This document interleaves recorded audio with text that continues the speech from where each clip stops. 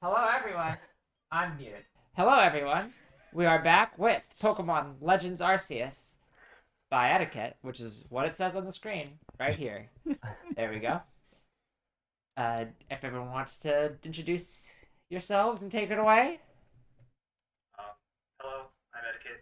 I'm not in the fun. Hello, I'm Eddaket. I'm not in the fun living Hi, room. I'm Sparkle. I've not ran this game, but I feel like I'm indebted to owe something to it because it's the origination of Sparkle AO.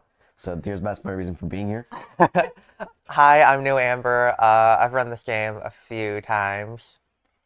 I'm actually, I've talked about running this game a lot, but not actually doing it. So that's my qualification for being here. So before we get started, All right. we did have a naming. So before we get started, we did have a naming incentive for the trainer. So when this loads up, Let me give it I a will need refresh. that. Let me give the right page a refresh. It is Bergie. Ooh. Not bad. Good name. Fergie. What's the next character limit in this game? Bergie. Like 12? Can I have it spelled? B, capital B. Can I have it? B-R-G-Y. Can I have it spelled just so I don't spell it wrong? Okay. I have the country of origin. Okay. All right, so time I will start do that. After I confirm my character and All right. So time will start after I confirm my character and amazing name. Thank you all for donating. Thanks, man. He's yours now. They're B friends. All right, U R G Y. Oh my god. All right, wait, that was too many U's. Bergie. Too many U's. Turbo, why did you? Turbo ruined me. So we've just learned that everybody in the Hold room on. says Bergie all at the same time. It fully peaks the mixer. Oh, great. Okay, yeah. We'll do it again just for you. Yeah. Thank you. I appreciate it. All right, That looks good. Fergie. I think we're ready. all right. Bergie. I think we're ready. I'm born ready on the time. Are we ready on the timer? All right, 3, 2. All right. Can't wait for it not to start. All right. 3, 2, 1, go. Arceus, this game came out. All right. So this is Pokemon Legends Arceus. This game came out Really cool run. little under 4 months ago. It's a really cool run. It is not at all like other Pokemon games, except for maybe kind of Let's Go, but not really. And yeah, This game has a for speedrunning. this game has a for speedrunning. This game has a very boring start and a very boring end. So just bear with us. Yeah, For the pretty beginning much here. like the first 15 minutes of this run is pretty much just like text mashing, and you catch like a couple things in a tutorial, and then it's more text mashing. Very fun. Is this an isekai? Yes. What is an Yeah. isekai? I don't actually Okay, know. so an isekai is a genre where it's about. Dying in real life. That's what it is. No, that's not right. That's not right. You don't know it. You don't know the lore. An isekai is just when a character gets transported into a different world. That's it? That's it. Oh. Yeah. I thought it was like the whole like detailed thing. Well, there's like tropes there's about tropes about it. inside of Yeah, but isekais yeah. that are common, but So we're 1 minute in and we're already completely derailing the commentary. He's going super this well. is a very important part of the run where Eddaket has to very Exactly. thoroughly explain the strats he's about to perform. So. Yeah. Right now I'm holding B and mashing A. Whoa. Holding down A. Right now I am holding B and mashing A. Actually, I'm holding down A and B because I have turbo on. That is the strategy right now. Noteworthy, and I really hope this continues One thing that's actually noteworthy, and I really hope this continues through the rest of Pokemon for all eternity, is the game actually automatically sets your text speed to start or to fast, so you don't have to worry about changing that. I do have to change some options. camera sensitivity. There is a lot of moving the Camera sensitivity. There is a lot of moving the camera around in this run. So camera sensitivity being high is just really good. And then turned off autosave and turned off. It's kind of complicated, but there's a way you can throw Pokeballs in battle, and there's just a confirmation that you can turn off. So that's the other option there. Another kind of Oh, that was power button. small speed tech that you'll see me do is I will Okay. crouch on the way into cutscenes and I think stuff. you should do Sorry, it. etiquette. We're messing with tech on our Crouching Yeah. will save a few seconds. Okay. Or if they can't Let hear me I don't know. know when people can hear me We can again. hear you now. We can hear you now. Yeah. Or if they can hear me. I don't know. Maybe just been Yeah. a glitch, you know, just Yeah, like it's totally Yeah, something I random. know. Okay. you know, totally not Um, anybody's fault or It anything. wasn't Sparkle just turning off the entire system. or Yeah, anything. not like that. No. Should I restart? Or what are we doing? Oh no, you're No, you're You're good. You're fine, good. you're Good. fine. Good. It's just Should I it was just restart, us. or We what are we couldn't hear you. Yeah. We're good. We're good. We're good. All right. So, All right. So, you'll see me crouching on the as I was saying, you'll see me crouching on the way into cutscenes and talking to people. There's this weird animation where your character will like recoil to stop, and you can skip that animation just by crouching. So, you'll see me do that. It saves a couple seconds every time you do it.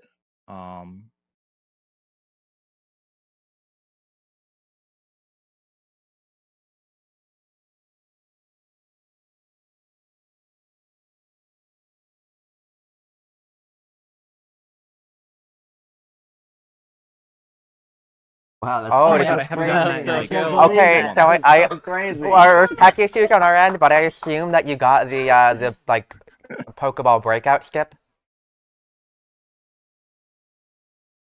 Yeah, I got the Pokemon. Okay, so that catch tutorial. First of all, that catch tutorial is sort of telling you how, to catch Pokemon.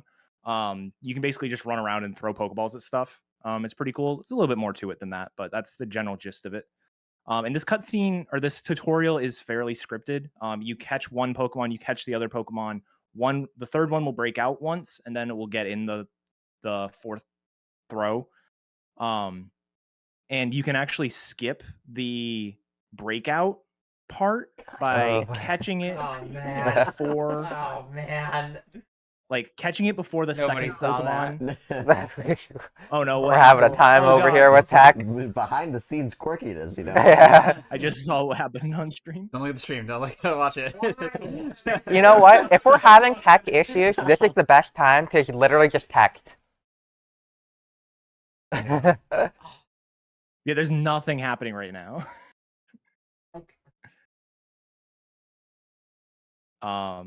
Think of true. I'm just Alright. watch this.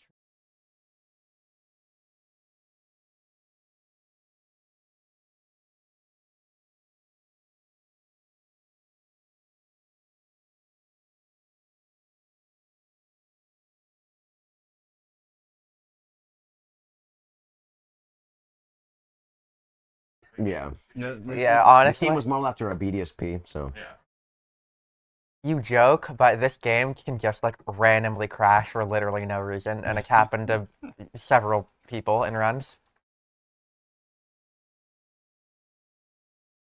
That would be a good that's idea. idea. Maybe you should turn autosaves back Probably why on. they made autosave in the first place.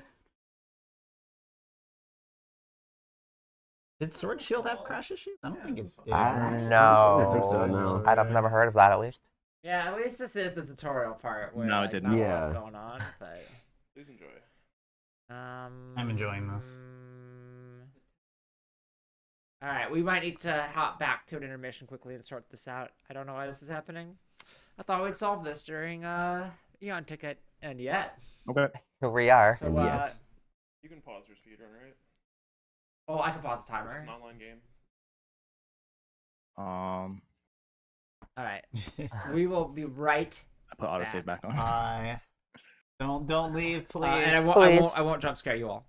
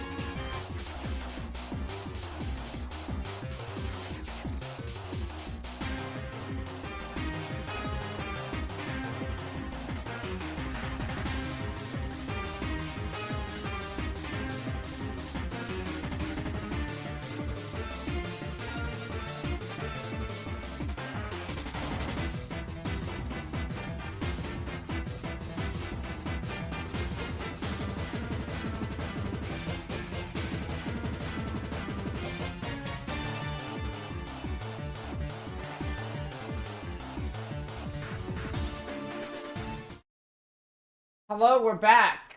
Some might say we were never gone in the first place. We think we have things figured out. None of you were able to see the absolute clown fiesta going on this end, but we believe everything's good. So whenever you're ready, calm me down, and I'll start the timer again. All right. 3, 2, 1, go. All right, so we are back at it. While we were gone, actually, the entire Switch Pokemon speedrunning community just made a vote, and that's the new start of the Legends Arceus run. So, yeah, we're already on good pace. So to recap, what happened before the technical difficulties? We did a catch tutorial. I got a cool skip that no one got to see, but it's hard. And now we're still got like 15 minutes before we're actually playing the game because the intro of this game is very long. So. All right, so Oh, man. let's talk about the run, Eddaket. What summarize it as if I was a 5-year-old. and what do you enjoy about it? What do you like? What do you dislike? Let's hear all about it. All right, so the game is the game. It is. How do I put it the best way?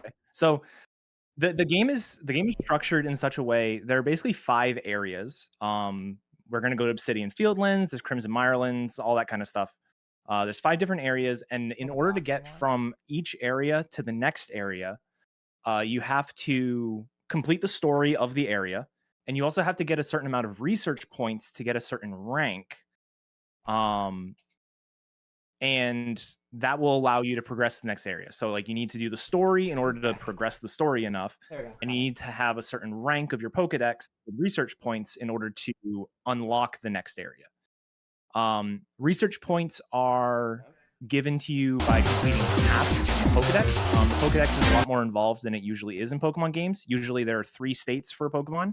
You have not seen it, you have seen it, and you have caught it.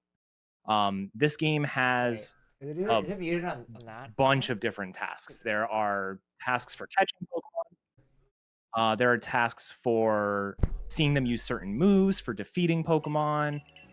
Sometimes there are side missions that can give you extra research points. So we have to get a total of 8,500 research points over the course of the run. Every task you complete either gives you 10 or 20 research points. And once you hit 100 research points on a given Pokemon, you get a bonus 100 points. So what we're going to be trying to do is completing about 39 to 40 Pokemon, which gives us about 8,000 points. And then have a little bit of spillover from like extra Pokemon. Like if you evolve into Gastrodon, for example, that's one of the things we'll do. We'll get points for having a Gastrodon, but we're not going to actually complete Gastrodon. So the run is sort of built a lot like it is in Let's Go, where we have to like progress through the story, but really the main focus is the various like research tasks that we have to complete. And though that sort of fun catching Pokemon research task stuff happens from about the 25-minute mark of the run till about the 3-hour mark of the run. And so it makes the beginning sort of half hour and the last hour of the run kind of your more traditional Pokemon game, where, you know, we're just sort of going through the story. The downside is this game does have a lot of cutscenes, especially near the end of the game. That last hour of the run, like I said, even though it's a more traditional game where you're like going and, you know, doing trainer battles and the like, there's like 5 battles in that last hour. Or even less. So it's can be a bit of a drag, but there are ways to save time in the end. There are ways to lose time, so it's still sort of like a high tense position when you're on a run. But the bulk of the variance happens sort of in that middle. I do like that we're at a point where a traditional Pokemon game means cutscenes. That's what that means. Yeah.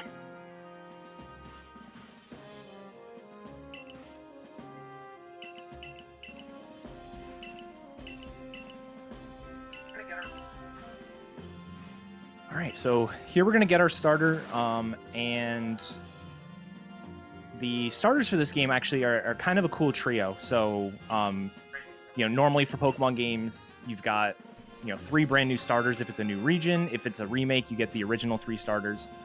This game has 1 starter from each, from 3 different generations. So you have Rowlet as the grass starter, Cyndaquil as the fire starter, and Oshawott as the water one. Runs used to take Oshawott, but we're actually taking Cyndaquil now. It's a pretty cool strategy that really Cyndaquil is the only Pokemon that we can do it with. What is the really cool strategy? You're gonna see it coming up soon. Okay. Yeah. Can't spoil it, man. Yep. You will see it. It's like once we actually We're start almost playing the there. game, Yeah, we're getting there. it's the Yeah. very first thing we do. You're revving up those Hang Spryers. tight. Yep. Yeah. Oshawott was used, so in addition to having these 3, seemingly random starters, all of their final evolutions actually have special Hisuian forms. So they have regional variants specific to this region. Samurott, which was Oshawott's 3rd stage, is part dark, which actually was really helpful in the end game, but we've since been able to rework the end game to not need Samurott. And then the beginning of the game was reworked to make Cyndaquil really, really viable. So I just walked right in front of the camera. unfortunately, we won't see Moment. Hisuian Typhlosion in the run, but Cyndaquil's fun. All right, here's our first battle. Yeah. There are not many trainer battles in this game. Traditional Pokemon game has 60 to 100 battles or something like that. This has 12, and we lose 8 of them. It is pretty absurd how little battling there is in this game. It kind of makes sense, canonically, this is before humans and Pokemon were really, intertwined. So there, you'll see people not using full teams. You'll see people using teams that don't really make sense. Even battles don't have regulations. So you'll see some battles where our opponent has 2 or 3 Pokemon against our 1. Yeah. It's because there are no BGC, rules. so- This is And just this laptop is streaming in DripClip.live for a essentially back out day? stuff. 2 Yeah. days? No, I did that. I solved the problem. Sorry, May is yelling about unrelated tech thing. Yeah.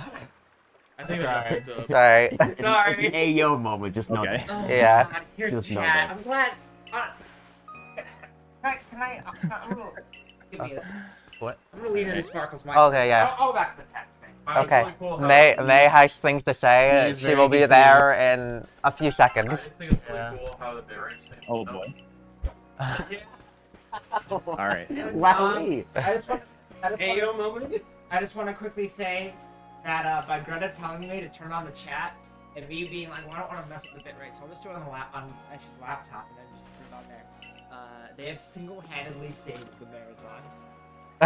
Greta, Thanks, I Greta. would not have noticed for a hot minute. So you're Thanks, just streaming Greta. on my laptop the whole time? For 68 hours. What? It's no wonder my was just dying. Oh my god. Hey, we can go up from 2500 bitrate then. Yeah, and so when they reset the modem, and it was like, hey, it's working again. It's because You killed the stream? it killed the stream and then hadn't reconnected yet. God. That's fantastic. Yeah, mess around with it, see if we can get the Oh my right up. god. Anyway, we're in Obsidian Fieldlands now, and this might seem like the start of the game, but actually we still have 10 more minutes of tutorial, Yeah. so strap in. Yeah. This section here, we're gonna catch 3 Pokemon. It's basically introducing us to the different, mannerisms of the wild Pokemon. You've got Bidoof, who's a lot more laid back and oblivious. You can just sort of run up to him and catch him. There's Starly, who's a very skittish Pokemon. You have to sneak up on it, otherwise it will run away. And then you have Shinx, which is a lot more of an aggressive Pokemon, where if they see you, they'll aggro onto you and you'll have to battle them. battling wild Pokemon is pretty slow, so we're going to try to avoid it as much as possible during the run. In general, aggressive Pokemon we just try to sneak up on, just like a Starly. So.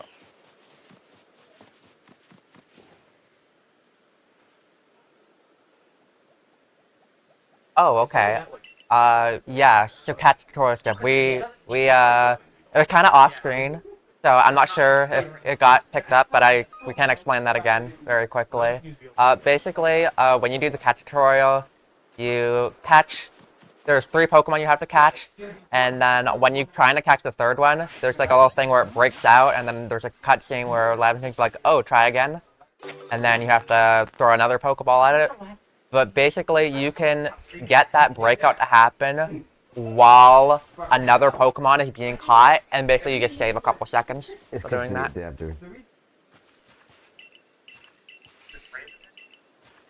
Yeah, there's randomness to it, because sometimes the Pokeball will bounce a little bit higher than other times, and it also depends on how fast you mash, because you have to basically get the Pokeball wiggle to happen while you're mashing through the text.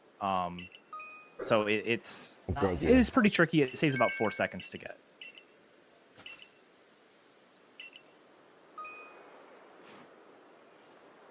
All right. So here's the Shinx. We're gonna battle it. You won't see me battle wild Pokemon a ton in the run. It will happen a couple times. There are gonna be some defeat XYZ Pokemon challenges that we'll do. For the most part, it is pretty slow. This one is forced. You have to battle the Shinx in order to catch it. And even though it's a catch tutorial, nothing is guaranteed.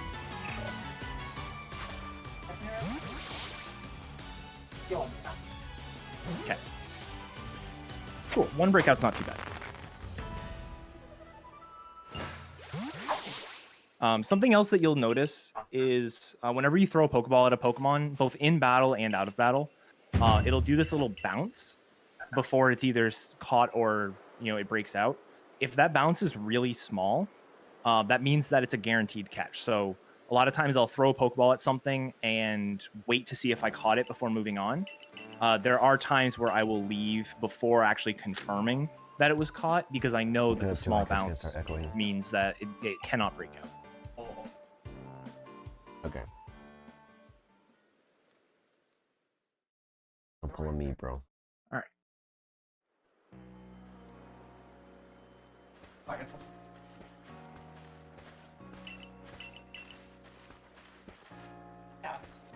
More tutorial-y stuff. Here we're going to get our new uniform, as well as learn how to craft. Crafting is something that's actually going to come into play a lot in the run. There are a variety of different items that you can get. There's resources that you can gather, things like that. I already got some berries. Actually, you'll see me gain 3 main resources throughout the run. I'll be getting berries. Primarily in the first area, there are a lot of tasks that revolve around feeding Pokemon, and those can be very fast. They're very fast, and they're not RNG based. So you'll see me doing a lot of feeding in the run. I'll also be getting apricorns, which are used to make Pokeballs, and I will also be getting, forget what the actual, Tumblestone, which are these like red and black rocks on the ground. Those are also components for broken Pokeballs. in this game. Just regular old orange berries are just those like are the main super ones. usable. You can just like attract literally any Pokemon in the game, pretty much. But it's like pretty free to catch them. Yeah. Every Pokemon has like, here are my preferred foods, but they'll eat. A lot of the rerouting for this game kind of happened just because people looked at like the items you can craft and just said like, oh, this item looks like it can be used to do some of the tasks really fast.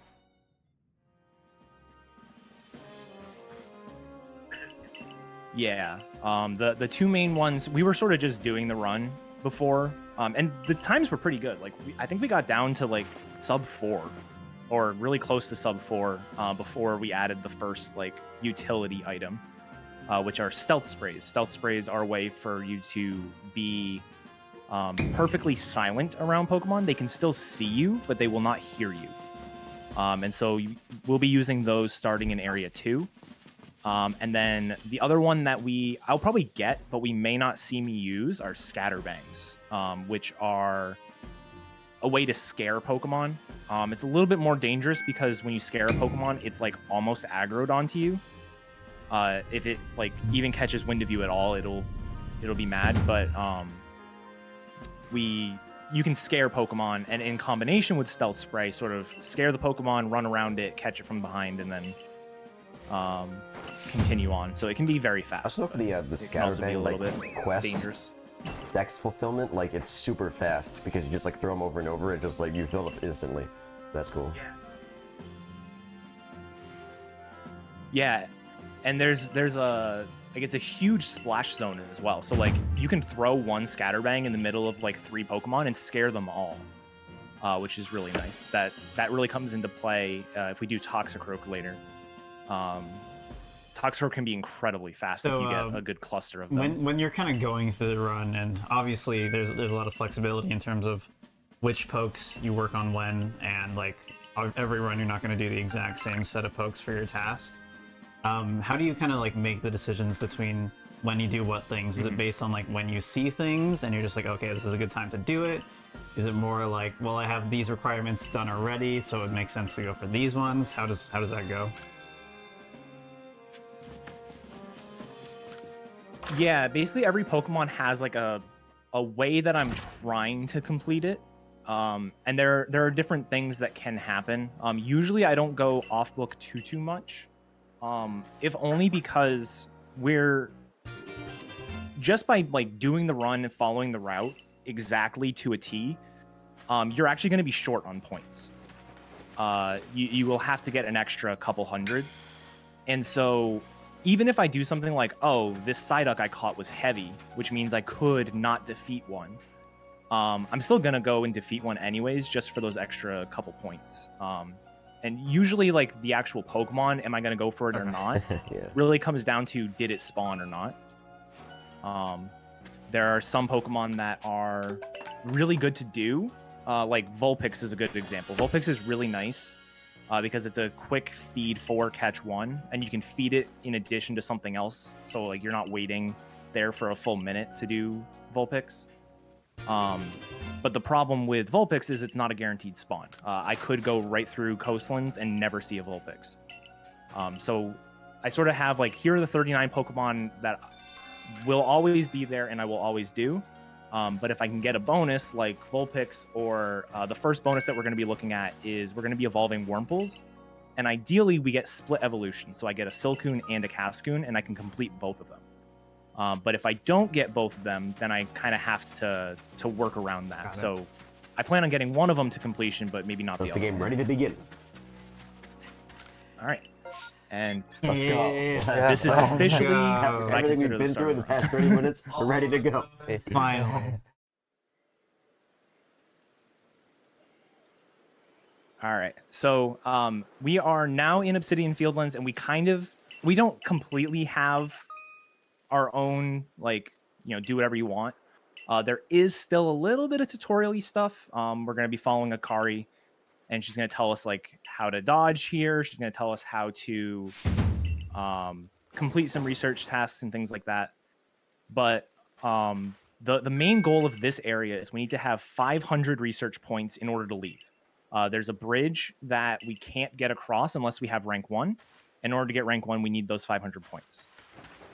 This is where Cyndaquil really comes into play. It was the way we used to do this area was essentially catch everything that you see. You might get Ponyta, which can be a good bonus. You might get Eevee as a good bonus. Mime Jr. never spawns, but it's a good bonus. And you try to get to 500 points that way. Instead, what we're going to do is we're actually just going to not catch anything right now. And we're going to make our way through these different tutorial points. She's going to tell us, how to aim, how to lock onto Pokemon, all that kind of stuff. And I'm going to try to catch 2 Wurmple. My party right now consists of Cyndaquil, Bidoof, Starly, and Shinx. And I want to get 2 Wurmple, and I want them to go into my party because I want them to evolve by the end of day 1. which is, I mean, the Wurmple we're going to be catching are like level 3, and they fully evolve at level 10. But believe it or not, the next like growth is pretty fast 4 in this minutes game. we're Also going to for Wurmple, it's going to be random which evolutions you get, right? Or is it different in this game? Yeah, Well, fun. Yeah, that's fun. yeah, I it love is RNG. completely Yes. random. Yeah. So we're going to, ideally, we evolve 3 Wurmple, and we want to get 2 of one kind and 1 of the other. If we get 3 of one kind, that's kind of bad. It's not unsalvageable, but it is not ideal. So we're going to catch 1 Wurmple there. There should be a couple over here. And that one broke out, and there's only 1 You over can tell from here. the audio cues if you Backward. like, catch a Pokemon or not, Find because you me. can hear them break out in the distance, even if like you're not facing them. And if it catches, you also get like the You get thing that on the huge, screen. yeah, and- screen yeah. indicator, so yeah. That's one of the nice things about this game is just how much your movement in the world actually like impacts things. You can run away from a battle by literally running away. So that's cool. You don't have to be in the face of the Pokemon when you're catching them. Yeah. A lot of little touches like that are really interesting. Yeah, and you actually may see me run away from a battle by getting too far away pretty soon. So now that my party is full, I've got my 2 Wurmples.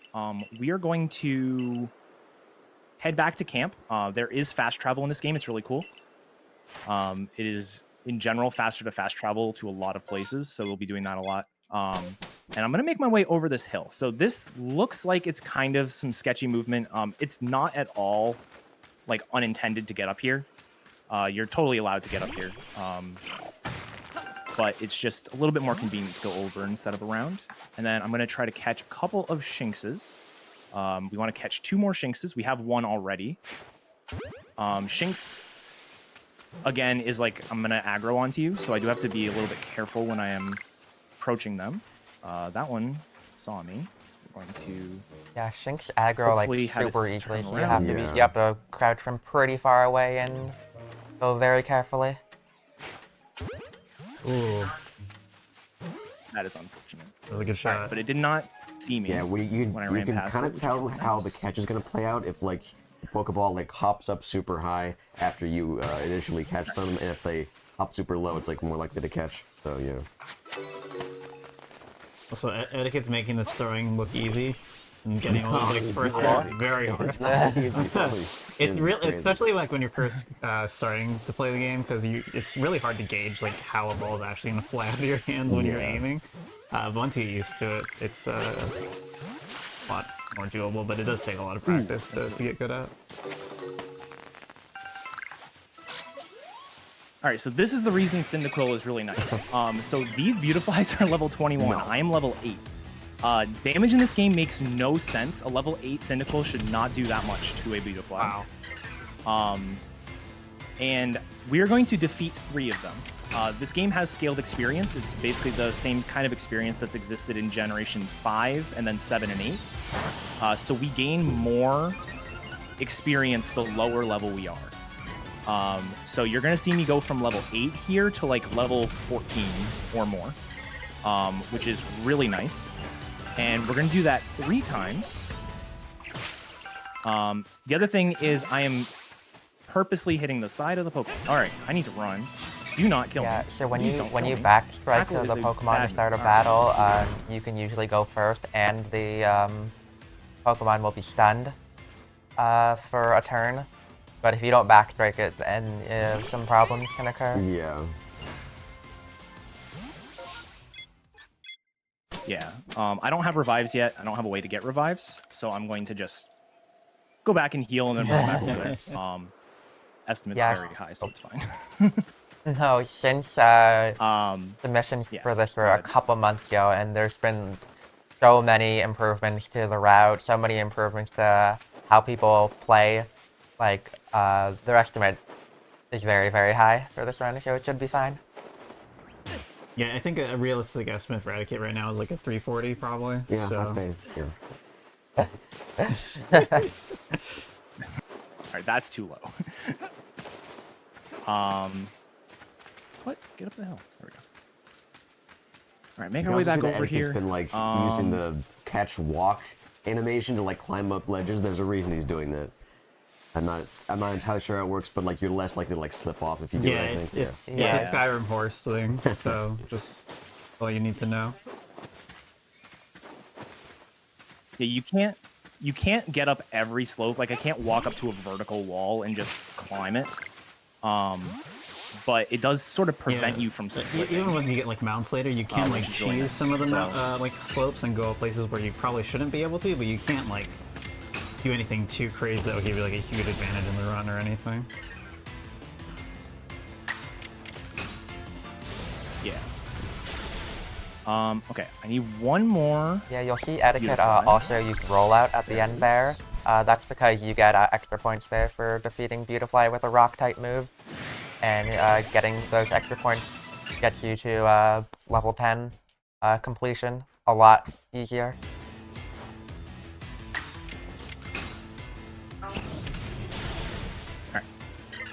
There we go. We are done with our leveling. So we're going to head back to camp. And then when I go here, you'll notice all of my Pokemon are ready to evolve. So we basically just completely skyrocketed our team's level. The highest level of Pokemon that we have to fight in Obsidian Fieldlands is, I think, level 15. And my Cyndaquil right now is level 18. So we're going to have a good time.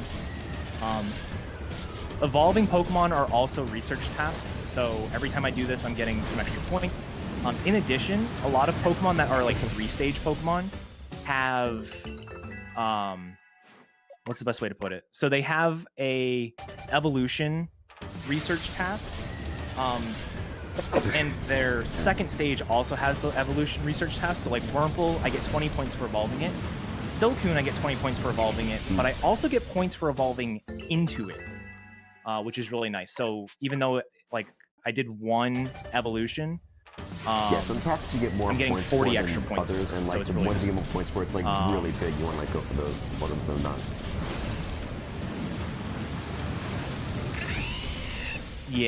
Yeah. So I'll actually be leafing through my research tasks here in a moment. So you'll see like the list of tasks, and then every row across has like a certain number. So it'll be like number caught, and it'll be like 1, 3, 6, like that. And then anything that has a symbol on the left, it's a red like double arrow symbol, is double points. So you get, instead of getting 10 points, you get 20 points for those. All right, so evolved everything here. I do have one more Silcoon I can evolve, and once I evolve it, I will complete Beautifly.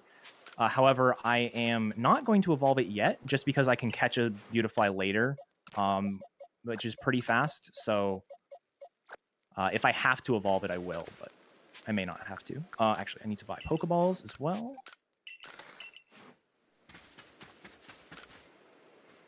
Whoops. All right. I did get kind of unlucky with my Wurmple evolutions.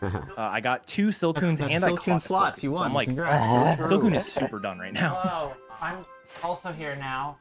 Yeah. As the person who knows things about research in this game. Hello. Yeah, now we have 2 Yes. people who have done runs on the couch. We're doing it. Yes, absolutely. More than one. Whoa! May has probably one of the best tools that we have for this game. It's basically the entire research task list in website form. So you can search, you can like Yeah, May loves complete making like tasks really nice and figure out how tools many for points it games is. she never plays, so it's really, really useful.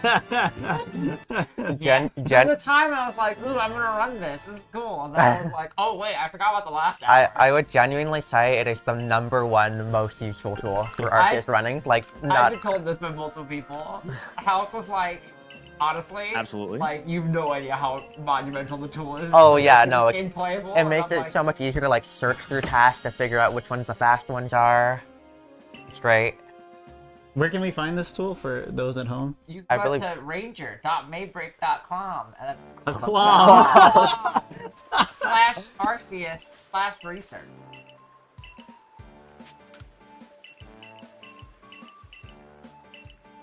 It was funny. I was complaining. I'm like, the only thing I want is I want a list of tasks. I want to do Control F and type in the word food or feed and figure out how many Pokemon I can just feed. And then like a day later, they DM'd Josh me a was working screenshot on of that Google exact Sheets. thing. Right. And was like, you have to like copy all the research and manually and stuff. And I was like, I like this. We can improve it. We have technology. We're not cavemen.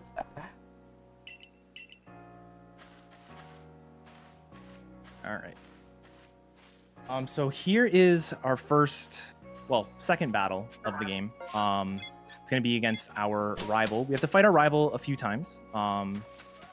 And this fight, before the strategy that we are doing now, the way that this fight would work is we would lead Shinx. Shinx is actually one of the best Pokemon to main in this game. We don't have a main Pokemon. We're gonna be switching up our party constantly. But Shinx was like the closest thing we had to a main. And the way that we would have to do this fight is like, make sure you hit level 9, use quick attack and bite, and that would kill. And speed in this game is weird. We haven't talked about it, but okay, it's super strange. It works. Yeah, it's like cooldown essentially before your next. Whenever you're hit by a move, like increases that cooldown. Very, like that's the whole thing. Unintuitive. That's like that's like the worst thing about this game. How confusing speed. It's an action RPG. It is an action RPG, but it's ATV moment. But it's not like you use it basically, and like you're put on cooldown. Yeah. It's when you are hit by a move, your next turn is delayed. Essentially. Right. And anyways, with the new route, you just one-shot it with Flame Wheel, and you don't have to worry about anything. That's so much nicer. Yeah, it is. Almost like Syndic was always the answer. Yeah, it's really great if you have a really low speed and get outsped there, get Thundershock paralyzed, and then get paralyzed 2 turns in a row. That doesn't lose you 45 seconds. I wouldn't know from Flames experience. back and it's unstoppable now. Exactly. Now, I was gonna say this lady here is the move tutor. This game actually doesn't have TMs or anything, but it does have like a list of moves that every Pokemon can learn. And we used to teach Fire Fang and Ice Fang to Shinx here because it was, gave it basically perfect coverage, especially for the run. But now that we have our over-leveled team, we don't need those moves. Because we switched over to streaming. Wrote in my chat, it's like, you're muted, I can't hear you. Go here. You think that? Wow, this streamer doesn't even know how to stream. How did you even get partner if you don't know how to turn your mic? Oh my god. I think was it Curvis's stream that one time where I wish he was here, where he was doing that, but he like had audio from like himself and also the commentators. Yeah, it was. So yeah, someone just went into As chat. a viewer of the stream, it's annoying to hear more than 2 people at the same, or 2 people at the same time. Just something to think about for next time. Also, people haven't seen the Volo card that they like.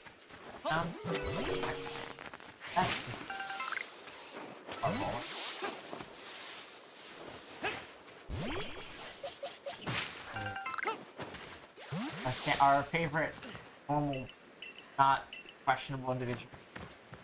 He's just a dude. He's just chilling. He literally. Yeah. He literally just taught us how to backstab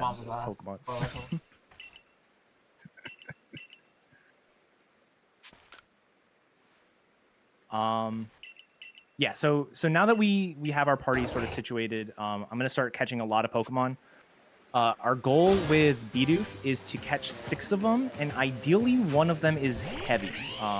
There are heavy and light Pokemon, and they actually do appear bigger or smaller in the overworld, which is really cool. There's also alpha Pokemon, which is a whole other thing that we'll get to, but Bidoof has a chance to be heavy, and ideally we get 1 heavy Bidoof in our 6, and that completes out the research tasks. If we don't get a heavy one, we'll have to defeat one. It's not that big of a deal, it's just kind of annoying. The other thing is I want to catch Starlies. And Starly has extra points if you catch it while being unspotted. So I caught one unspotted just now, and I didn't catch the other one. It broke out, but I can easily just run up to another Pokemon or another Starly and throw a ball at it. I don't have to worry about being unspotted anymore. Oh, you know. Wait. I hate that this is where the cat is taking its turn. Look, I don't even know why I'm gonna mask this. I'm clear. You know what? If somebody asked you in chat, you know that maybe other people were thinking it and just too That's scared true. to ask. Yeah, if you have a question, you should always ask it because somebody else has a question. My teachers. I'm gonna spare your blitz. Heading for. But only for Candy Flush. I would Yeah, never exactly. want to play If you're anything else. setting for Sobble to be setting for Arcadrills. Oh boy. That's what I would do. Wait, so why? So are you grabbing all these Tumble Stones for crafting what? Pokeballs, okay. In general, like how like in depth are you tracking these pickups that you're getting? Are you just always getting like the same ones, so you don't really have to think about it? Okay. Yeah, usually. It's usually always getting the Got it. same ones, and I just sort of get whatever I see. So if I see something out of the corner of my eye that I know I need to be getting, I just sort of grab it. Some of them I do believe have with kinda, most of like the shopping and the scripted, if you will. crafting, it's not like craft this very specific amount. It kind of just like whatever you have the items for, you just craft. I'm really excited for the Silcoon to show up when you evolve this Whirlpool. Tell me about it. The other thing that can happen is certain resources can be shaking. So the apricorn tree back there was shaking. That means there's a Pokemon in it. And when you break it by throwing a Pokemon at it, instead of getting the resources, you get a wild encounter. So we will be avoiding shaking things except for Tumblestones. I ideally want to be completing both Geodude and Graveler. And you get bonus points for having a Graveler and a Geodude pop out of a shaking ore. So we're going to purposely get one Geodude from that and one Graveler. Ideally, one of the Tumblestones I have here in Obsidian Fieldlands will be shaking because I think it's guaranteed to be a Geodude. Later on, there's a chance, but... all right, and this is our introduction to Alpha. Yeah. Probably the best Pokemon they could have. Cricketune for this. Cry, I love it. Somebody else can do it. Pause on pause. This is yet another fight where doing the Cynical Strat versus Oshawott is just way better. Pause on pause. You can just pretty much just two-shot this Cricketune while also getting a lot of points on Quilava. Quilava has like points for using Ember, using Agile moves, using Strong Style moves, and we're gonna get a whole bunch right here. We quite outlevel it because of our previous trading session with the Beautiflies. Yeah, our hyperbolic time chamber Yeah. with the Beautifly. Yeah. I love this route because in the Oshawott route, like trying to get those 500 points at the beginning, you would usually barely make it, and then if you got unlucky enough, you get to wouldn't make it. You like use Oshawott for a little bit and switch to Weasel and like make sure you don't kill Cricketune because you have to use more moves. It's like crazy. I never want to see that again. I think I've seen Eddaket beat 10. Yeah, the strategy was literally like Yeah, Aqua Jet yeah. with Weasel until you I think die, I've seen and then Eddaket switch to beat 10 something like, else. off on every card. Oh yeah, it's so easy to get. Like, so you need 8,500 to get to the end. I've gotten 8,490. I think I've seen Head Bob do it. I'm sure Eddaket's done something like that at some point. I've seen Eddaket do it and be like, Shout out thank to God. Headbomb. I've gotten it Run's 3 dead. separate Woo! occasions. A nasty cup. Ew, what do you Okay. You asked. Why'd you ask me? How many subs to take a drink out of it? I don't want to be part of this anymore. I don't. This is. I have to deal with whatever fallout happens from this. So, quick question: what is everyone's thoughts on the protagonist's shoes, which are not showing on screen right now? There they are. There they are. For a Bait, moment. drip. Drip. It's Shrek. I dripped out for sure. Hey, how's it Shrek? What? This thing is Oh, the antennas. Oh. Oh, Shrek shoes. Yeah, you're welcome. Speaking Right, of now I the like 'em player better. character, what are the differences between choosing the male character and choosing the female one?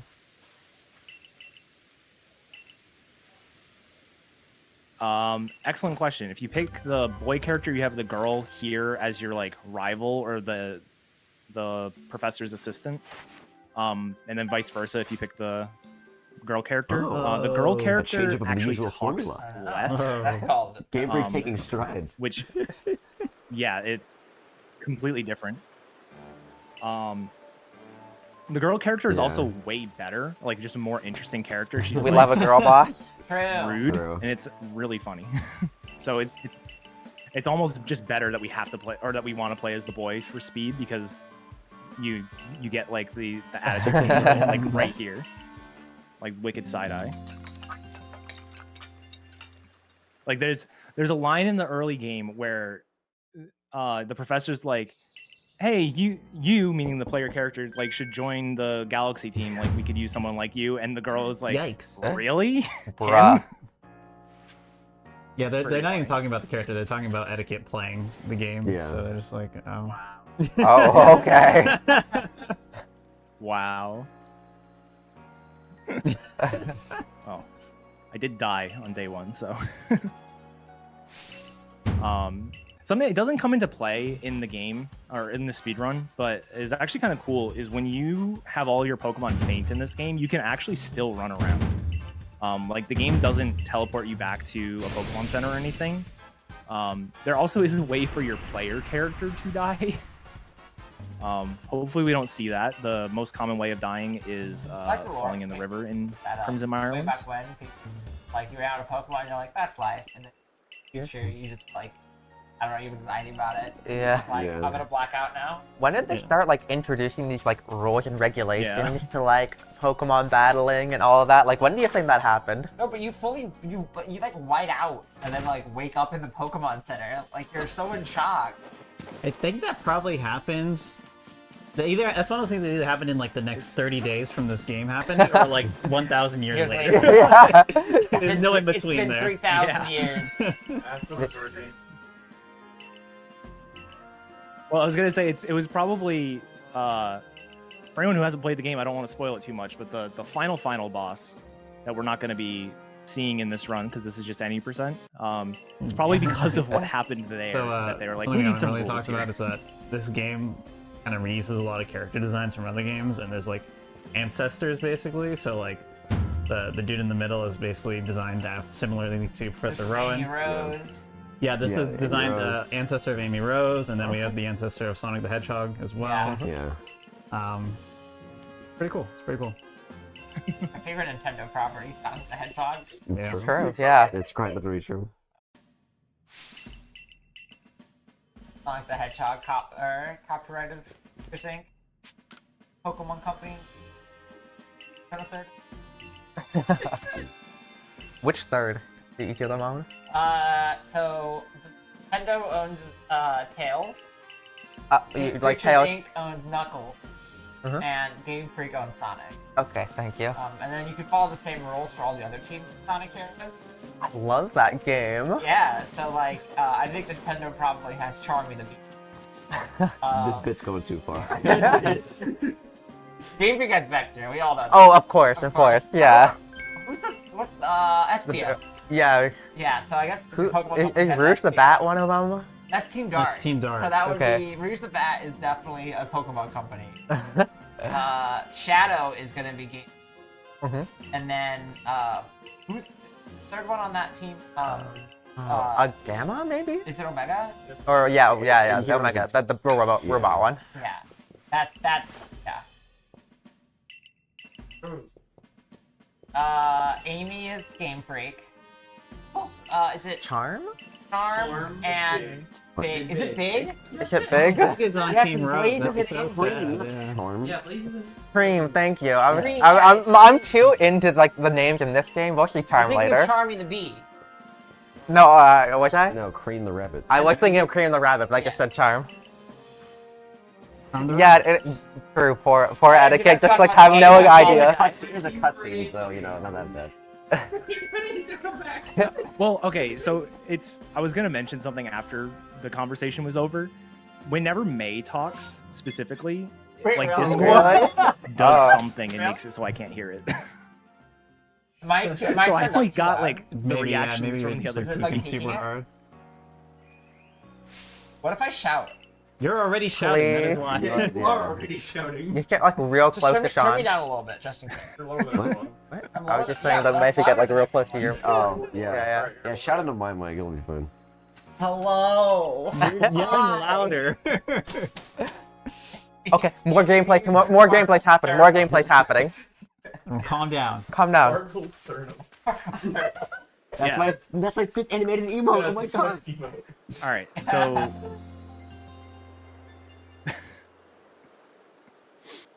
I'm changing it to night because I'm hoping that my Wurmple evolves into a Cascoon, and you get more points if it evolves at night. In addition, you can see Drifloon. Yeah. It's pretty awful, so we're not going to catch it.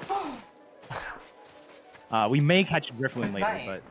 but now is not a good time. My favorite thing about this game, like, That is like, man, actually what's the fair. best thing It is about night, which is the perfect time to Arceus? catch Drifloon, but that not the best Drifloon's time in the really run. everywhere Hey, at all nice times. Firestone that I'm going to sell. Finally, Nintendo acknowledges that it's the best Pokemon. Yeah, but that just means it goes like extinct over the years, right?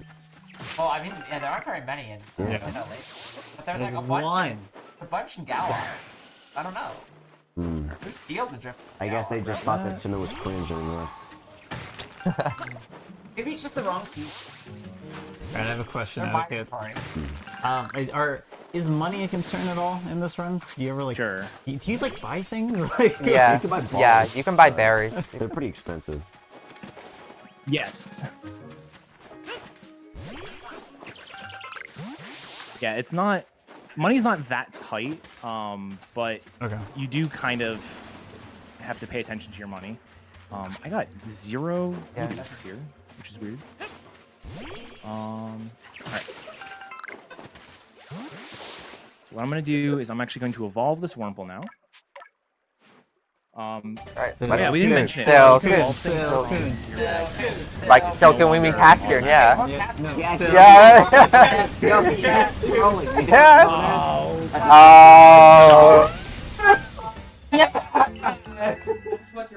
That's what we've been waiting for. Four Silcoon I'm now. still Four. gonna try to catch a Cascoon, but I have 4 Silcoons. That's what the Beautify grinding is called, right? That's a near Shayo. That's weird. Yeah. Yeah, I didn't think it was gonna see you from there. The other one four saw me, Silkins yeah. because you killed so many Beautiflies. You have to like Yeah, you have make to up for. You have to repopulate repopulate it. Yeah. These Paneer are being Game about fruit. Oh my god. Alright, whatever. that. Whatever There's side a up. lot of those on Steam. Not a bubble. those Paneers were pretty nice. I know like a lot of the time when I like throw berries at Paneeri, it's just like they just stare at the berry for like an eternity, and you Yeah. get to keep throwing them like Sometimes please the eat pathing gets them. messed up and they like go diagonal, but like in 1 centimeter a second. Oh yeah, they get like messed up. shimmy shimmy. Yeah, they shimmy. Yeah, it's like the moment that like there's any sort of like rain. Huh. I don't know how to pass this. Yeah. I'll ruin your whole life. They just become boxy. Oh yeah, never throw a berry under a tree. Oh, yeah. It completely ruins everything about Pokemon. Yeah, I don't know. The tree collision is weird, and some Pokemon just like walk up the tree. It's pretty great if Yeah. you've never seen it. I once got a Togepi stuck inside a tree. And the Togepi was like smaller bird box in the tree, so I couldn't get it anymore. Yeah, these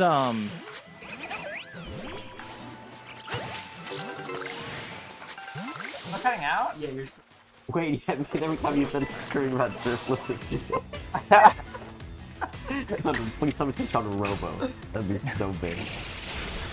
So Move me down a little bit.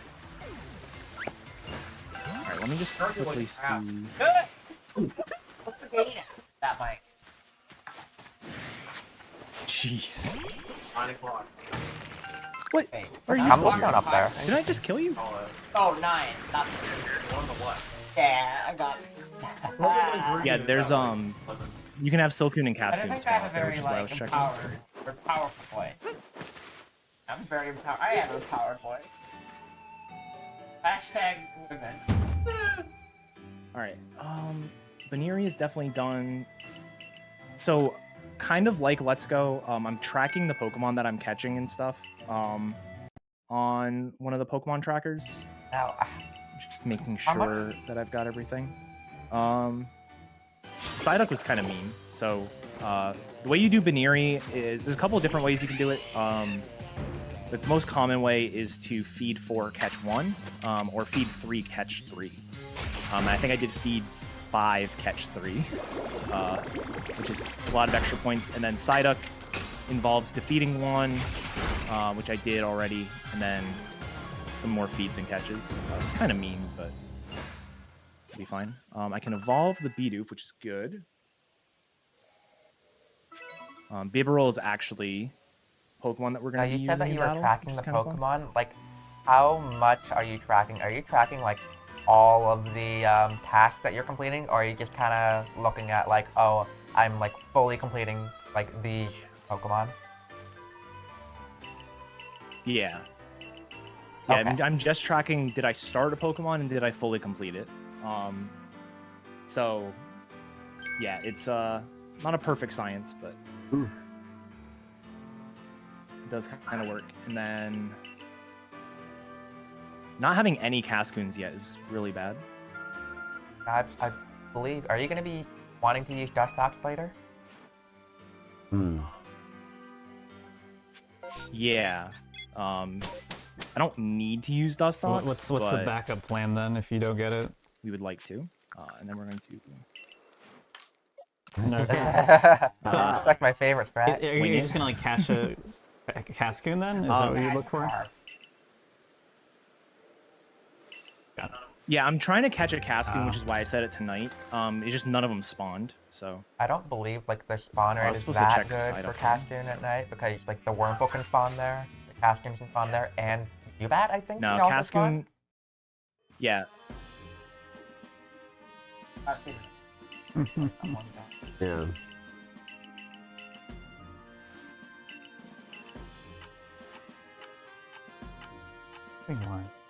Everyone is cutting out now, by the way. Can you Turn it hear on us in now? Discord. I don't know what happened. I don't know if it's cutting out on the stream. Probably not. Yeah, Chat can tell it's us. probably just Discord if I had to Yeah. guess. From minus. Before or now? It sounds like Chat the, would've probably told us we were cutting the it. softening that Discord does, yeah. Yeah. Right. Everybody talk a bit. Best friend. All at once. Cross talking. 1, go. Nobody had any idea. I did not want to all talk at the same time and then like blast everyone's ears out. I warned everyone, so it's fine. Oh, yeah, That's so, how- if you- that's how streaming works. If you like get like a megaphone and say I'm going to use this megaphone and then just like blast someone's ears, then it's totally okay. Exactly. Implied consent, you know? Oh my god. Alright. So this is the final time we're going into Obsidian Fieldlands. Do have to get a few more Pokemon. Like I said, I need to finish out my Bidoofs. There are Bidoofs in the second area, so I can finish them there. It's just easier to finish here. And then, obviously, if we get a Cascoon, that's really nice. This is also going to be our first ride Pokemon of the game. So there are 5 different ride Pokemon. This one is your typical, like, just ground movement faster Pokemon. And we are going to be using Weirdeer almost the entire game. So the one downside is you can't throw Pokeballs from on Weirdeer. So every time I try to catch something, I will have to jump off. But for the most part, I will be on this for the rest of the game. About a May. Bye, man. And he's gonna fix everything. You can go Yeah. get Bye, on the May. computer and everything's gonna be okay. Yeah. Yay. No, my nasty cup fell over. Yeah. Oh. That makes I call it the nasty patty.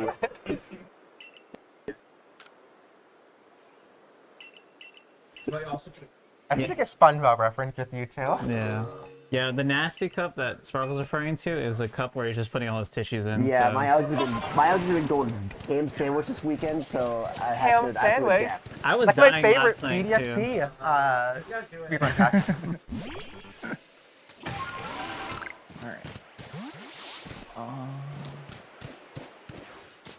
Are you at risk of like all dying? Yes, Yeah. I've done it.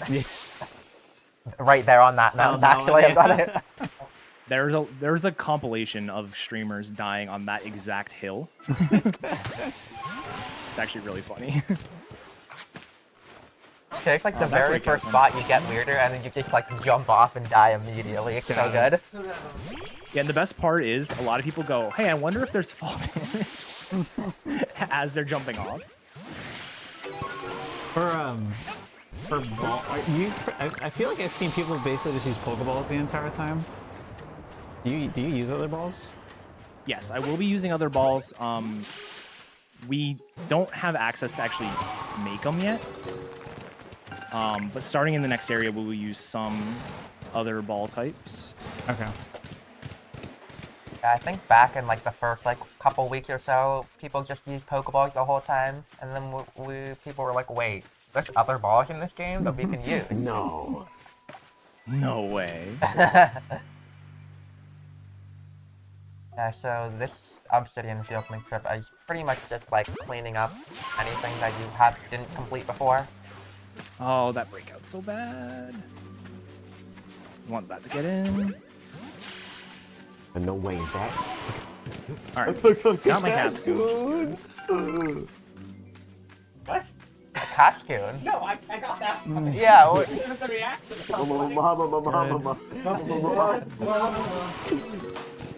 Oh, yeah, the Cascoon is just Cascoon but evil because it's nighttime. Yeah.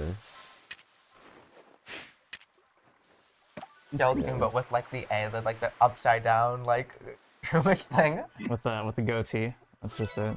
There's another one. I'm gonna get some extra points here. So, what is your like methodology for where you throw the food to like make it work the most often? Because it seems like it is kind of like an inconsistent thing Yeah. sometimes.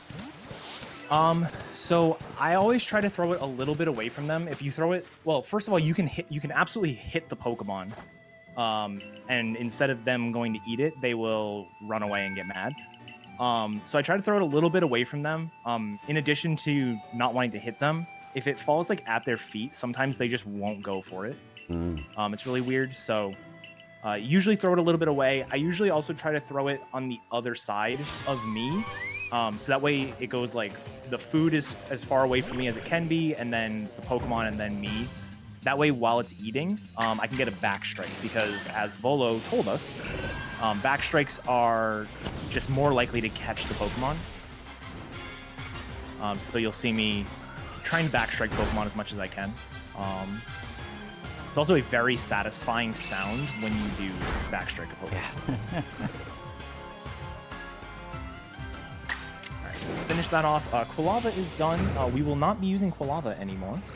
Sad.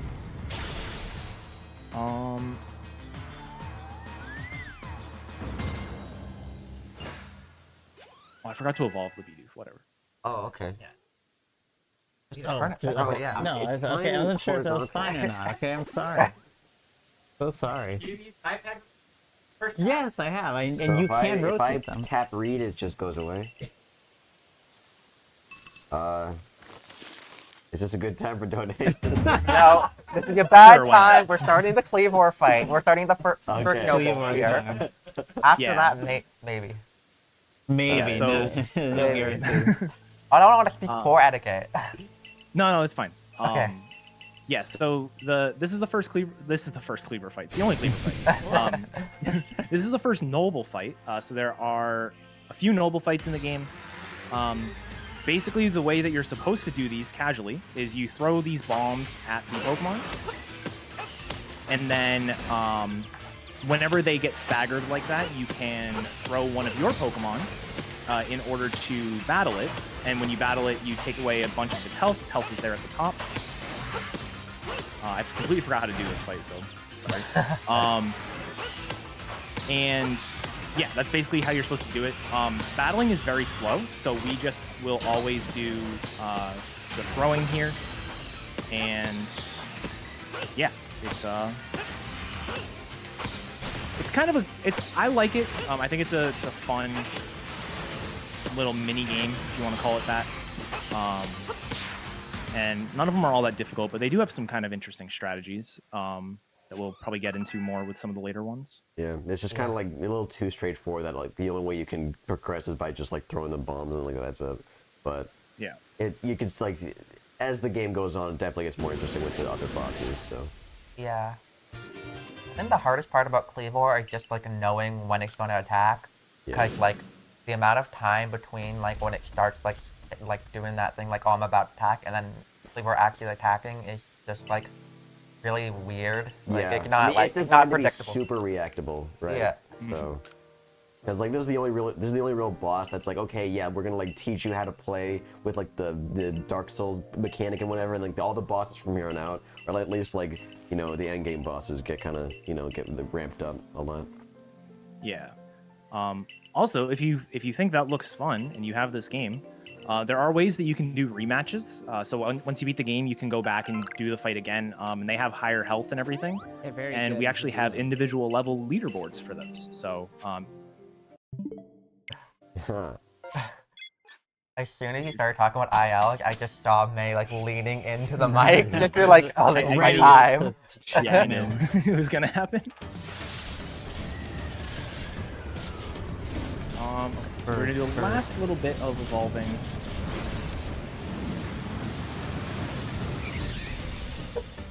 We're actually going to not evolve the Shinx. May, come back. Oh my god, let me turn that off. Yeah. What happened? Oh, also, we can do donation now. Yeah, one second. That's kind of what we're. Maybe iPad went to sleep mode. I had to put in the password, so we just yeah. I turned off the password. Donation right now. Yeah. Donations from people who say. Hello, I can read a donation. You're not mic'd up. Stop. I can read it. No, I've been preparing for like the last 5 minutes. Angela, come on. I didn't put in my Apple ID to turn off my phone. I need to go back. Apple ID moment. This is an Apple ID. One thing that I'm not sure if got mentioned, but I guess I'll say it again if it did.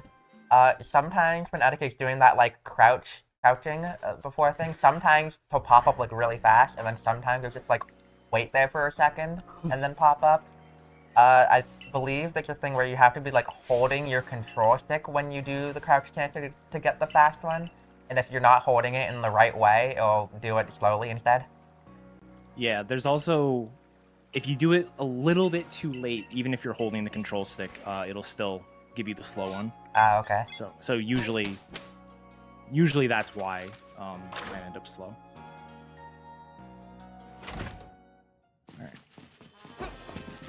So we are officially done with Obsidian Fieldlands, which is pretty cool. We've got a bit of stuff to do in between. Basically every area, there's a bit of story and stuff that you have to do in between. You get introduced to some new characters. You also need the next rank in order to get to each area. So, for example, in order to get to Area 2, I need to be Rank 2. Rank 2 is 1,800 points, and I currently have 2,400, so I am well on my way. And I actually got the rank up before the Cleaver fight. Sometimes you'll see me get the rank up. I'm basically going to get the rank up whenever it's available. For two different reasons. One reason is because it's a little bit faster. If you don't have the rank up when you need it, the game has this little cutscene where it's like, whoa, when you get enough points, you should come back. And then you just talk to Silene again and you get the rank up. The other reason is 100% placebo, most likely, and that is I feel that things are more likely to be caught if you're a higher rank. So I will always get it as soon as I can, just to make sure that in my brain I have the highest catch rate. How you doing, Spiritomb? We're not doing kidding. Spiritomb. That's supposed to be a last moment. Come on. Whatever. Ha ha ha! Very All my very friends funny, are right Sparkle. up here, laughing with me. Thanks, Oh man. my gosh. All my friends are right I up need here, affirmation. laughing with me. Okay, so now are we ready for donations? Yes. Okay. Okay, here we go. We have $5 from Spider C. Thank you, Spider C. We have $5 from Skylon, who says, "Glad to see so many friends having a good time blasting through some Pokemon games. Good luck, and have fun." Thanks, Skylon. We have $12.34 from Castmaster151234. "Hi, space, I don't do have to like read all the charity. punctuation, I it's do fine. like Edda runs. Thank you." You don't have to read all the poems. We have $5 from Cross Fortune. Thank you, Cross Fortune. And that is it for these donations. Wait, quick another interruption. Thank you all so And now we much. get the best character of the entire game. Name the Chimchar and to name the trainer in Pokemon Pearl, both of which currently are at Leafeon. So let's get those donations in, please. You can do anything else. You can donate for more money toward Leafeon.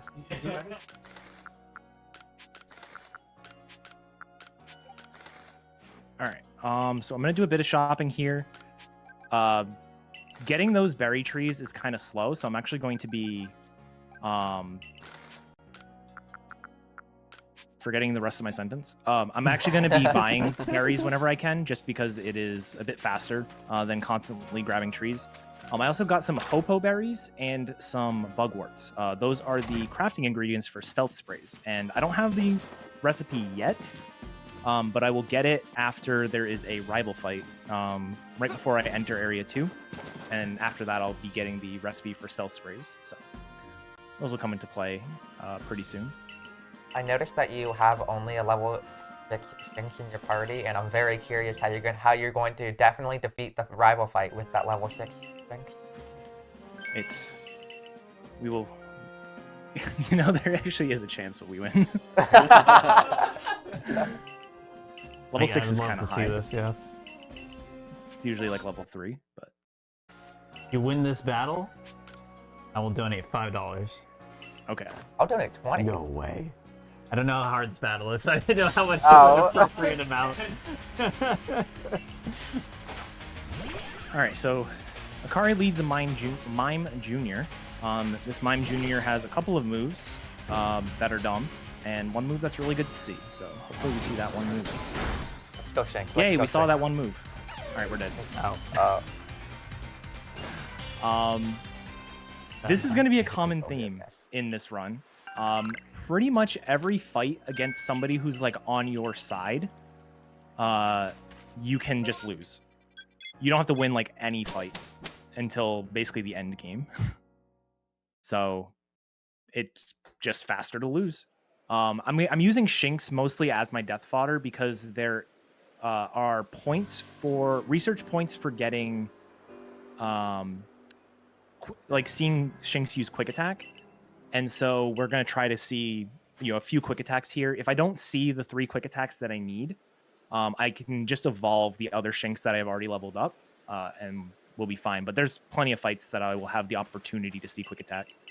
In fact, the next fight here, even though I'm a level 6 Shinx going up against like a level 18, I'm going to get to go first because the thing I'm going up against is kind of slow.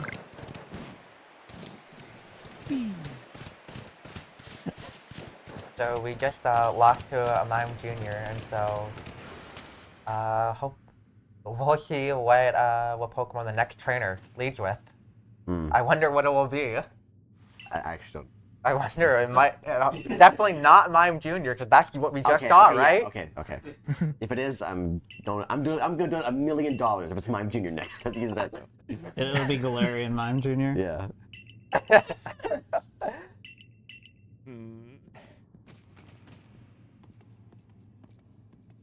Sparkle. Who is this character Gardenia. again with the plants? Oh, I don't remember what her name is. Kabbalah? Paula, okay. Is that her Kabbalah, name? yeah. I would assume the couch is down. Oh, it's a Togepi. Donations for Pokemon Cries. Isn't that right, chat? I meant yes, couch, chat. but I'm asking mean, chat more like, now. we'll do anything for money, so like, it doesn't matter. If you want me to like kiss the Sylveon, I'll do it. Like, I don't care. I'll do anything. Not bad. Unless you're doing it like a godfather kind Wow. of way. Okay. Where I'm it's sorry. like, I have unless like. you're doing it like a godfather kind of way. I'm sorry. I'm so hideously ugly that I cannot kiss your. Yeah. For 25 bucks, I'll kiss the nasty cup. You killed the health inspector. Does anyone else wanna be here so I don't have to be near the nasty cup and all? I'll put it over here, okay? I'll put it over Okay. What? Don't put it on display. No, don't do that. Oh, I thought you meant like something on screen. Okay. Sorry. I didn't get a single word of that. I'm so sorry how to get that. You're just like It's playing. funny. You're trying to like just do a speedrun and play the game, and we're just over here just having. Is like your normal talking volume already loud for you? Is that what's going on? No, that's fine. What you just said there, I heard perfectly. So weird. Sure. Like we lowered it. Oh my god.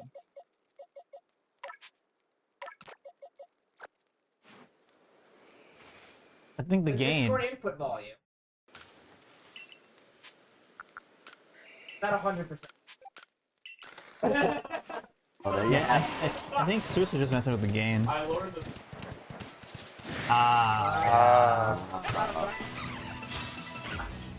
Yeah, that's because if you're peaking and it Discord cuts you out if you go too high, basically. That's why like the Jinx cries never come in. What? Why are you fighting Carnivine? What's going on? Oh yeah. So Carnivine has tasks for. All right, I can't get up this hill. This is horrible. All right, Carnivine has tasks for defeating it with flying moves. So we're going to KO 2 or 3 of them. It also has tasks for.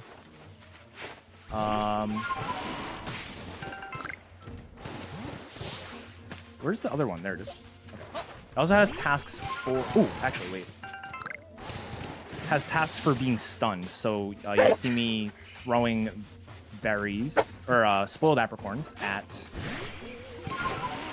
some things. So there's my Geodude that jumped out at me, and I strayed too far from battle. I'll still get credit for it, which is really cool. There's a lighting moment. You also see me getting a lot of these leaf piles. The leaf piles are basically the best place to get those stun items, the spoiled apricorns. So I'll be going out of my way to get a few of those, mostly here in Ireland.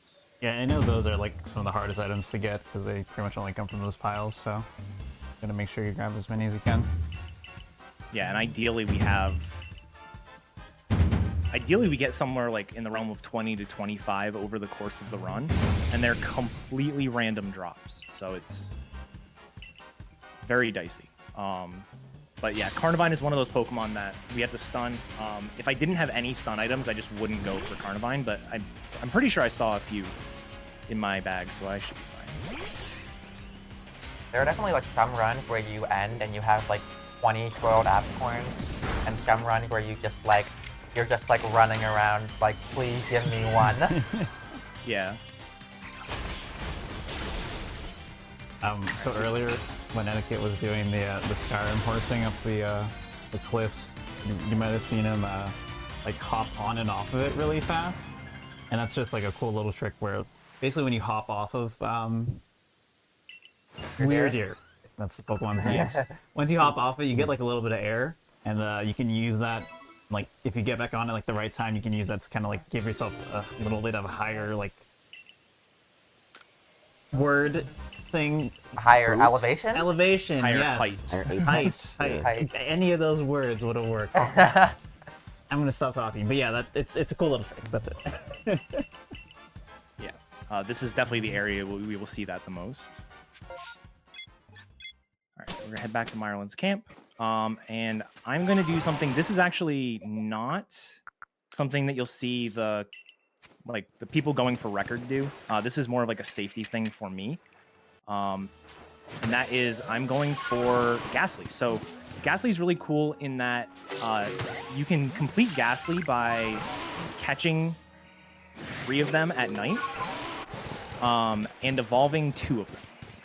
And Haunter is one that you can complete by catching 2 at night and evolving 2 of them. And so what we're actually going to be doing is catching, well, we're going to attempt to catch things. We're going to be catching, they are the best at turning around exactly when I need them not to. Oh, yeah.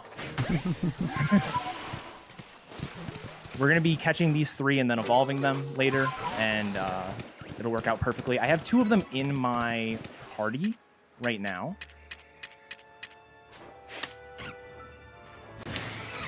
And come on, there we go. All right. So, yeah, I've got a bunch of them in my party. We're going to be evolving them later on. They'll be gaining experience as we go through the area.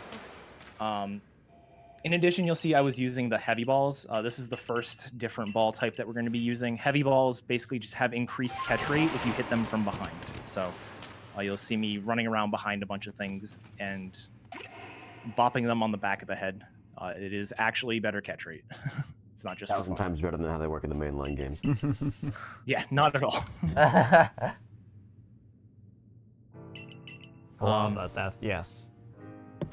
That's the name. Yeah, and then I also did the stealth sprays, which is what allowed me to just run around behind the Ghastlies like that without them turning around and seeing me. Of course, they do randomly turn around, which is what happened with that one, but it's fine. I find with the Ghastlies in particular, they I don't know, even if you have a stealth spray up, they just magically somehow know you're there every single time I play. Try to catch them. For 3,000 years, we're finally getting our dust dogs. So Dustox here. I'm going to be changing my time back to day right now, but Dustox has extra points for getting it at night, so it just makes more sense to do it like that. Also teaching Poison Powder. That'll come in handy. In order for me to actually complete Dustox, I need to catch 2 at night and use a strong style Poison Powder. The game has different kinds of 2 different styles for move. It's got Agile style and what is happening? Agile style and Strong style. Strong style uses more of your speed, quote unquote, and will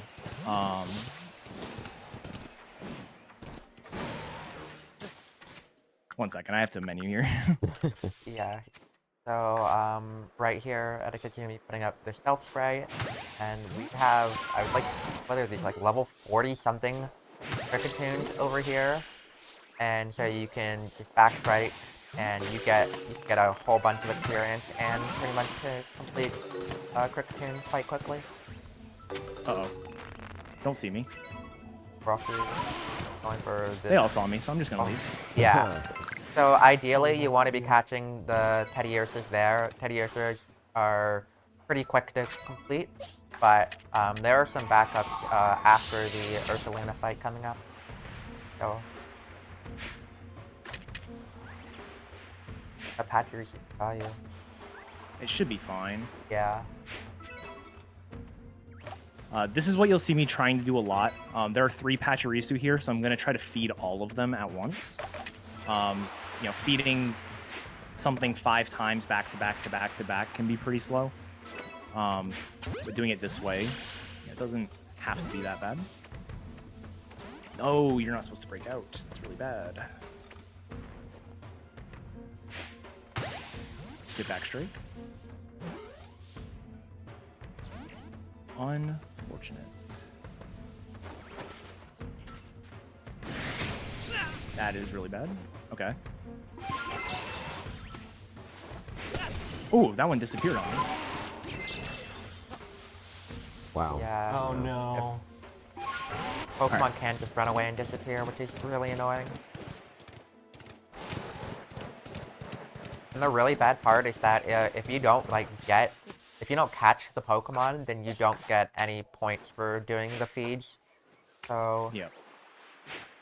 I'm not sure if you're gonna try to catch a Pachirisu somewhere or just take the loss.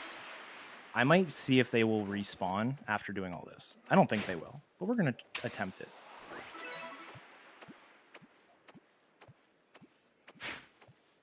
Ooh.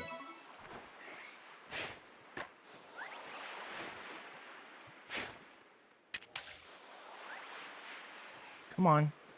Badoo is one of the worst Pokemon because it just doesn't want to eat sometimes. Like that shimmy that we were talking about earlier. I haven't watched Legend runs for a while, and I haven't seen this doing Badoo and Garbage at the same time. But that's a really This is the really nice. first time I have tried it. Oh, interesting. Okay. I knew it existed. I just have never tried it.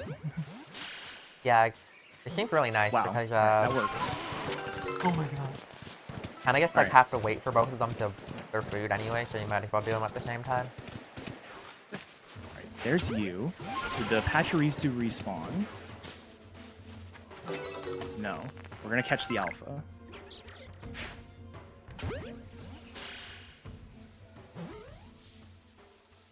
Weird, the alpha broke out. I was not expecting that.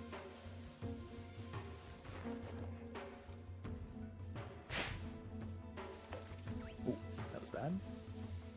This is a total waste of time. I should just take my losses. Oh, where would the fun be? Yeah, one of the hardest parts about getting good times in this, knowing when to stay versus when to go. It's you don't want to lose out on 200 points, but also sometimes just be sitting there for a very long time. I could always go for... Oh, wait. So I caught the 6. I did not want to throw a ball at it. I wanted to... Dang it. Oh, you're here. Alright, so this is a little bit dangerous. Bidoof can run away from you. Hopefully we don't see it. Good. Alright. If you initiate battle with some mons, some will be fine to stay, some have a small chance of running, and then some will just always just book it immediately. You can just get up the stupid hill. Oh, It's kind of scary. trolling. Okay, good. Eddaket does not have the ride Pokemon that allows you to be in the water yet, so if you fell into it, it's gonna be quite a time loss there. Alright, so here's the plan here. We're gonna throw one food there, one food there. I have a stealth spray up, which is really nice. Hippos are notoriously awful. I hate catching hippos in this game. It's the worst. The number one thing Stealth Spray did was make Hippos actually good. They used to be. Yeah, no. Hippo, before the stealth sprays were a thing in the run, this was literally the run most after. They all saw me. Yeah, I didn't kill you, Ron. And 9 times out of 10, right off the bat. Yes, that's true. This is going awesome. Even with Stealth Sprays, it can sometimes be kind of tricky. Yeah.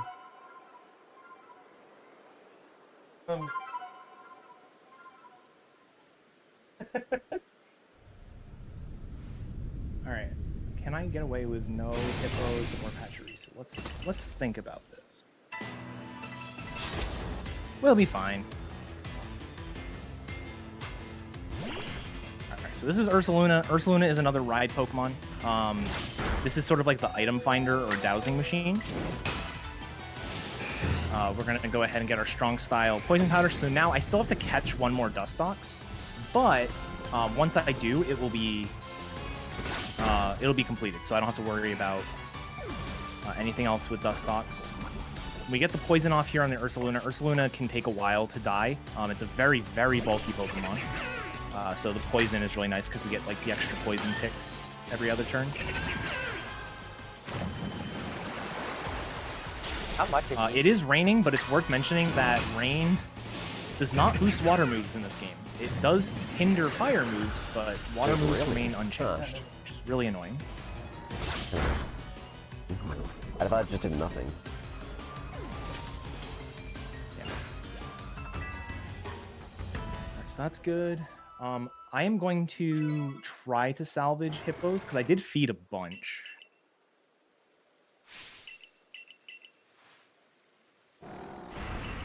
If I can't salvage them, it's not the end of the world, but it would be beneficial if I can. Pachirisu, I definitely... I mean, I just have to catch one.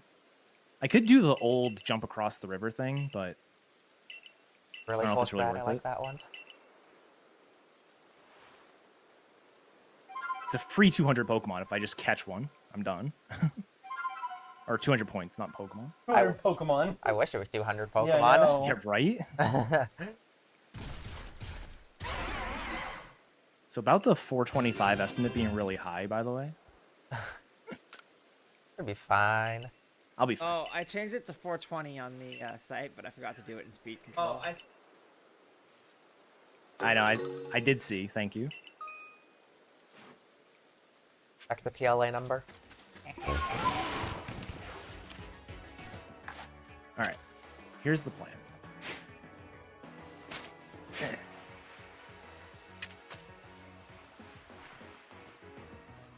I need to get to 6 feeds. Boom. Boom. Okay, that got in. That was easy. See? Nothing to worry about. And then, so Geodude is a Pokemon that's been in the route now for a little bit. I do it differently than I think everybody. I actually, instead of catching them in Area 1, I catch them here with an extra Stealth Spray. So I just need to catch 2 of these. There are plenty of them along with Gravelers. I don't need the Gravelers.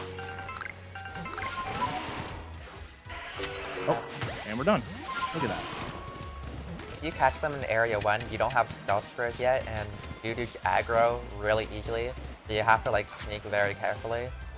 But if you do them in Area 2, it's like a little bit of a detour. Go over there. Oh, I still have my Stealth Spray up. I'm like, how did none of these notice me?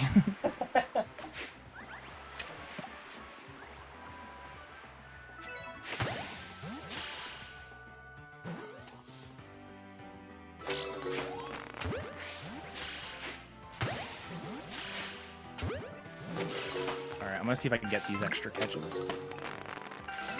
Alright, that's fine. That was actually, all things considered, after Ursaluna, that went really well. So we're going to do some more party manipulation here. I am going to throw Teddy and Geodude and Geodude. Those are both level 21. That is not very good. It's fine. Geodude and Teddiursa are both Pokemon where if you evolve them up, you both get the evolution task for the lower form and the higher form.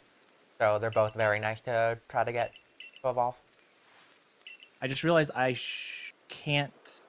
I can just re-withdraw it. I need the Staravia in my party. Because I still have to KO one more Carnivine.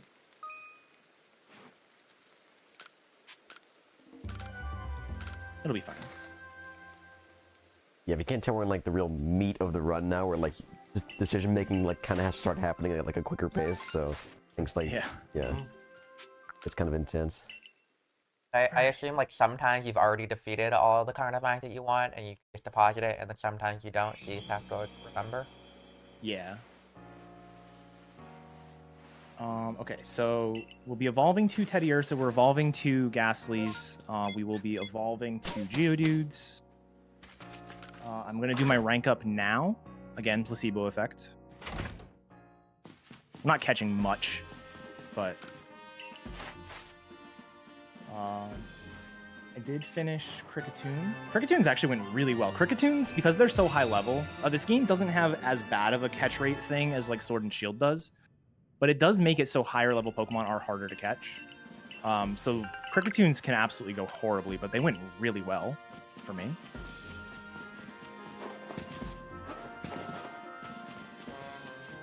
We have time for donations. Once again. Absolutely. All right, cool. I saw this one earlier. We have $20 from Phoenix Melior, who says, 20 of your American dollars for any number of folk to do a Totodile cry, please. Corvin Palad. I do not know what that cry is. Really? Probably gonna look it up. Yeah.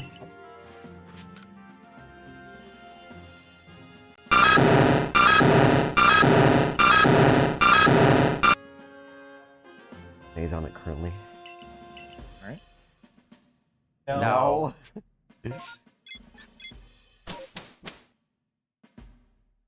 Okay, now what? Okay, Look great. it up or something. Okay, that's what I was doing. Well, Oh, the stream heard it. Oh, the stream heard it. Stream heard it, but Stream we is didn't. freaking out. And apparently it was ear blasting. oh, 7 more times? Okay, 7 more times. Yeah, that was actually my Totodile cry. So Yeah. Okay. Okay. The best thing about Think out. level of Yeah. Well, is there like a newer cry? Let me see a newer cry. Oh, I forgot That's to Sparkle do his has- name. Nice. Yes. Alright, Sparkle 56. Okay, man. No, it's still the same.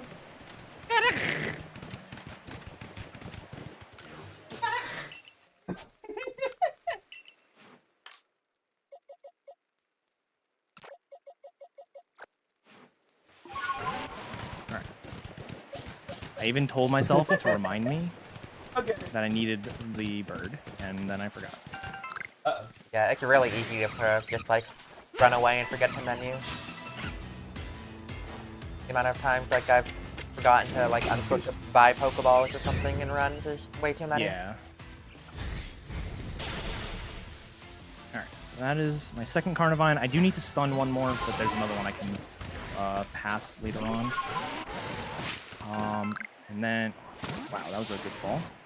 And it's something I want to point out too. That like the run away battle Pokemon fight. That's why Eddaket's a lot of the time running from the battle while it's still going because it's faster.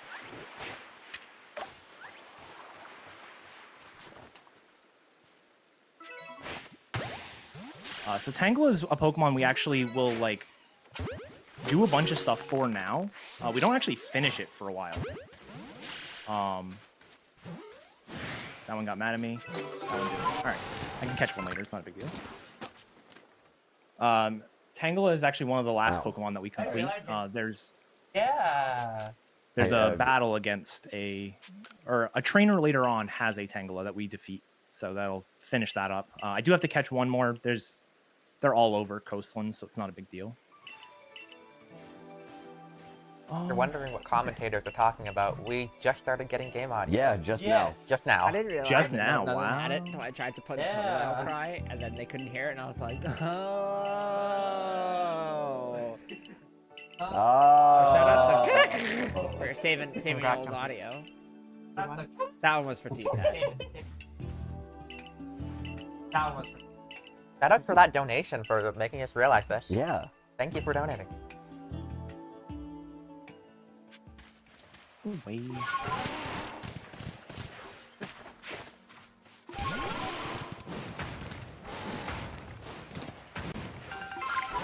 Alright, this is not even a difficult thing to get up. There we go.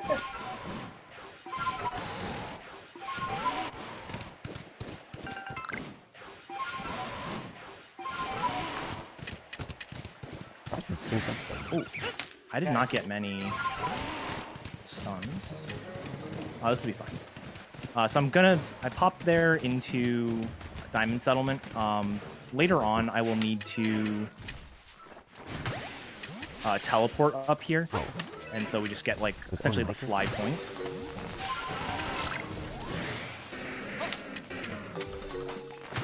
Ideally, this one gets in. If not, I need to stun one more. Good. And then this is one of my favorite parts of the run.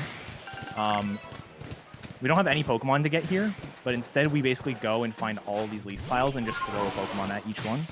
I don't know why, it's just really fun and satisfying. We're trying to get spoiled apricorns. I think it's fun because it means I actually have 10 items. Yeah. It's fun because nothing can break Up out. until this point, it's very RNG how many you have. After this, you're usually in a good spot. Cool. Alright, so Rhyhorn is done. Rhyhorn is one of those Pokemon, it's just silly not to do. If you have the stun items, because it's so fast.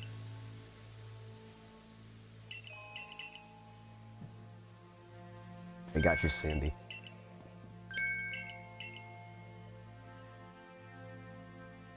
Yeah, you gotta go right up in the camera for that. Yeah, I'm definitely gonna break shit if I do that. Alright, another noble fight. A lot like the last one. This one is... There's not a ton to, like, dodge. You just sort of throw and wait until the attack. Takes a while.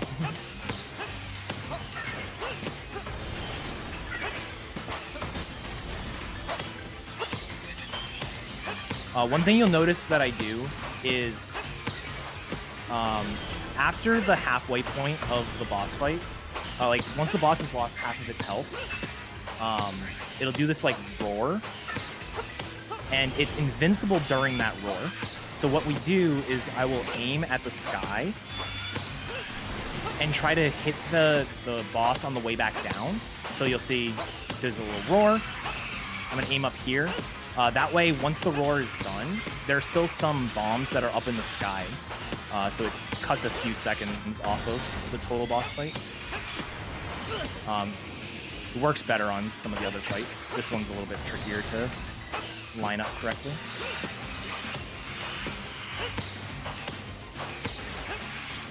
I'm exactly one hit away. I hate this. Alright, I was apparently exactly 2 hits away. There we go.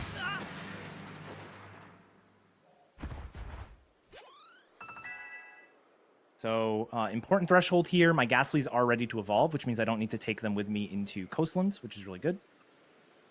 I'm not going to evolve them yet. The storyline in the next area will take us into nighttime, and I'll evolve then. I'll have a bunch of stuff to evolve all at the same time.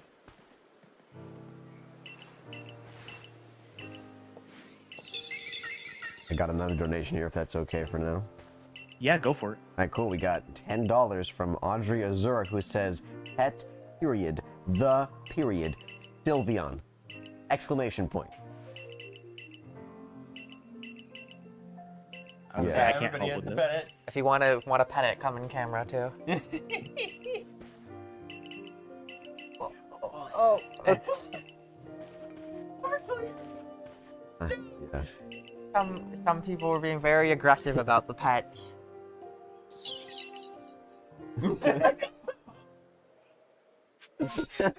Take it easy, man. What do you mean, Jordan? It doesn't exist. It's not in this house. Yeah, I don't think we have a Leafeon to pet. Good. Okay.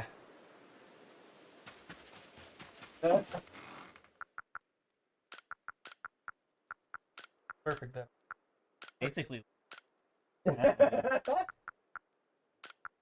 Yeah, we got a Swadloon plush here. Good enough.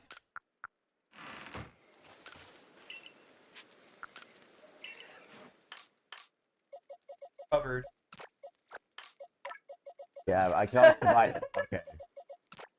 So I noticed that you just like put a whole bunch of items into the inventory. What are the reasons that you did that? Yeah, so I do that because this game has limited bag space. There is a NPC that you can buy more bag space from, but obviously it's expensive. And actually takes quite a long time to get like a decent amount more. So what I'm doing there is I'm putting all of the items that I'm not like throwing into my box. You can still craft from the crafting table like at camp, with things that are in your box. So all of my crafting materials went in there, and it frees up my bag space so I can continue to get resources and the like. There's also a few cutscenes here where we're going to be getting we'll be getting some extra what's the word I'm looking for?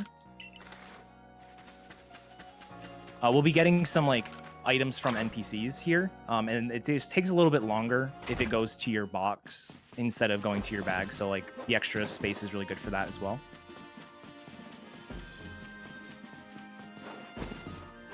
Unfortunately, in this game, to like increase your bag space, you have to do it like one item at a time. Yeah. And it's like gets increasingly Yeah, more the price expensive. increments in like insane values. It's so stupid. I think it's $1 million. Like, at point is like $1 million. I wouldn't Like doubt that, it. if I were to say, the money that goes into. Yeah. Hey, chat. Hi, chat. Good morning, Lauren. Oh, it's $4.2 billion. Holy Oh my thank god. you. Oh.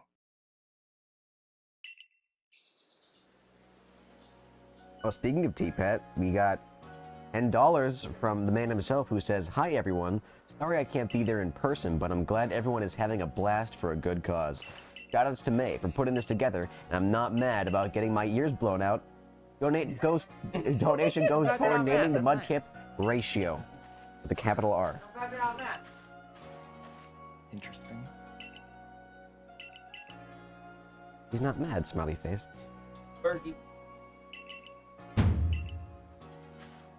All right, so I'm in an interesting dilemma. So the Pokédex said I had 16 Pokemon completed. By my count, I should have 18 completed. Uh-oh. What? Peculiar. We'll figure it out.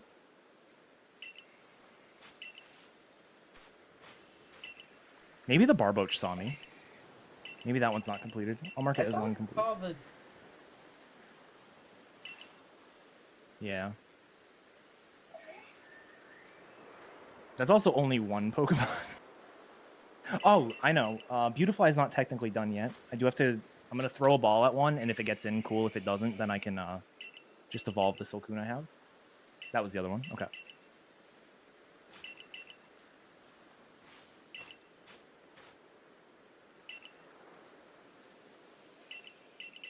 Yeah. All right, I should be good.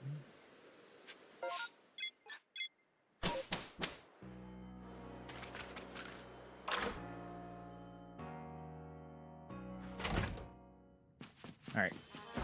So we're basically on our way into Coastlands. Coastlands is my personal favorite area. There's a lot of... Like, the pathing for it is kind of interesting. There's some fun Pokemon to complete. It's also one of the first areas that has, like, true bonuses.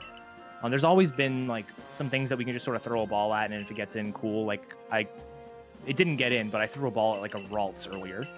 But this area has actually, like, Vulpix is a true bonus. Like, if I see it, I will try to complete it, because it's just very easy to complete.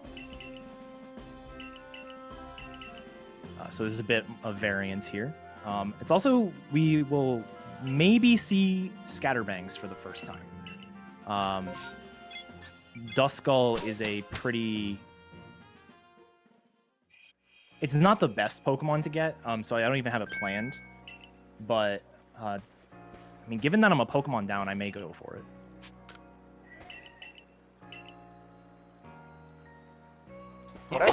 What are the items Maybe I that go you for have it if I don't get Vulpix. to get to make Scatterbangs? Yeah, so we need Caster Ferns, which I've picked up a couple already. And you need Pop Pods, which aren't available until Coastlands. Pop Pods are these, like, red things on the ground, and Caster Ferns are like a leaf. Aren't they like along the beach? Yeah. Yep. And actually, I should not have put the Caster Ferns in my box, so I'm going to grab them. Because if I'm crafting scatterbangs here in Coastlands, it won't be at the crafting table right next to us.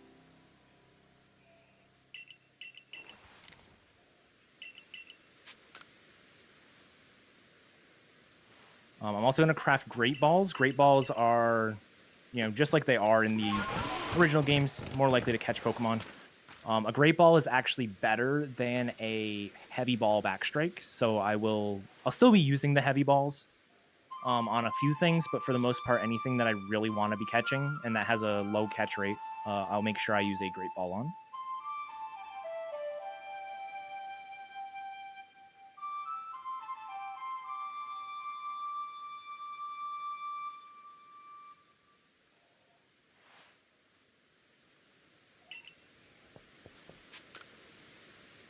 So, another battle that we're totally about to win. I believe. This is the first of the mean battles that you'll see. I have a Shinx, and she has a Glaceon and also that Eevee that just came off the hill. And I died turn 1. That's actually really good. Wow, that's good. That's good. Yeah. Yeah, we haven't seen it because none of the trainers I've tried to die to have done it yet. But they aren't guaranteed to go for the move that kills. They will dilly-dally and set up like Calm Mind, let me Iron Defense here. And it can just be really annoying. At least in like my experience, I feel like it uses a status move turn 1 like more than half of the time. So this is like really good luck. Yeah, exactly.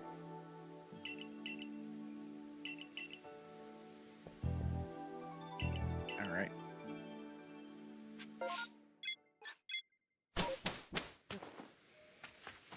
We'll go here. Again, I'm gonna leave 2 party spaces. So you, and whoops, you. What? I'm at the crafting table. Why was I trying to rest? Oh. There we go. And let me just grab those Caster Ferns back, like I mentioned.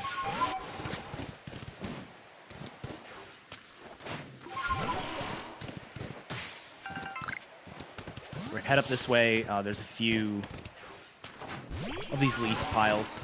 Just get a few more stun items. How am I doing? I've got 5 balls of mud and 9 spoiled apricots. That is pretty decent.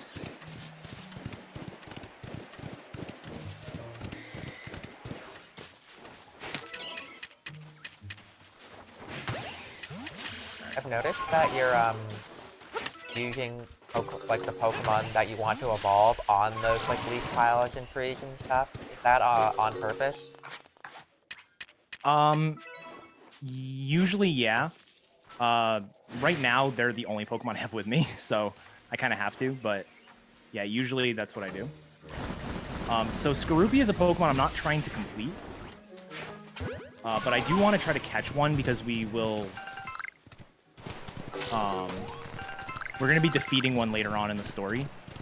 So, getting the extra 10 points for defeating one can sometimes make or break a run. So, grabbing all these pop pods, and we're going to do our Spheal Circle.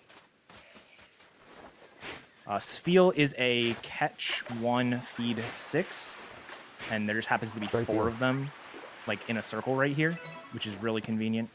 That's what we got. Feels also great.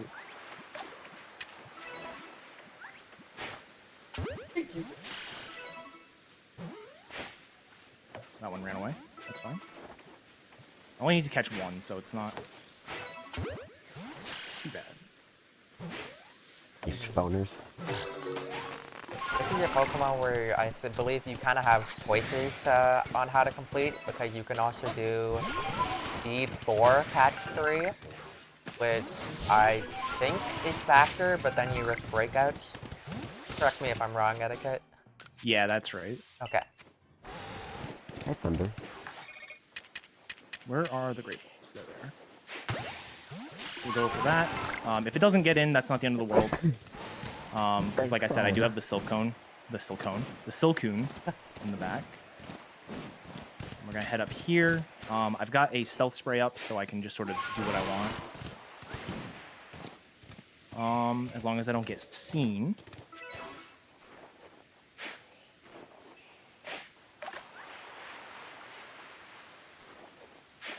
There. Where's the other one? There's supposed to be another one right there.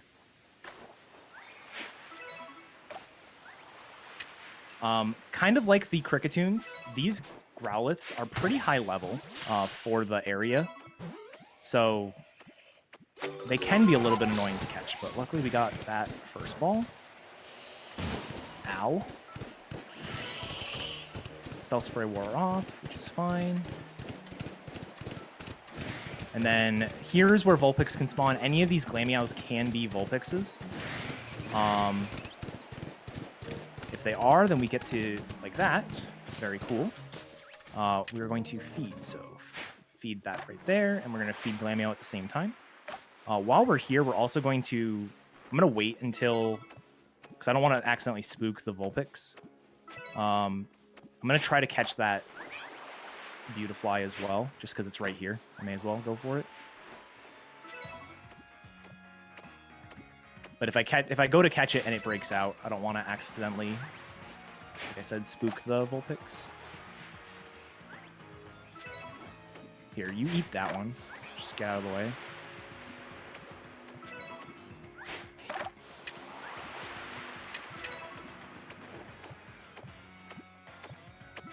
We're going to Great Ball that. Glameow is everywhere, so it doesn't really matter if I catch it here or not. We'll go for that catch.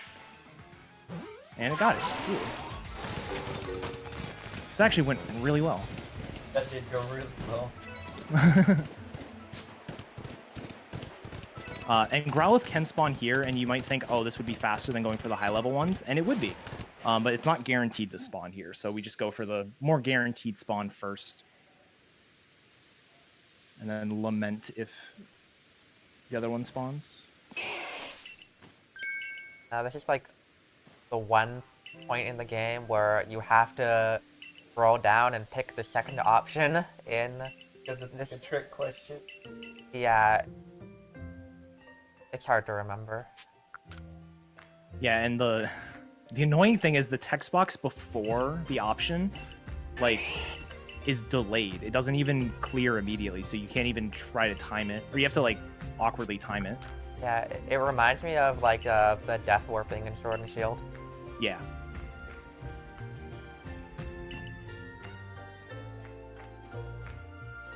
Yeah, and it's also, it's not one of those options, like, the first option is, but the second one isn't. It's not one of those options where it's like, no, silly, we're going to do this. And, like, it proceeds anyways, but it's just slower text-wise. It will continually ask you the same question with the same options. And if you keep selecting the first option, you will be there literally forever. Ocarina of Time moment. Yes. Grab these extra caster ferns. Okay, so I want to catch a Tangela. Tangela spawns here. So that's really cool. Tangela is kind of like a Bidoof Pokemon. It will just sort of chill out unless you try to catch it, and then it gets mad. Just quickly checking to see if there is a Eevee. There was not. And then now we're going to go for Apom. Apom is another Pokemon that I just hit in the face. Oh, you did. Yeah. Another Pokemon that you can kind of do in a few different ways. The way that I like to do it is feed 2, catch sorry. 6, Thank you so much. and then evolve 1. The evolution is free, and catching, I mean, there's a ton of them, so it's really easy to catch 6.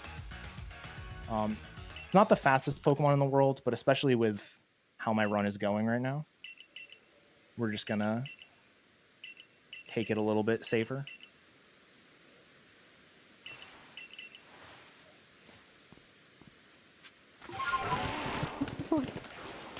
It worked.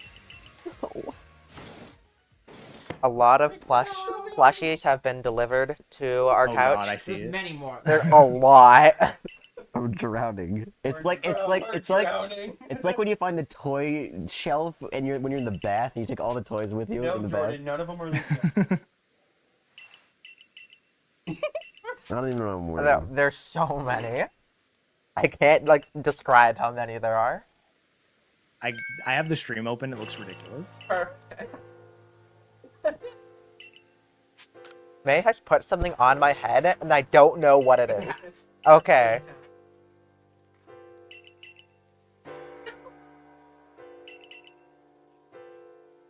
What do you want? No, this Legends Arceus. All right. Arceus. Gosh, sorry. Oh, here's. We're actually getting to the part where we might catch some soon, so. Yes. You know the gift of the dogs to be like getting like bombarded with snacks. That's what Yeah. this Get off. is. Yeah.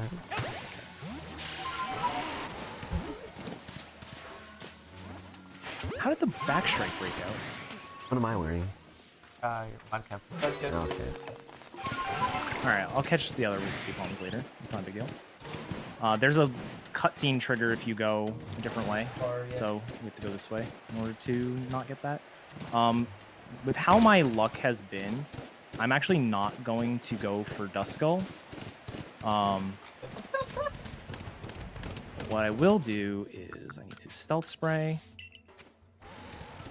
And then we're going to attempt to catch this. Not just attempt, I actually need to catch this. But what I'll do is I'll come back for it if it doesn't stay in, which it did. All right. So story-wise, what we have to do here is we have to catch a Dusclops. Very annoying. Can be extremely annoying, especially because everything around here aggroes onto you. So we stealth spray in order to make sure that we don't get seen. And then, I don't know how it saw me, but whatever. For a different one, there are guaranteed Dusclops spawns. So even if one of them aggroes onto you, it doesn't mean they all will. Although, now that I say that, where the heck are they all? Stream is considerable. We're just gonna destroy the bit rate by doing this. It'd be great. I wouldn't have it any other way. All right, there we go.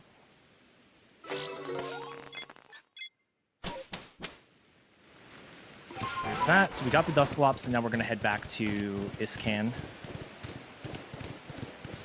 My stealth spray wore off, which means I can't really go for the Drifloon. Sorry, May.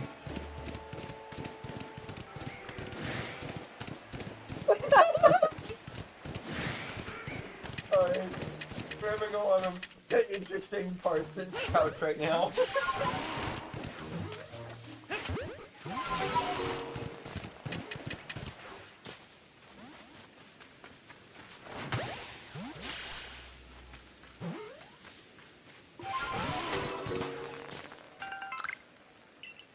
So it seems like this part, APOM is pretty. Because, like, Yeah. isn't there just a bunch of line? Yeah, there's a bunch of them right there. And, like, you have to go through this area twice, too. So, you can just sort of run and gun the first time and then do the same thing the second time. And, like, very rare occasions, you have to actually, like, sit and wait for a sixth one.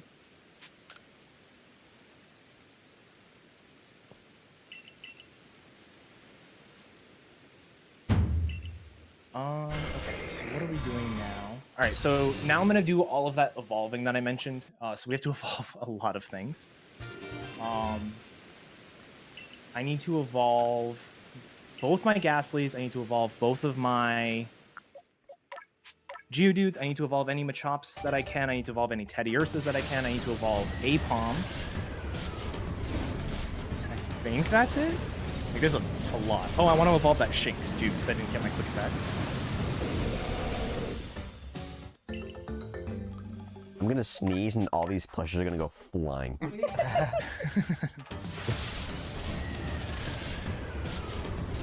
Trying. God.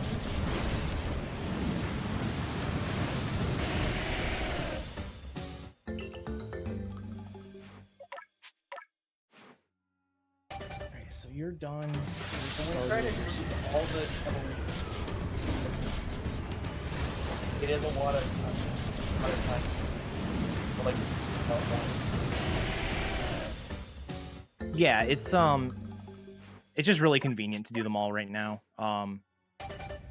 We also, it needs to be nighttime specifically for the haunters. So this is the only time it's guaranteed to be night. So it just makes sense to do everything now. Yeah.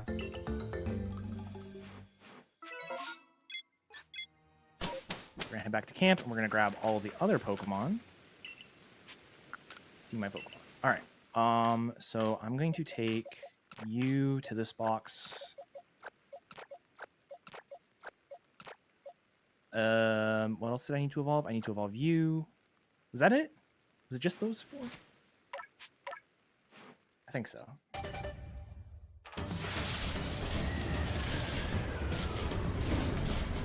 Cool. There's more?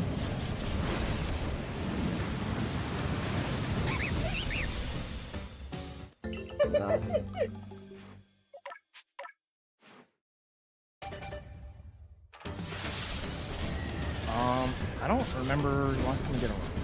There's a word for the way.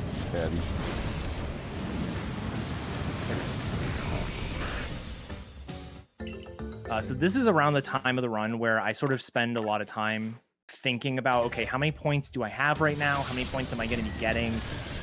Because going into Highlands, which is the final area, you could have to complete anywhere from like 1 Pokemon to 5, or even more sometimes. So it's really trying to figure out, okay, if I'm at this many points leaving Coastlands, how many points do I still need? And it's really variable, and there's no way for me to check how many points I'm at without either manually counting or talking to the professor. And I don't want to talk to the professor when I don't have to, so there's a lot to it. Yeah, especially in running this, there are a lot of times not like you have to pay because a lot of the times, especially beginner runners, they get to the point where they have to get to this one and their run just dies. They don't have enough. So it's very important to vary of your points. If not, then your run will literally die because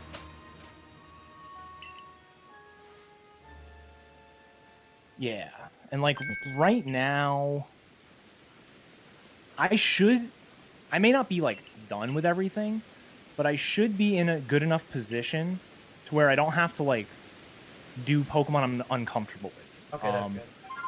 I've got Toxicroak, like I mentioned, is a pretty easy one to do. Skuntank is basically required. Yanmega is required to some extent. So like I've got a few Pokemon that are required, and then like maybe Golduck are really all I need to do. So, or at least hopefully all I need to do. Alright, and then what is the other Pokemon? Graveler. I'll be finishing Graveler in Highlands as well. Now Edda is finally going to get the Mon that you're able to go in water with. Yeah. Don't worry about drowning anymore. Well, actually, you still can drown, but... Yes, you still can, but it's not near the... I just pulled up the stream on my phone and looked at the webcam. Oh no. I don't even know what I have the webcam on. I had to find my phone in like the ocean, by the way. It was tough to find.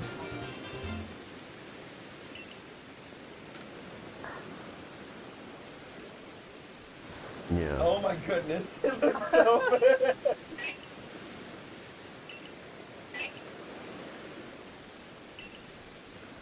I just have chat up on my phone that I can do that, but I obviously don't want to have video up.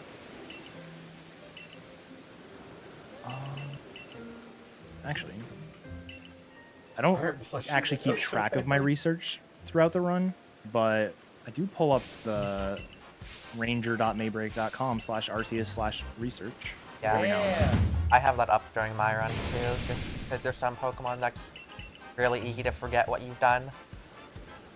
Yeah, and like Skuntank is an awkward one too because we defeat 2 Skuntanks, and like we have to catch 2, and okay, so that's 230 is basically the standard. Okay, that's what I need to know. Roughly how many points is standard? there are so many different ways to complete Skuntank. So Yeah. just tracking what you have to do there. Be tricky. Yes, Skuntank's also a very awkward Pokemon in that it's required for like the rest of the route because you actually use it in battles, but it's not guaranteed to spawn. So we may have to do some weird backups if we don't get it. There are like enough spawn spots where it's like very, very unlikely that you not see one, but it's possible. Yeah.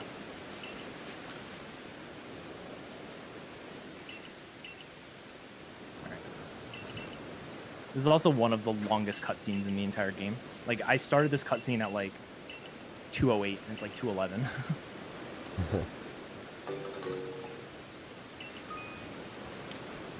And we're off. I've considered playing this game with a turbo controller just for that cutscene. Yeah. It's a more enjoyable way to play. That's what I'm doing right now. Alright, so now that we have access to go across water, we have to make it to the top right of the map. It's Stark Mountain, basically. But we're gonna do the research for one Pokemon while we're here. Sometimes you'll see people go for Finneon. It's not the worst Pokemon in the world to go for, but it's just not ideal. And I'm good enough on my experience that I shouldn't need it. So we're going to go ahead and throw that there, throw you there, throw you there. The Finneon's a Pokemon that if you like know what you're doing and you know where all the spawns are, it can take like 30 seconds. But if things start breaking out, if you have to like swim around a bunch of time to find them, it can take like several minutes. So it's a huge time swing.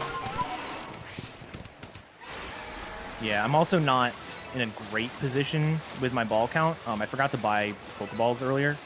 So I've got these 5 Great Balls, and I've got 3 Heavy Balls, which is fine. But Heavy Balls throwing at anything in the water is just awful to throw balls at. Yeah. And so having Heavy Balls specifically for that is really bad. Yeah, sneaking up on Mons in the water is like virtually impossible, so... Oh my god. Oh no. Well, alright, I'm so used to having to hop off your ride Pokemon, like when you're on Weird Ear.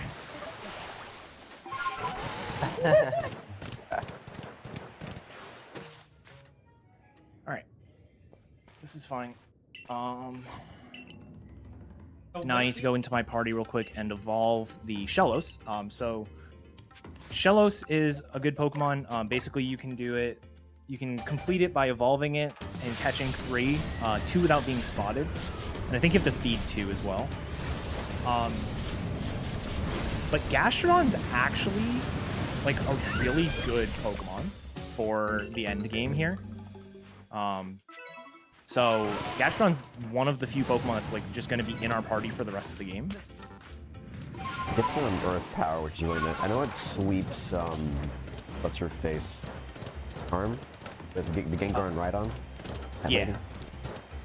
That's a fight coming up soon, I think. Yeah, it's actually coming up. There's 3 fights back to back to back here. And it is the last one.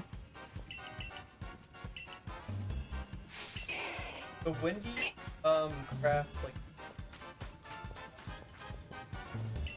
So we're gonna craft one more set of balls. On our way into Highlands, I'm gonna make what are called leaden balls. And leaden balls are kind of like great balls mixed with heavy balls. And so those are gonna be very, very useful for us. So once we have 2 Machokes, Machoke will be done. This strong style bullet punch gets us the remaining 40 points, I think it is, that we need. And then we're gonna switch into Staravia for the last hit here. And then we set up our party in such a way that Gastrodon is going to come out next, and Gastrodon, like was alluded to earlier, just kind of sweeps these fights. Ground type is really good for pretty much all these fights, and then yeah, it's really nice. One thing we might see here is they changed the way some status ailments work in this game. There's no more sleep and there's no more freeze. Instead, there is frostbite and drowsy states. You won't see frostbite, but frostbite is basically burn, but for special attack. So it'll have your special attack, and you'll take damage slowly over time. Drowsy is more like paralysis, except instead of it like quartering your speed or having your speed, it's going to make you take a little bit more damage. I knew it. And you're like, yeah, the damage part, I don't know, but if you're what, like 50% to be inactive in the time it's falling, yeah. Yeah, you have the opportunity to be true drowsy to move. Great mechanic. Me IRL. That was a really good Toxic Rogue fight. It like pretty much always used Mud Bomb turn 1 and like increases evasion. So hitting with Earth Power first turn is very nice, and you're decently likely to not take a death charm. This was the fight fucking really nice. Won't be on our week. Yeah, and it's actually, so you can either outspeed the Rhydon or the Rhydon can go first. It's actually better for the Rhydon to go first because of the way the speed works in this. If Rhydon goes first, then I will get to go after Gengar goes once. But if I went first instead, Gengar would get 2 turns in a row, and it's just more likely to kill you because he has Hex, he has Hypnosis, so he can like status you and then use Hex, which like obliterates you. So it was actually a good thing that we got the Rhydon to go first there. Yeah, turn order is kind of whack. Yeah. Those are really clean fights, though. Yeah. Those fights can Also, easily troll you. As you saw too, that stealth, like, as many of you know, like stealth rock up as like a hazard. That, but in this game, it's attacking. So you actually attack with it, and then it hurts instead of just when you switch in. So there's a lot of moves like that that have kind of been adjusted.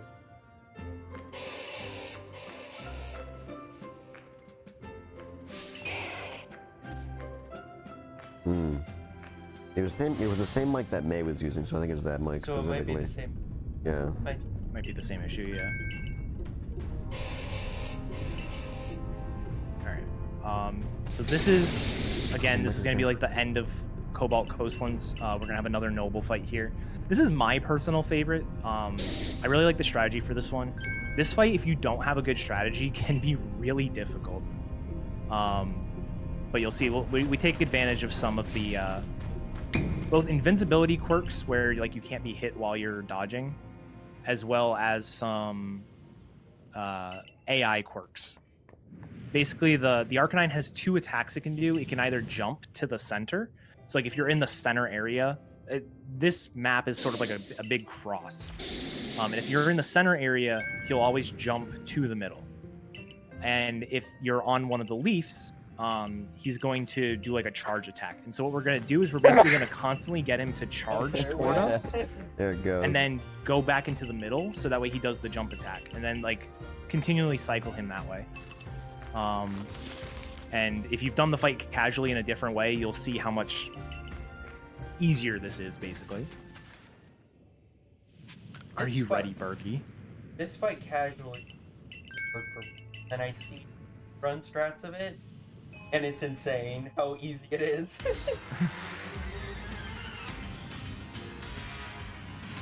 I'm gonna basically just throw the attacks. I do that, and then we're just gonna toss here. He's gonna jump back to the middle, and repeat. Getting hit on this fight really sucks because when you get hit, you get like stunned a little bit, and then you're not in the right position for Arcanine to do the things that you want, and then he starts running across the entire cross. I was just not in the right spot. So the exact thing we were just talking about just happened.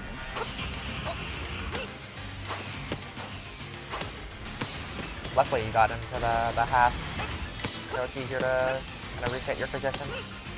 Yeah, and so now that there's fire in the middle, we can no longer abuse that strategy, so we're going to do kind of like the older strategy, which is this, and then he always goes across because he likes to do this attack here that you basically have to prevent from happening by hitting 5 times, and then this is where you would throw in a Pokemon if we were doing that, but he's already dead. So it wasn't a great fight, but that was, as you can see, not as hard as it could be if you don't have a strategy going into it.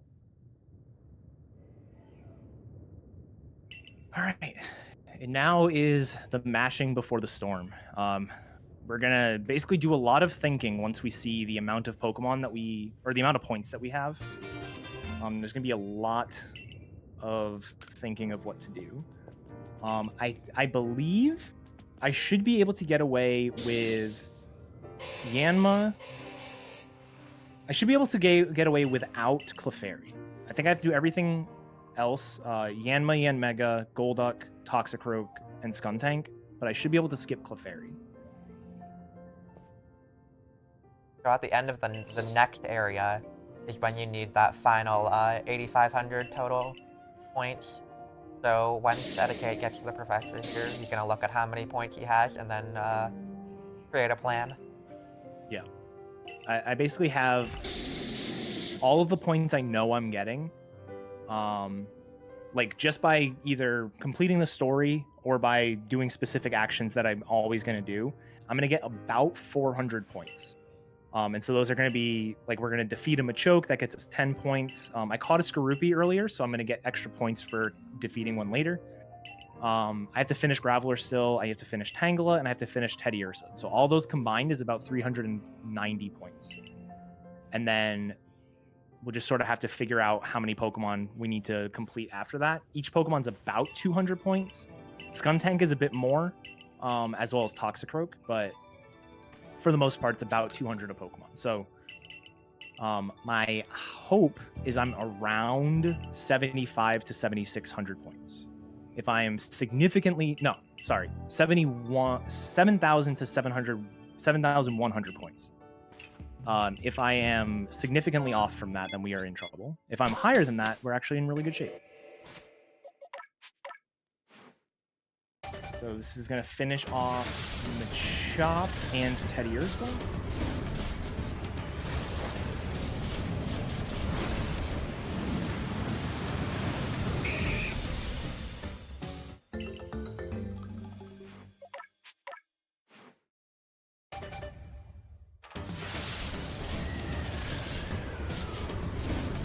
And then I already evolved the Shinx, so I'm just going to go ahead and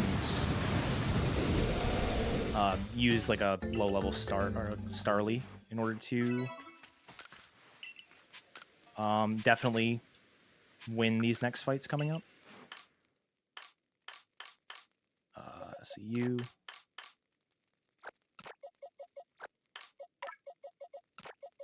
One of the hard things this game is because everything's like where your items are and where your Pokemon are, and like the boxes and everything are like so different from each run to run. You're like trying to quickly find where they are and then figure out the fastest amount of inputs to do everything that you want can be very challenging. Trying to optimize the run. 7210. Oh, nice. That is actually Nice.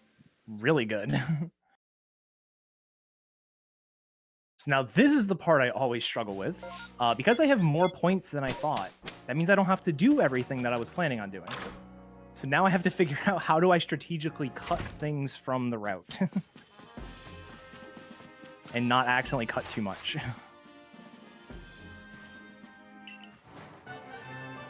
You don't want to be getting like, like 9,000 points.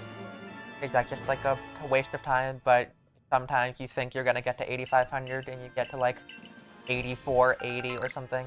And you have to figure it out. Actually, you know what? If I do everything that I'm expecting to do, I'll be at 8640. I may as well just go for everything I'm expecting to. Yeah. And just be a little bit high. It's not like I'm going to be at 9,000 like you said.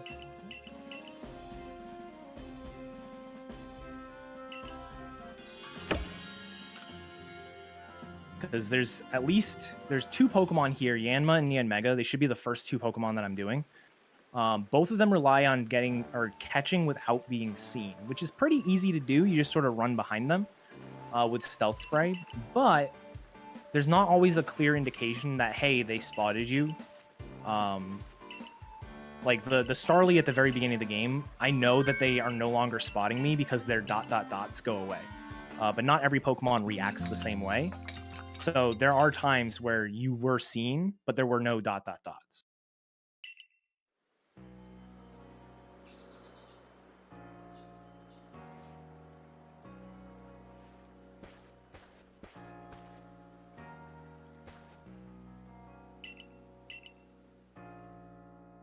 Like, okay. Yeah.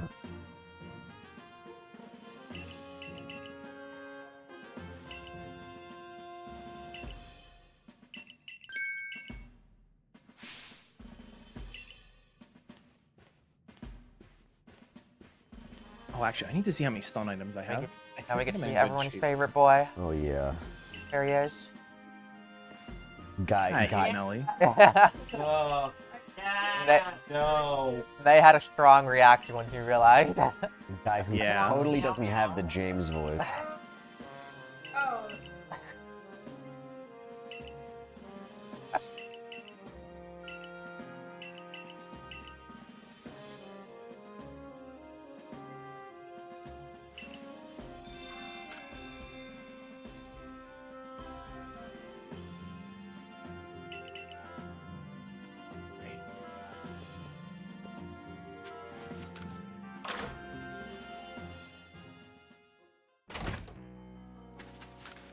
So yet again, another fight against a good person.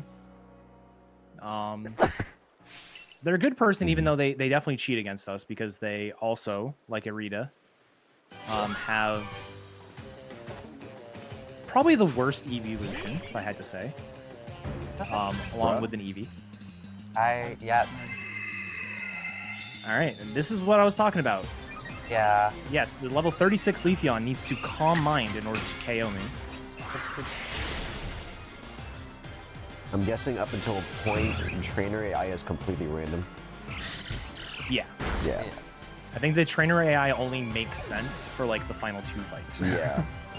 Makes sense. Without Wolfie VGC on YouTube, what would they do? It's like there's nothing, you can't do anything. Also, I Exactly. did switch mic. I don't know if this is gonna help or not, but just seeing if it did. I know I can hear a little better. I don't know what stream is hearing. Yeah.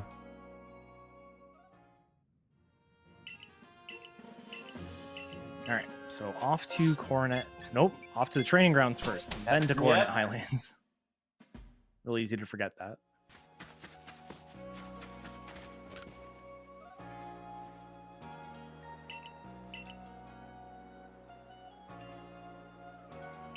Better. It seems better at least.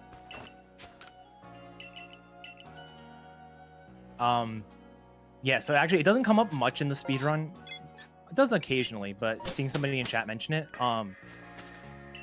physical and special are still split. Like, you still have physical moves, you still have special moves. A Pokemon like Alakazam is going to be better at special moves, all that kind of stuff. However, stat ups and stat downs, so like using Calm Mind or using Swords Dance or whatever, only or increases the offensive stats and the defensive stats. It's not like it improves my attack or special attack. They're bundled together for the purpose of stat ups and stat downs. And so that actually could come into play later on, where we'll probably see like a Calm Mind and then still have to use like a strong physical attack in order to KO it. So Straight off of that is it only lasts like I think 3 turns, your offensive or defensive buffs, and you can only increase it 1 time. You can't go like +1, +2, +3. Yeah, exactly.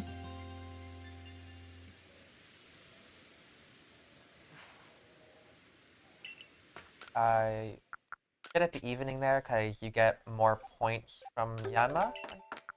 Yes. It's Yeah, well, evening and dusk. Actually, I should just do this. Get a little bit of extra. All right, so I ideally want to be catching Yanmega first. I have a bunch of party space, and Yanmega in my party is really nice. Yanmega is actually a pretty good Pokemon for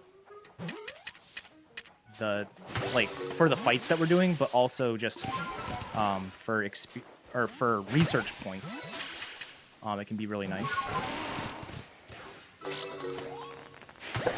Going for back strikes, and then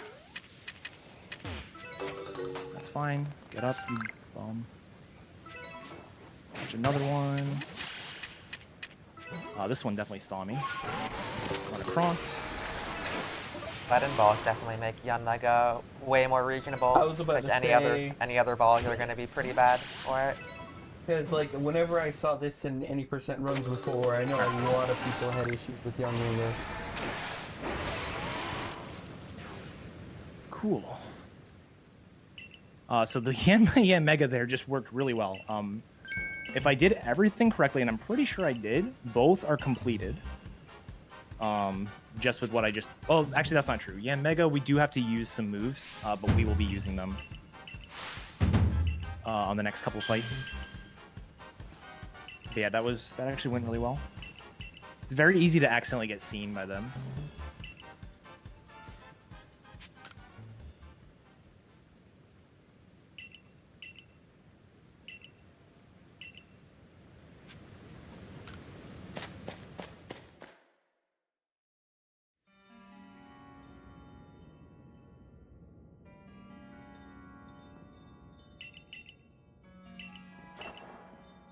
All right.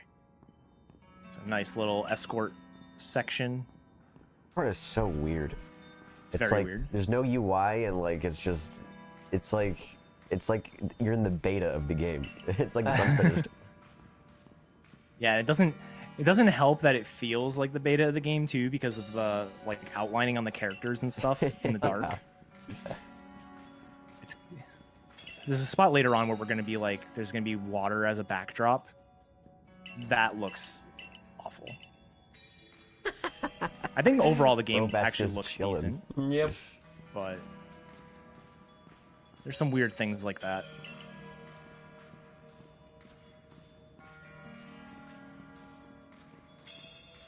Alright. Older routes would actually catch like a Golbat in this tunnel. And then as well as outside, but it's just not really worth it anymore. We've definitely streamlined a lot of the Pokemon. I say we like I did a lot. Most of it was actually done by... So the initial routing of the game was mostly done by a runner by the name of OSnap. They actually were not really a Pokemon runner, but they like to jump in on new games and, you know, take their hand at routing it. So a lot of the early routing was done by them. And then since then, Halkery and Shady Gamer X have been the primary routing duo. And pretty much everything that you see in this run right now is thanks to them. And they took a lot of inspiration from the Japanese runners as well. I don't know any of them by name.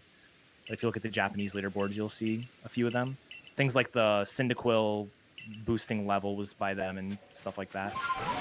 I believe Karashi and Gato, I think, are the That sounds right.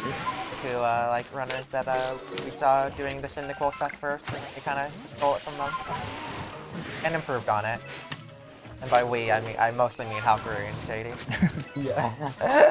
When we say we mean Halkery and Shady because they have done a lot for this game, and not even just for any percent. Halkery has done a lot of stuff for Petrimal recently, and they've been having a lot of fun with that recently too. So. All right. So we finished Golduck. Golduck is a stun 3 catch 2 or stun 4 catch 1. My stun count's a little bit low, so I wanted to make sure I was doing essentially the minimum amount of stunning I could do. And then Essentially, the last 2 Pokemon I have to complete, aside from like doing stuff in battles. So you'll notice I'm using Ursaring here because using Bulldoze from Ursaring is one of the tasks, and that'll actually finish him off for me. But the only 2 Pokemon I have left are Toxicroak and Skuntank. Toxicroak is where we're going to see those Scatterbangs that we were talking about earlier finally being used. Ideally, what we do is we will scare 3 of them and catch 1. And then the Venoshock we saw a lot earlier, plus the 2 that we defeated like during just the story, are going to complete up Toxicroak. Skuntank, we basically do a similar thing where we're going to see one of the moves because Melly's going to use Flamethrower against us on the next fight. And also we're going to have essentially a stun party. Some Pokemon take more items to be stunned than others. The Rhyhorns in Area 2, for example, took 1 Spoiled Apricorn. Skuntank takes 3 Spoiled Apricorns, or a Spoiled Apricorn and a Mud Ball. Mud Balls just have like a higher stun effectiveness. So we're going to basically be throwing Mud Balls and Spoiled Apricorns at Skuntanks and hoping that's good enough. I should have enough. I have like 5 Mud Balls, and at most I have to stun Skuntank 3 times. So. Came in, said Eddaket smells, and then walked up the stairs. Thanks, Geese.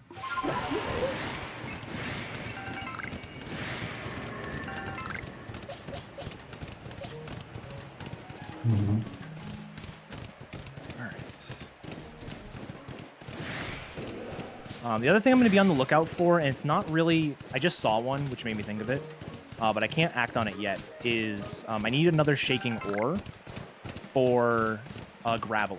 And the reason I didn't go for the one back there is because that would have been a Bronzor. But basically after this fight, any Shaking Ore I see is 100% to be a Graveler. So if we see one, cool. If we don't, I technically don't need the 120 points I would get from it, but I'd rather feel safe. So Yeah. Getting your character Gargia. It's so good. yeah, right?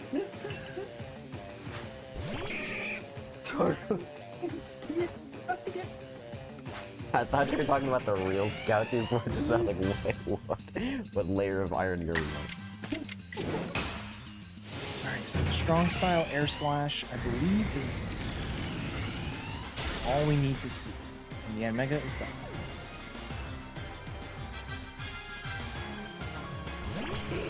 Now here's the Tangela. So this is where we're going to finish off Tangela. Tangela is going to hit us with an Ancient Power. That gets us an extra 20 points, and then we're going to defeat it, obviously. That is not great. I think I still kill. With Air Slash here. Actually, I can just go for a non-strong and then strong afterward because of the way the steam, the way the turn order is. Speed, yeah. Turn order. Yeah, this is like kind of the first of many fights where it basically goes, you defeat their Pokemon, and then they defeat your Pokemon, and you kind of go back and forth. Yeah. Yeah. There's gonna be quite a few of those, especially in the late game. It kind of why there's not too many like big fights in this game with like a lot of like there's no like 6 Pokemon you can fight in the like the main game. Yeah. Yeah. So yeah. It'd just be kind of a slugfest. Slobber knocker. Water knocker. Slobber knocker. Oh, burn knocker. Okay.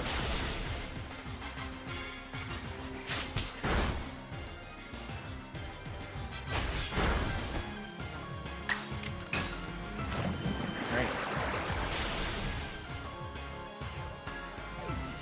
So that is it for Ingo. One more fight, and then 2 more catches, like I said, and we are done with Islands.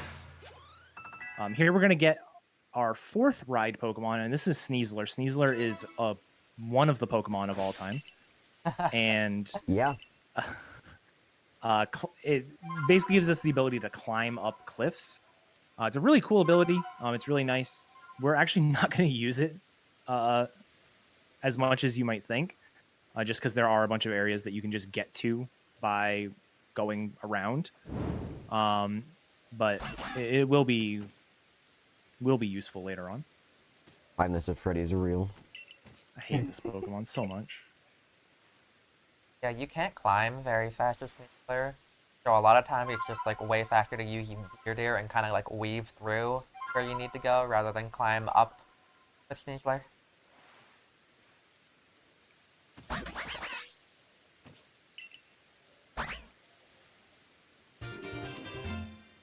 All right. So like I said, I'll be on the lookout for a shaking ore. I also need to I need to go in and heal my party as well. That one's not shaking. This one's shaking. So this is guaranteed to be a Graveler, like I said. I'm going to do that and run away. That way it will not actually trigger the battle because we're too far away. Cool. So there's Graveler done. And then I am going to run up this hill. Or not. There we go.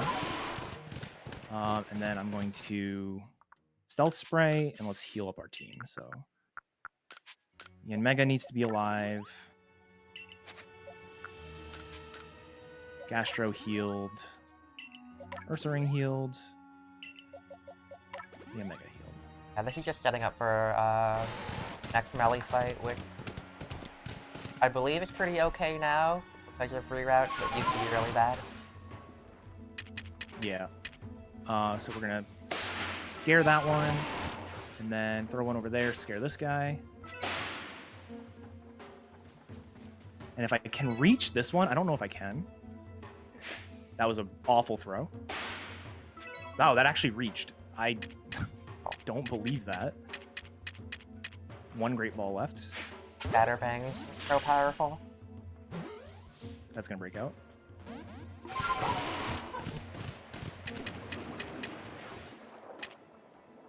No, you weren't supposed to see me. That's unfair.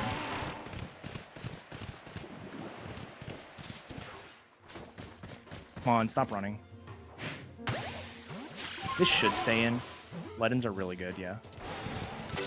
Okay, so Toxicroak is now done. We're going to do a quick little detour to see if we have any Skuntanks here. No. What the multiplayers are for the different vault types? I don't off the top of my head, no. Okay.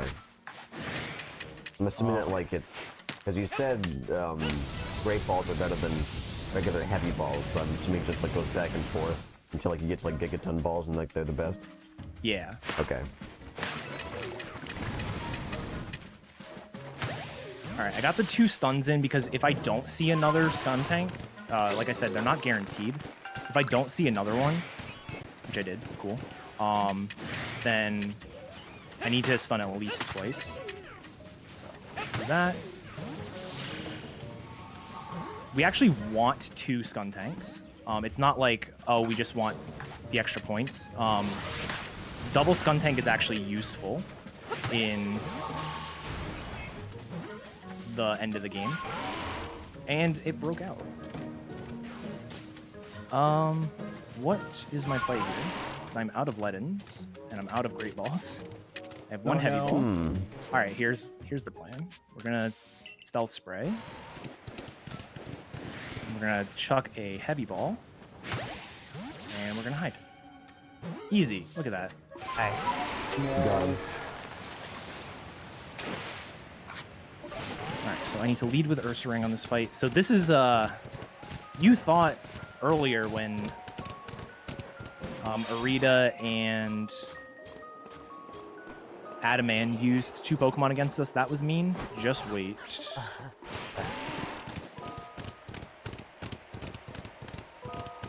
Also, T-Pat is saying apparently Glalie is a backup for 2, no 2 Skuntank as well. Yes, you can do that. I've not done that yet, so that's why I wasn't gonna plan on trying you're fine. in the run. I might be But yeah, really new. that I've never is- even heard of that's it an yet. option. Yeah, Glalie actually ideally, Glalie can be faster than getting 2 Skuntanks, because you can one-shot like the Braviary and stuff. Millionaires rise up. Or from whatever moment. Yeah, like I said, instead of it being a 2-on-1, this is a 3-on-1. This is just a mean fight. So we're going to get rid of essentially the side Pokemon first. So Scroopy goes down. Really easy. That gets us to 10 points, which is really cool.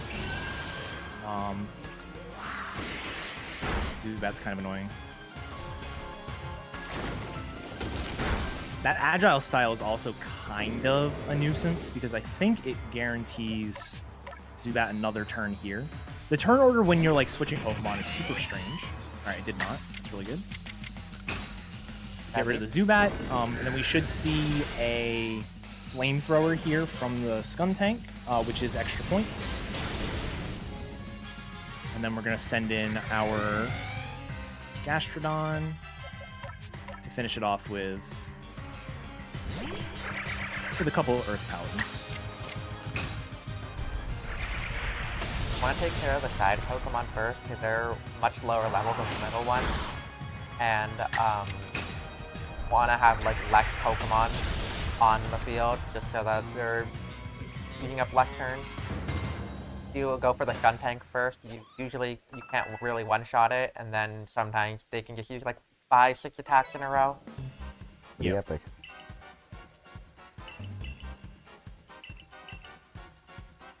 Alright, so Highlands is basically done. We just have the Noble fight.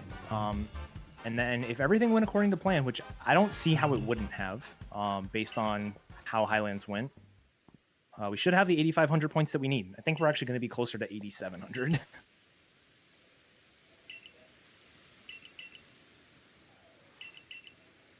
Alright, this Noble fight is another one that is actually really annoying the first time you do it because it's the main strategy for going fast is very unintuitive.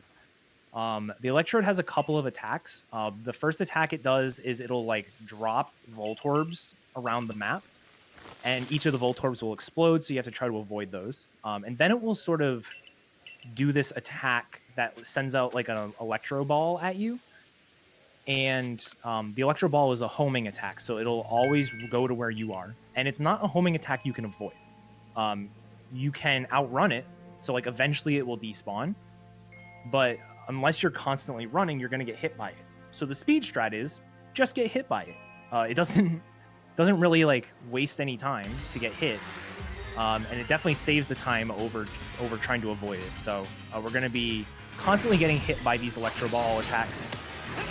And then dodging the Voltorbs.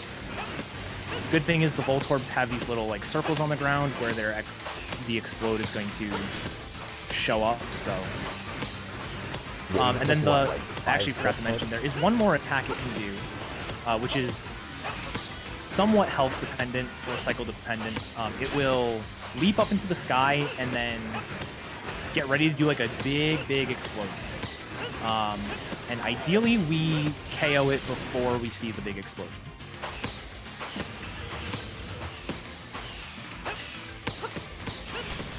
We should jump to the middle. There we go.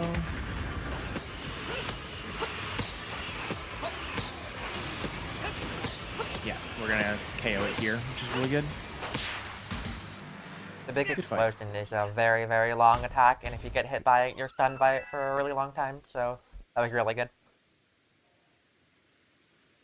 I could even finish it, like, you can keep attacking it for a little bit when it starts that big boom attack, but Eddaket finished before Electrode even started it, so that was a very clean fight.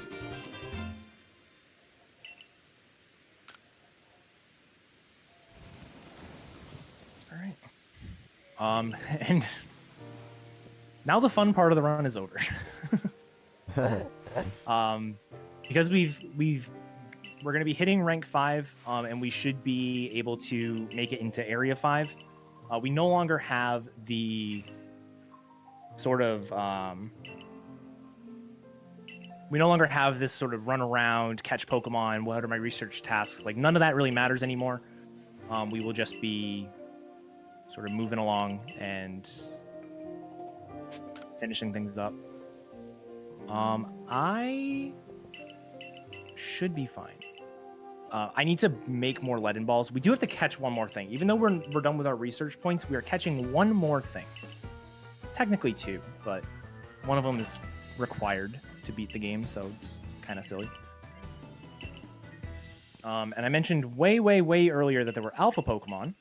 And you'll notice that we didn't catch any of them, and that's because alpha Pokemon are really difficult to catch. So they're just not really worth it. However, we're going to catch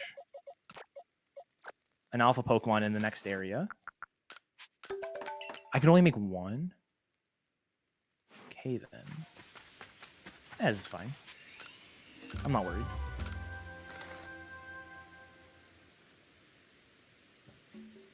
Agree. 8690. Nice. Nice. Yeah, so if I had skipped one of the Pokemon, I actually would not have had enough points. I would have been 8490. So I would have had to skip like part of a Pokemon. One leaden ball. I'll just get in the one leaden. Yeah, that's the plan. What I'll do is I'll save, I guess. I can't even make any more Pokeballs because the resource I'm short on is apricorns.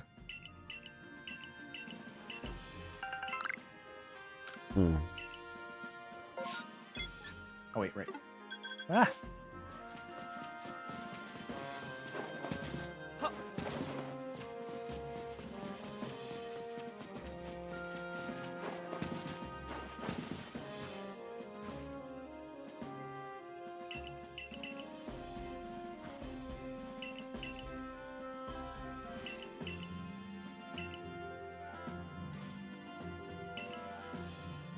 Yeah, so in the meantime, we still have some incentives for this run, I think, right? Yeah. So we have an incentive for naming, no, wait, we already did that. I read name Chimchar, I'm like, oh yeah, Chimchar's in this game, we can catch it. No, there's incentives for Pokemon DP Manipulus coming up next. And there's 2 incentives for that being the Chimchar name and the trainer name. So make sure you get those in. The options right now, if you guys want Leafeon to be the name for every single name for the entire rest of the event, don't donate anything. But if you don't, you can change that because it's only $1.01 to outpace that. So, yeah.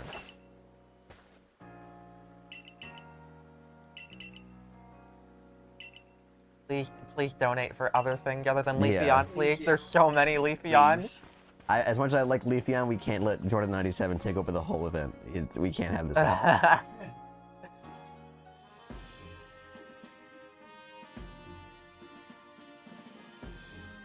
Correct. Power Rat.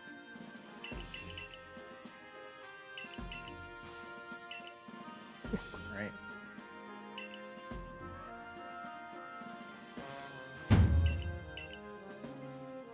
Want one? Whip-da-loo. Whip-da-loo. Whip-da-loo.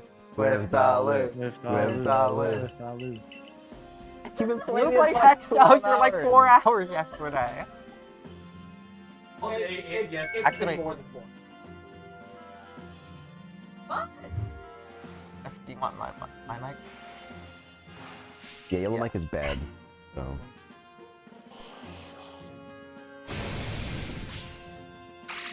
Cutscene is so random. Like, why is it here? I love this cutscene just because it's so random and like doesn't matter at all. And I like Wurmple. Fair.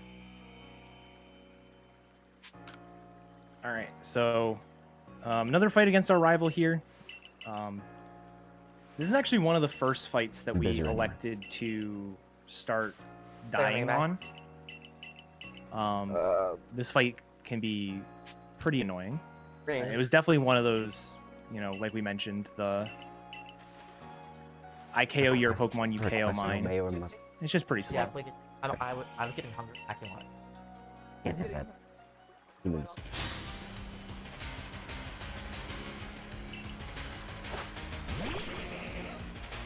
Right? One. Oh, it might be like 1.5. Fine if you. It's fine if you talk. Classic.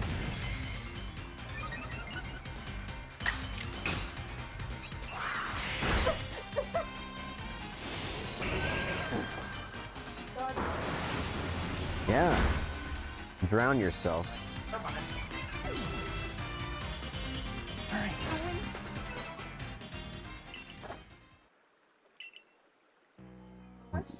one here. Edda with another extremely strategic loss. Exactly.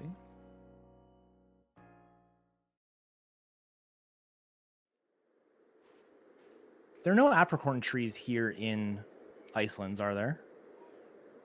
Not that I know of. I don't There think might be there are. like the high peaks, but those are out of the way. Yeah. Actually, is that one or is that a berry tree? might be I don't know. I'll grab my tumblestone just in case, because if I can make more leadens, that'd be really good.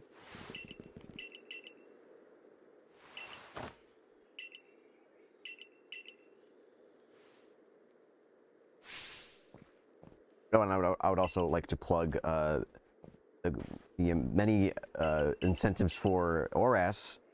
The ORAS race, I assume. Yes, okay, good. That was a good guess from my part. There's just names for Groudon, Kyogre, Latios, and Mudkip. And currently there is actually something else besides Leafeon for the Mudkip and Latias. So for Latias, there's Latas, Heart Emoji, and Leafeon. And then for Mudkip, it's either Leafeon at $6 or Ratio at $10. Those are the current name incentives. Dang, Lee. Please? No. You chanced to put me on this mic. This is what you're gonna get. Well, it's fine. I'll probably go through Sparkle's mic. Okay. Okay, now I'm on. Not on camera. Ew. Ew. Ew. That's what Sparkle's in. Friends? Hi. And I did this in the really bad way. Whatever, it's fine. I've been in a lot of trouble organizing this, as you can imagine. Alright, so now we are going to do... It's a very interesting part, but it's a very scary part. We're going yeah, I don't know where that to was. actually catch a No, it's not. alpha. often happens. But it was already. It's your It came Venmo. without the. Whoop, wrong thing. So let's go ahead and self-spray. What's your Venmo? Overmade 1, 2, 3. Bounce mic. No one looked that up. The problem is that people can also request from Corvin. I am not going to, but I can get some notification. You have to accept it. Nice back. Order it. We got Order the it now. Sneasel. So Sneasel is Yes. going to be Everybody, okay. essentially our main, like as much of a main as we can have for the rest of the game. Sneasel is, or Hisuian Sneasel is a poison fighting type, and both of those types are really good for the end game. There are a few fairy types that we're going to come across, and fighting is just they give you close combat, which is just stupidly good.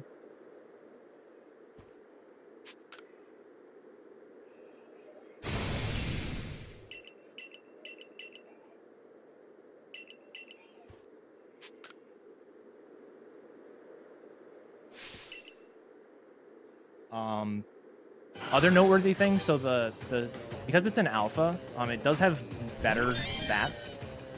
It's also physically bigger, and it gets a random move, like a move shooter move, in move slot 1. So you can save a turn here if you get either, I think it's Shadow Claw or like Dark Pulse, I think.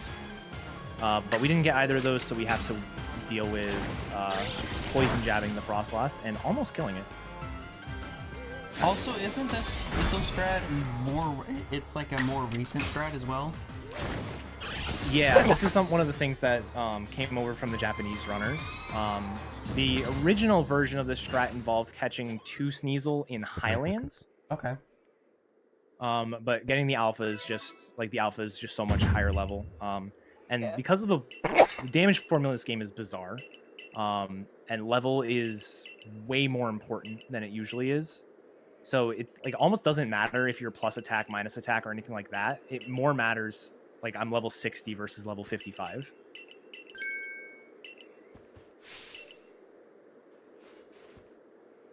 Crazy you still don't one-shot that even with the crit. Yeah. Abby, guys, if you have a Gratai Comfy, I implore you to utilize it in the chat. Yes. Okay. Iceland's has some awkward movement. They don't have ice physics. That is very fair. Ice physics would make this game so much worse. Yes, it would. It could be worse. Have ice physics.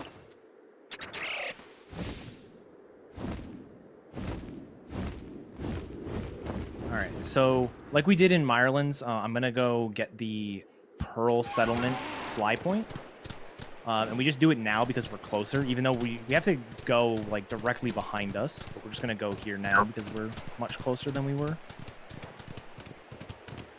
Or than we will be later.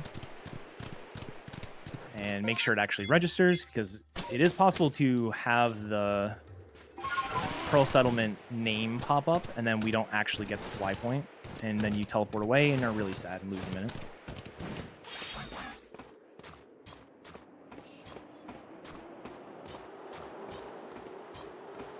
I just noticed over on the left it says "let go." Yeah, just Such let a go. weird way to put it. Me when sneezing. Call it drop. Don't call it let go.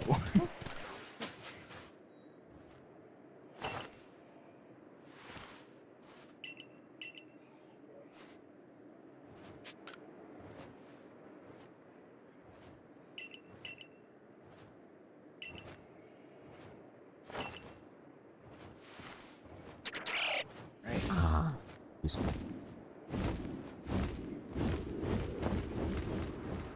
Nasty. Yeah.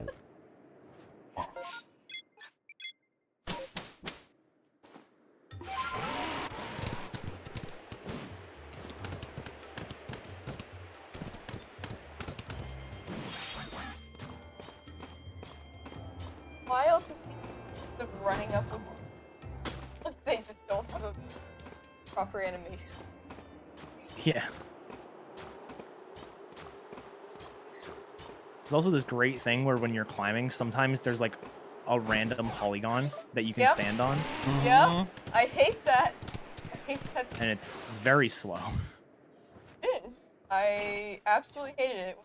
Casually. Why do I keep latching onto this pulled up like I'm on a ledge? Clearly Yeah. not on a ledge.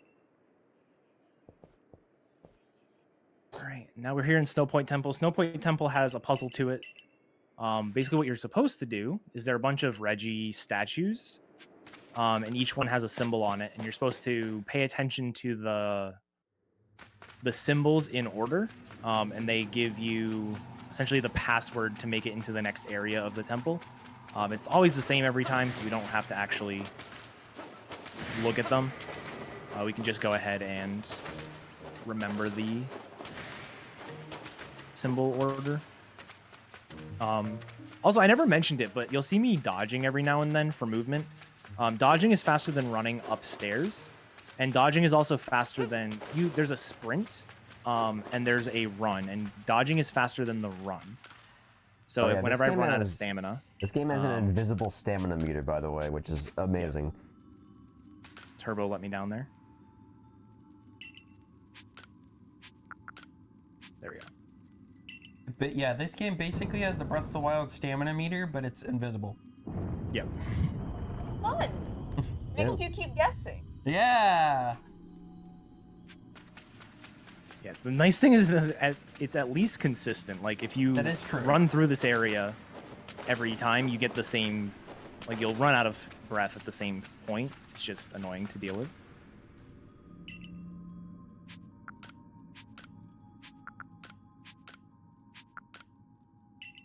There we go. And then once we get to the top, we have one of the worst fights. It was never, like, a truly difficult fight, but it's incredibly easy to lose a lot of time on. If you don't have...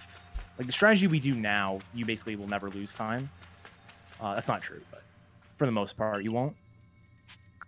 But it used to be a lot more variance, because like the melee fight in the last area, you will always have you'll be against 3 Pokemon. It's a Rhyperior, a Magmortar, and a Electivire.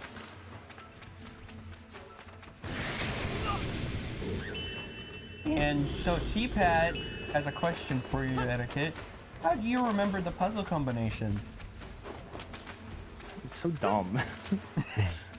So the first one, so the options are Rock, Steel, and Ice. It's basically the types of the 3 original Regis. And I remember it based on the first letter of each. So this game gives me RSI, so that's RSI. If I don't pay my taxes, then the IRS of Rhode Island comes after me.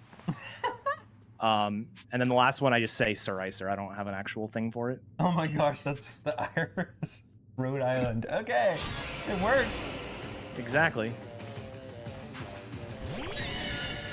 All right, so this fight is interesting because we get rid of the Rhyperior first.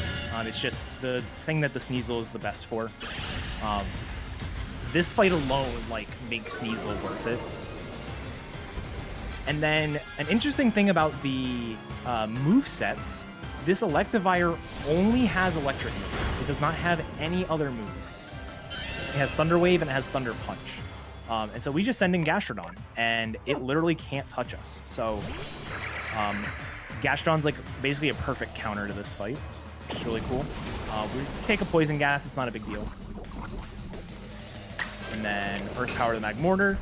Electivire can't touch us, and then we can finish off the Electivire. So when it says, it just said Electivire's looking around. I've seen that happen, like, across the game. Like, a lot. Is there an RNG chance of, like, just Pokemon not acting? Yeah. Yeah, it can just look around. And sometimes that can be really convenient. Like, it didn't matter there because the Electivire couldn't touch Groudon. Couldn't touch Gastrodon anyways.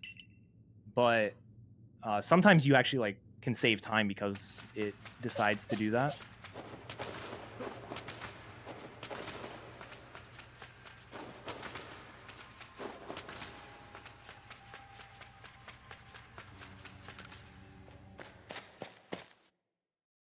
And we're going to go ahead and deal with the Braviary here. Braviary is our final ride Pokemon. Braviary is how we're going to fly. Not much to it. Lighter. Yeah.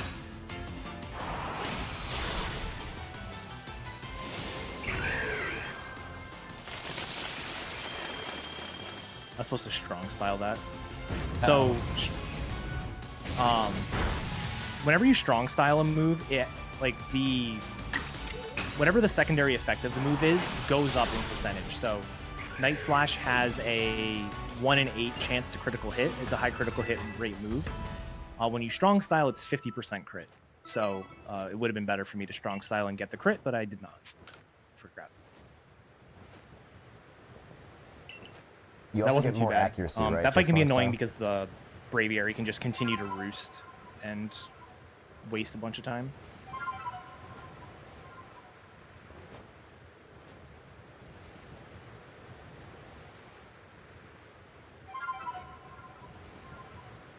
Even donation moment, we have another $10 from Jordan97 who says, "Leave E on, leave E on," for like 5 times in a row. Yes. And there's a period and a space in between leave, E, and on. And I imagine this went to an ORAS incentive to piss off May.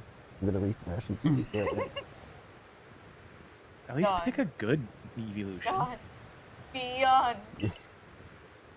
Look, even Adaman, the Leafeon. Yup.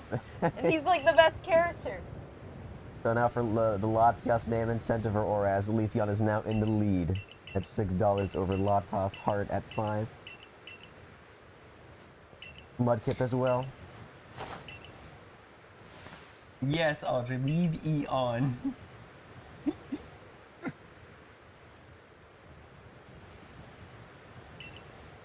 Alright.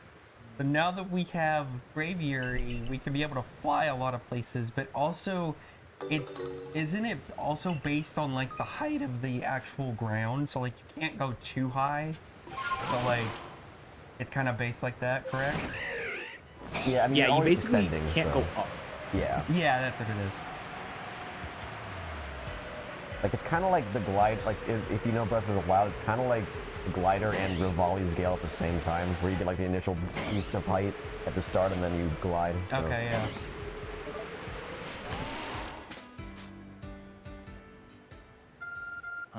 Yeah, now this is basically, I mean, all of Iceland's is kind of the same. It's basically go here, talk to this person, go here, fight that person. Yeah. We are effectively done. The only thing we have left is the noble fight. This is my least, or the noble fight that I am the worst at. This is the giant alpha Avalug. Hopefully we do all right though. Yeah, T-Pat's right. Shout out to the Alabaster Iceland's theme that you hear for like 4 seconds. No, I love that. It's such a good theme. So good. I don't like how this game has, like, an RNG chance of the music playing at all. I don't like it. It is quite weird. That much Choke wanted to be part of our party so bad. Just hanging out with all our friends. Yeah, because like most Pokemon games, you had the part, you would enter a route, the music would play. Enter a town, the music would play. This game, it's literally just random whenever the music plays. And it's so weird because I'm a huge soundtrack person. I love the soundtracks of games. But like, when you just have, like Sparkle said, RNG of the soundtrack playing, it's just so sad. Because I didn't even know about some of the songs in this game until like randomly watching people, because I'm like, wait, this song plays here? Yeah, there are songs. Exactly. Games have music with the fringe. Yeah, exactly. AJ, and stops if a Pokemon's nearby too.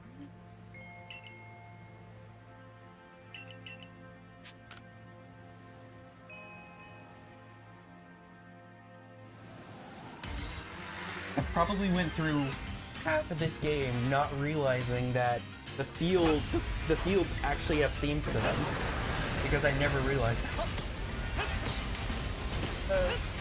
Fight from Thunder?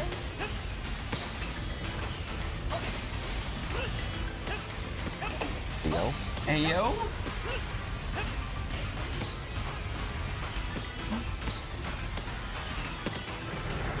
Incentives amazing.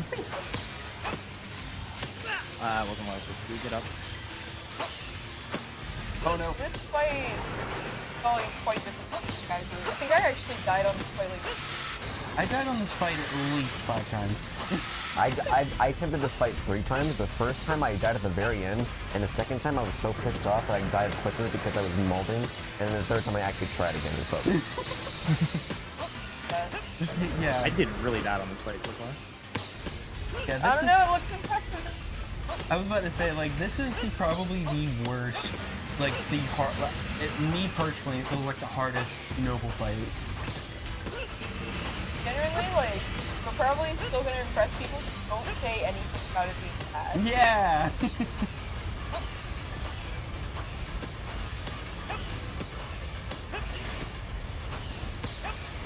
There we go. That was very bad, but whatever. We got through it. Hey, we got through it! Woo! All right. Oh, what level did my Staravia get to? It was 38. Okay. Okay, I was like, I have to. Staravia gets Brave Bird at 37. Okay. So I wanted to. that's what you wait for it to evolve. Or do you Actually, even I don't think we you even don't evolve even it, have do to you? evolve it. Yeah. The power boost we get from it isn't really necessary. Okay. And the time it takes just isn't really worth it. That makes sense. Because isn't it like 30 seconds per evolution? Yeah, but somewhere between 20 and 30. Yeah. Knew you could pull that off, Bergie.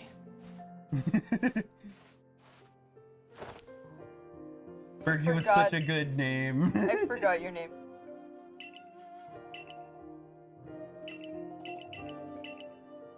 All right.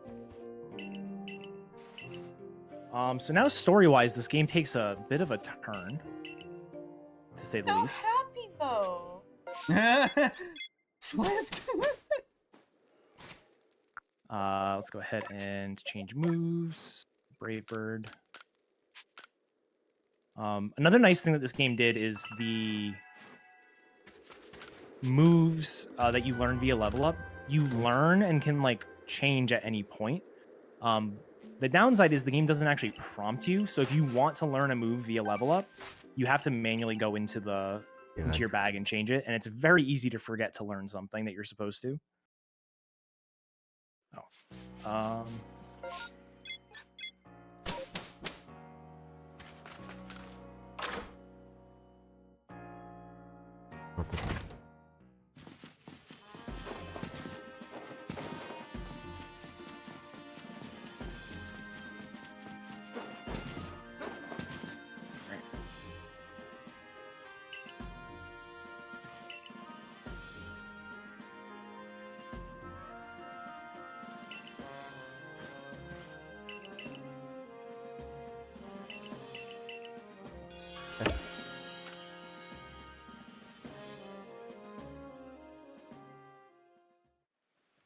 I know.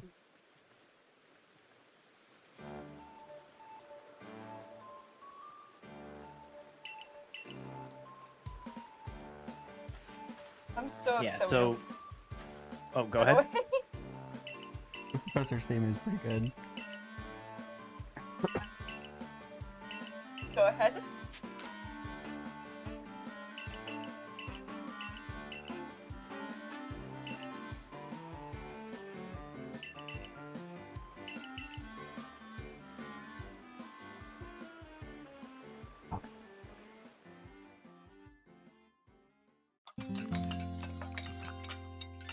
All right, so this part of the game is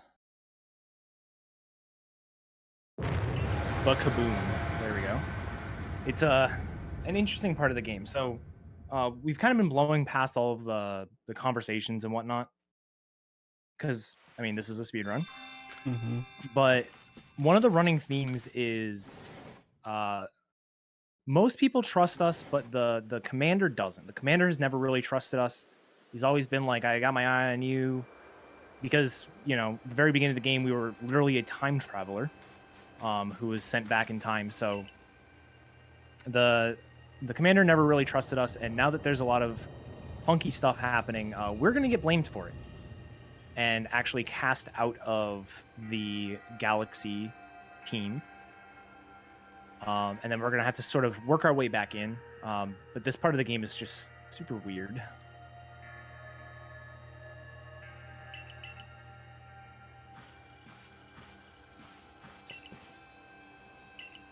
Sorry, if you see chat doing random things, we actually have been blessed by Boxy's presence, so...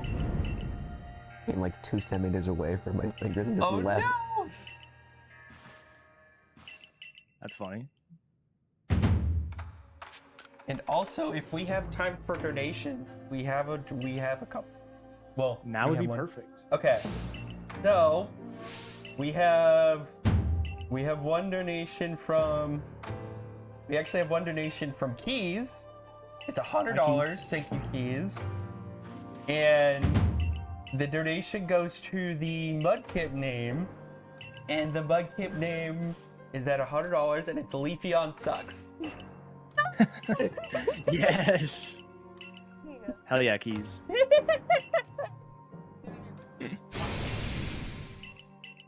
He didn't get rid of it. It's still Leafeon. I'm so upset. Why am I surrounded by Leafeon hate? What did Leafeon ever do to you? So yes. No, Awesome. Glaceon. Glaceon sucks. Oh. Fair.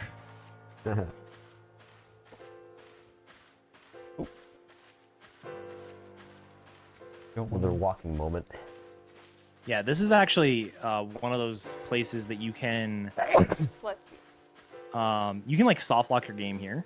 Yes, Because and if you accidentally mash, I've seen a run where this happens, and Yeah. it sucks. I don't know exactly how to do it. It's never happened to me, but it's like if you mash too much at the very start, you can just start running around, and then Yeah. Styline never actually starts walking. Yeah, so basically, from what I saw from one of the people that ran it, is that like Eddaket just said, you can mash a little bit too fast, and then you can walk in the black screen. It'll let you walk around, and if you go past Celine, there we go. I was like, what was her name? If you go past Celine, it soft locks the game, and you can't go any farther until you turn it off and turn it back on. So the run's dead. Yep. I think we're on pace for world record. Yeah. Clutch. Definitely. Hulk is molding at this point. He's shaking in his boots. This is like, I mean, this is actually better paced than I thought it was going to be after Mirelins. Mirelins went really bad. Let's go. Marathon luck. Give it a marathon. I fed Pachirisu 5 times and then didn't catch any. I was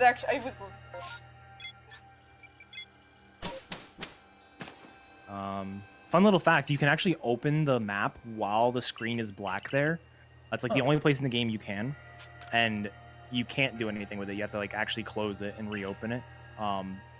It'll sound like you're interacting with the map still. The screen will be completely dark.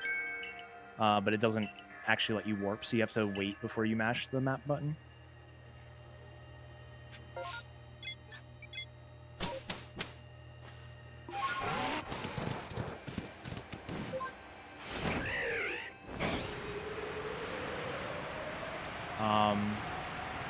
Yeah, so we're not quite there yet, but basically the goal of this part of the game is we're going to be going to each of the 3 lakes, so Acuity, Valor, and Verity, and dealing with, there's like an alpha Pokemon in each one. And then afterward, you see like a Zelf, Mesprit, and Uxie, and have to like complete a task for them. So it's kind of a fun section. This is another section where, you know, who we have as our main Pokemon, really it's like our main party now, is really important. All of the alphas are very strong, and can be, you know, a bit of a nuisance to KO. So we craft our team essentially around having stuff to get rid of these alphas. What about the order? Does that matter? The order does sort of matter. The game will basically give you a waypoint to do them in a certain order, but you can do it in any order you want. The most important thing is you want to do the one in Mirelins last, so Lake Valor last. And the reason for that is after that cutscene, or like after that Lake Guardian thing, the game will load Crimson Mirelins again, and if you're already in Mirelins, that load is faster.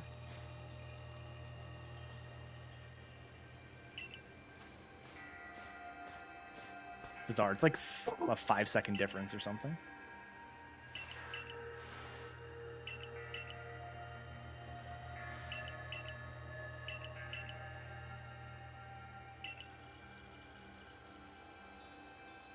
Swift Keys wants to know when you're doing a crystal I bingo. literally brought my laptop yesterday and today, and he said nothing, so it's on him this time. Told me to bring my laptop yesterday so we could do crystal bingo, and I did, and nothing happened. That's funny.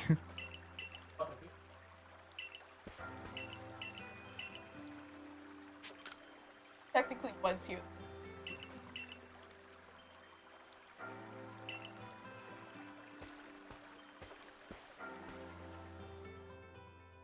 He said no.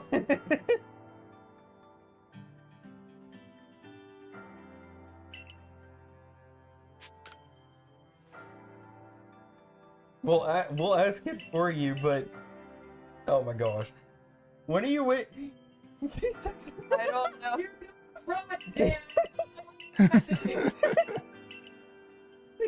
I hope you heard that, Etiquette. I hope you did.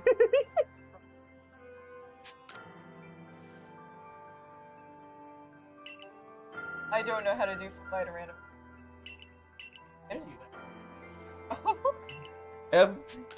FIRs are better.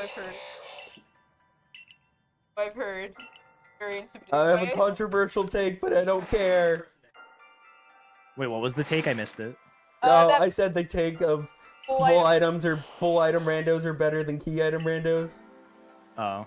I don't think Etiquette has... The only crystal rando I've really done is Yeet Yachts. Yeah, I remember, because And you catch did 'em all. Superb Owl.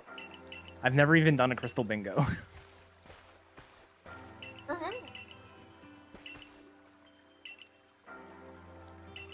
Yeah, we are. I mean, yes.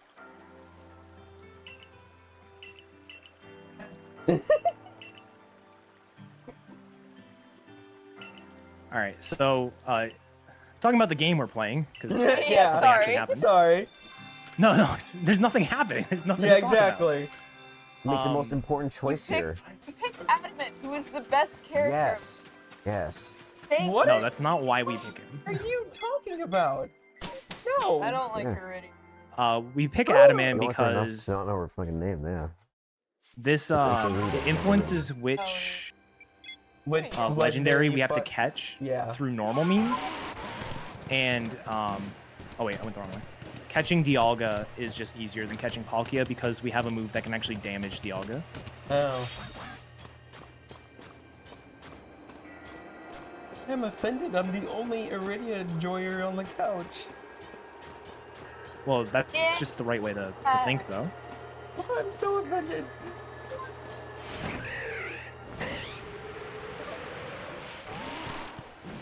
Rita's way better. No. Basic.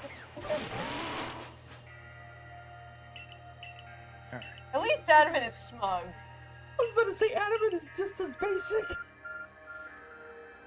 We're really going into the character depth on the Pokemon game? Yes. Yes. Bro. I think it's Adamant's just there. If he wasn't there, you wouldn't notice.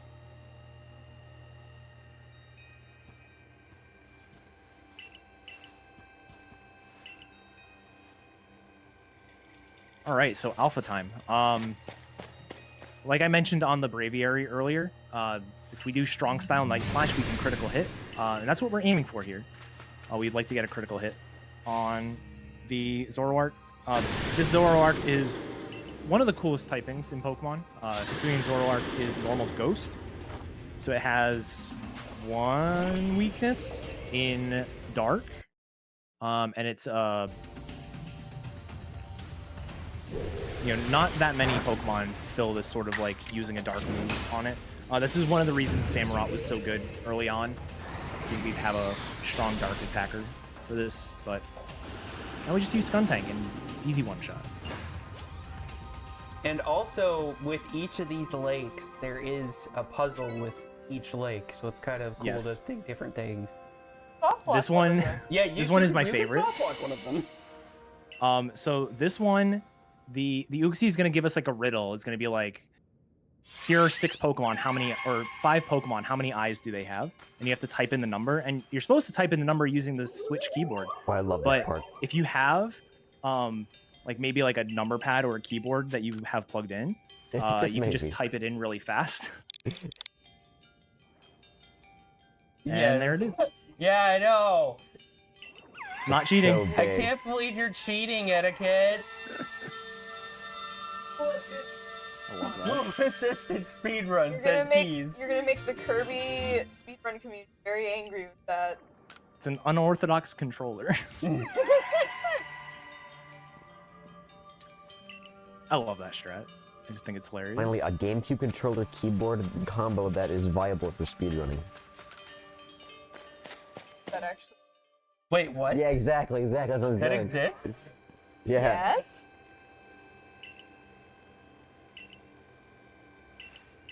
True.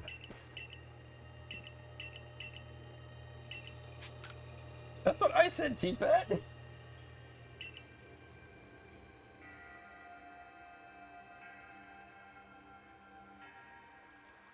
Should figure out how to do a run of this on keyboard and mouse. Oh my gosh. I feel like that would be a bad idea. Just maybe. If it worked well, like if it was like flawless in terms of like input delay and stuff, I feel like it'd actually be better. It could be, but Yeah. yeah, obviously not yet.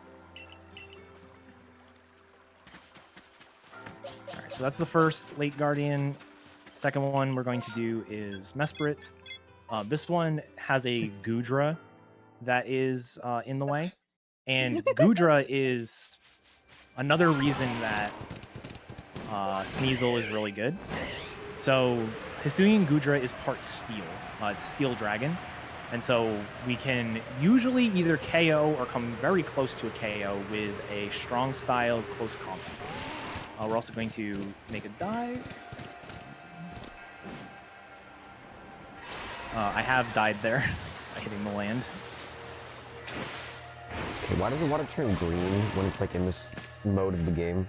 I don't know. Well, you can double jump with Basculegion. Yeah. Yes. You can double they jump. literally put that in a text box. Yes. Sparkle. Sparkle. I feel like I've surely mashed when like I jumping feel before. like It was a legit Sparkle AO moment. I feel like when Eddaket did this run last time, this was also mentioned. Yes. Sparkle is literally shook. I knocked over the nasty cup. No. Oh, Oh, that's no. Everything's Ew. falling apart.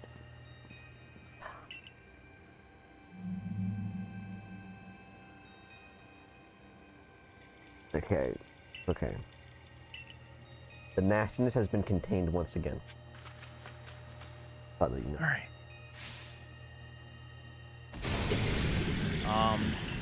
And yeah, so if you don't get the one shot on this, Gudra likes to use Obscure, which is the new move. It's a signature move for the Gudra, which, if it's allowed in normal Pokemon games, is the most busted move ever.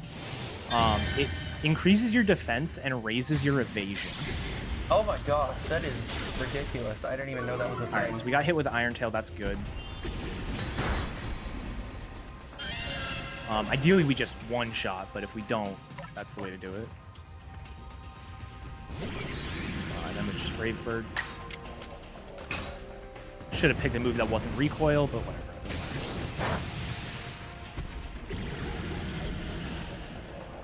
Well, it's because Hisuian Gudra is Dragon Steel, correct? Yep, Heart Steel. Okay. Design. It Cool is. typing too. Yeah, and the animation for the Shelter move is really cool. It's annoying because it boosts defense and evasion. That is Yeah. pretty busted.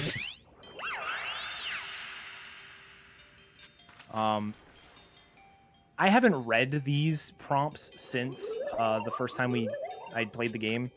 This one, the puzzle is just mash A, and Mesper asks you a bunch of questions. I don't know. It's like the Dragon Den quiz. Oh wait, From so Gen you don't 2. even have to move the cursor at all during the. Oh. No. It's like that, but you don't have to actually pick an option. Yeah, exactly.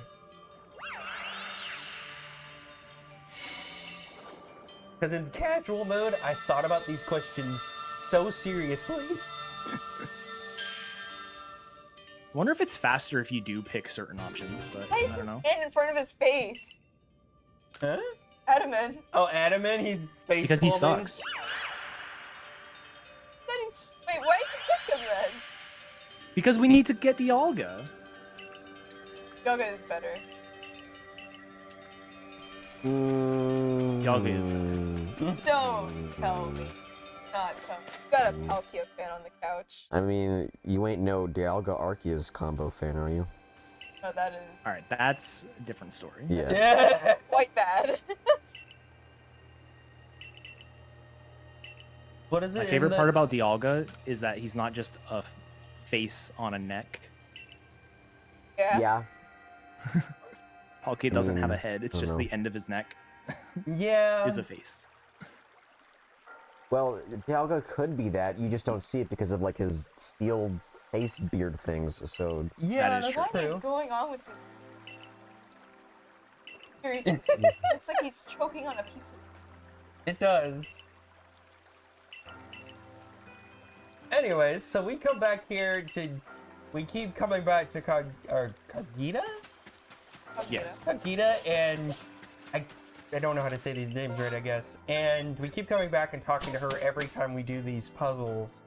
Because she's the one that's going to help us out with each of these, or like, to be able to actually summon Dialga and Palkia. Basically, Pretty much. really just said, man, Cynthia was so great. Why don't we just do one? Pretty much. That's what they did. I wish Ursaluna was more useful. It Yeah. is. Ursaluna actually does have the fastest movement in the game. It's just very, It varies very Yep. situational, yeah. very situational. And then also, that PSR Diversity banner is by none other than the person on this couch, Swift. Yay! Print it. You didn't print it, but you designed it. The banner looks really good. Yeah. Banner like that big. No one can knows of it. Here is the best new Oh Pokemon. hell yeah! That is a Oh, real. yeah. That Love is this a really thing. cool Hisuian form. Certified Gungi. So this is Quillfish's evolution, Overquill. Best name in Pokemon. Overquill. It's so good. It is. One Legends Um, Arceus confirmed in ESP, by the Oh. way. Whoa. That oh man. So ideally we KO here, but if we don't, it almost always goes for Double Edge next, so it would KO itself anyways. Cause is it what is it typing? Poison normal? Poison water. Poison water. Okay. No. Yeah, normally Poison well, Water. Poison Dark in this Yeah, game. no. Oh, it's poison dark. Yeah. Yeah. That's what it You is. would think it's water because it's water. Yeah, you find it in the water, but it's poison dark. It's weird. Yeah, Overquill is also super easy to catch and not at all tedious to evolve. Oh, Exactly. totally Of not. course. Dude, Hisuian evolutions, they did such a good job at integrating them in the gameplay. I mean, I was so fun to use them in my runs. Because I My know favorite it was was so reliable to evolving get them. I still never even did that. I don't even know how. I actually don't know how Ursaring evolves into Ursaluna. I actually do not. You need an RNG item, Oh my gosh. and it needs to be an RNG time of day. Oh my gosh. Because I know Weird Ear, you have to use a certain move. Thanks, Yeah. Andy. Sparkle. I'm sorry, we don't have it.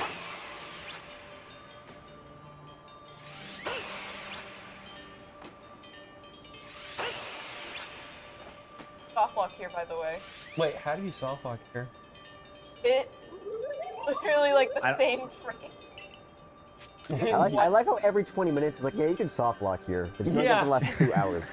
I've noticed, because I said this at the beginning of the run when I wasn't on the couch. Usually with most Pokemon runs, we turn autosave off. But I noticed you didn't turn it off in this run, and I'm like, did he forget to turn it off this run? But no, I actually turned it apparently off it's and then turned it actually- back on. Yeah. But apparently it's actually a thing where we keep it on in this one.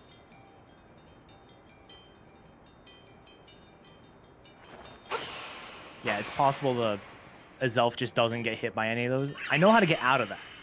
If you talk to Adamant again, it sort of resets it, so it's not like a complete soft lock, but it's super annoying. Yeah. Pretty fun. Well, the time of day itself is not RNG, but it has to be a full moon, which is RNG. Oh no. Yes. Yeah, so it has to be night, but it also has to be a full moon. So. Oh god.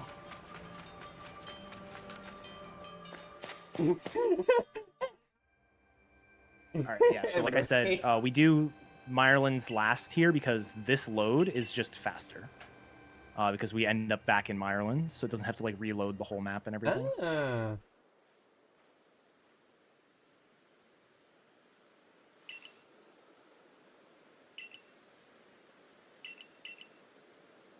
Foxy. Oh yeah, there you go, Etiquette. Foxy.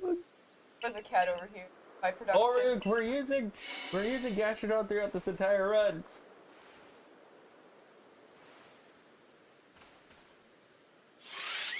All right. Sparkle is trying so hard right now to be able to get Boxy to be able to let him pet her, and it's not working. Dude, she sniffed my foot for 2 seconds the other day. She loves me, okay? He loves me. Oh my god. Yeah, man, I'd probably. Oh, that was cute. This is the farthest I can reach. Is she actually letting you? I'm petting her back, yeah. He finally got the Boxy.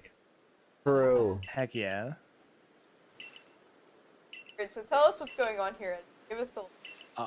Yeah, so now that we've done all 3 of the late Guardian things, we got their blessings or whatever. I don't know. I don't pay attention. We have the red chain, which is how we're going to basically stop either Dialga or Palkia once we get like and fix the space-time rift. So we now head back to Jubilife Village and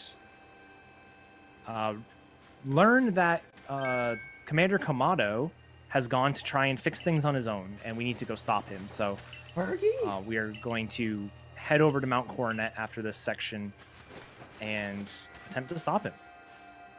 This section has pretty much the only 2 hard fights. Well, they're difficult fights because, again, it's a lot of back and forth. Like, I KO your Pokemon, you KO mine. And if you don't have a good team composition, especially, like, some of the Pokemon that we're going to face are very fast. And so it may be I KO your Pokemon, you KO mine, and then you KO mine again because you got to go 2 times in a row. So it's actually pretty important that things go correctly. The good thing is we have, as far as we know, like the best team for this section. So it is possible for things to go wrong, but it is kind of difficult.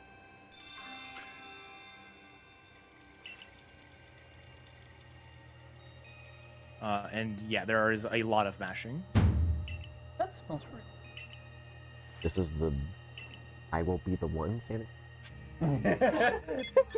Anyways, Swift always has 2 things of hand sanitizer on her, and they both smell really good. COVID, stay safe. Yes. Yep.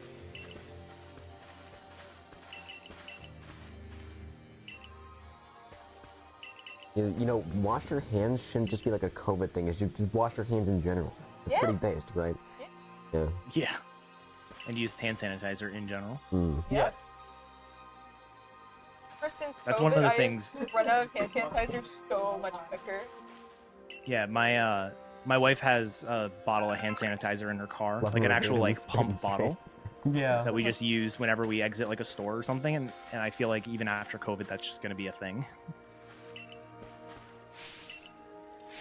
Good idea. I've gotten sick much less often. If I did that while I was in college, I probably wouldn't have gotten the flu like Oh, back absolutely. to back.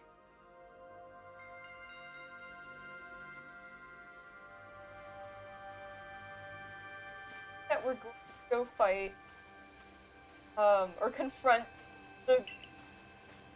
I already forgot what it's called. Not Dialga, but like the I don't. You kind of cut out a little there. I did? For Oh, me, yeah. okay. I was trying to say, like, we're going to go confront... It's like the whole Arceus.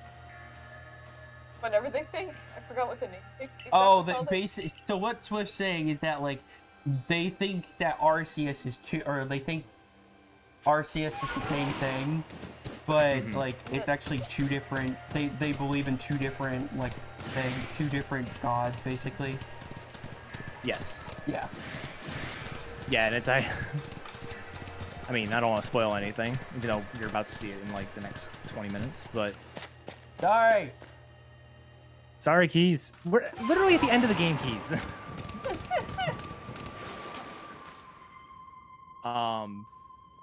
But yeah, it's kind of a funny moment because like you do see one of them and one of the teams is validated, and then you end up seeing the other one too, and everyone's like, "Oh, there were two of them. We were both right." But yeah, so we're on our way to confront Kamado to prevent him from getting himself killed, and for some reason the potato guy is mad at us and wants to stop us and is secretly a ninja. I was like, what? This plot development. I was actually so confused because there was no build up to this. Yeah, when I played this the first time, I'm pretty sure about halfway through the fight, I'm like, wait, who is this guy? Why are we fighting some random guy? And then I was like, oh, wait. It's pretty cool but yeah, when it's a ninja, though. This is a pretty difficult fight. Power Gem turn 1 is exactly what we want to see. The other option is Hypnosis, which, you know, having that opportunity to not move is really bad. So take care of the Mismagius. We're going to see Sneasler come out. Sneasler is Nightmare Fuel. It is one etchy thought. Why are you dressed as like this? Please thought that. Oh my god.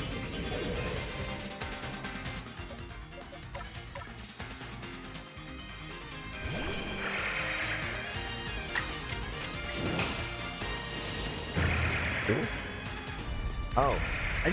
I just realized this game doesn't use Gastrodon's actual cry. It's supposed to be like that high-pitched yell. Now I'm kind of sad. If they were a donation, a sizable donation, maybe we could present that cry to you live, but for now it's Speaking of donations, we actually do have a donation if we have time. Sure, go for it. Okay, so we have a donation from T-Pat, and it's $10, and it says, "The bees!" And it's actually towards the Latios option. So, now we have, yeah, bees! Yep. And it's towards the Latios option.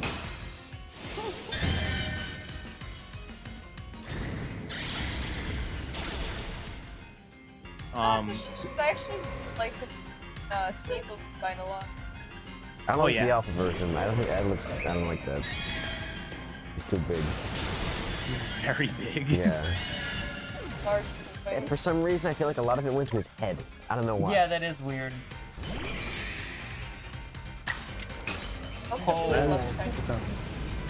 That is it for that fight.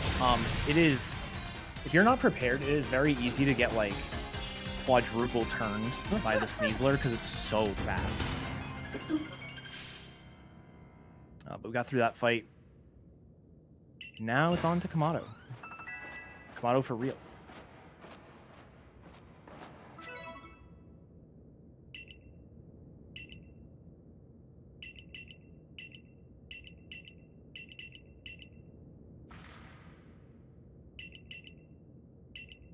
What are the freaking...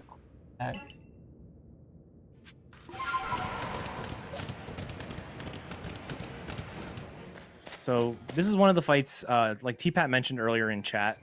One of the backups if you don't have 2 Skuntanks is you can catch a Glalie.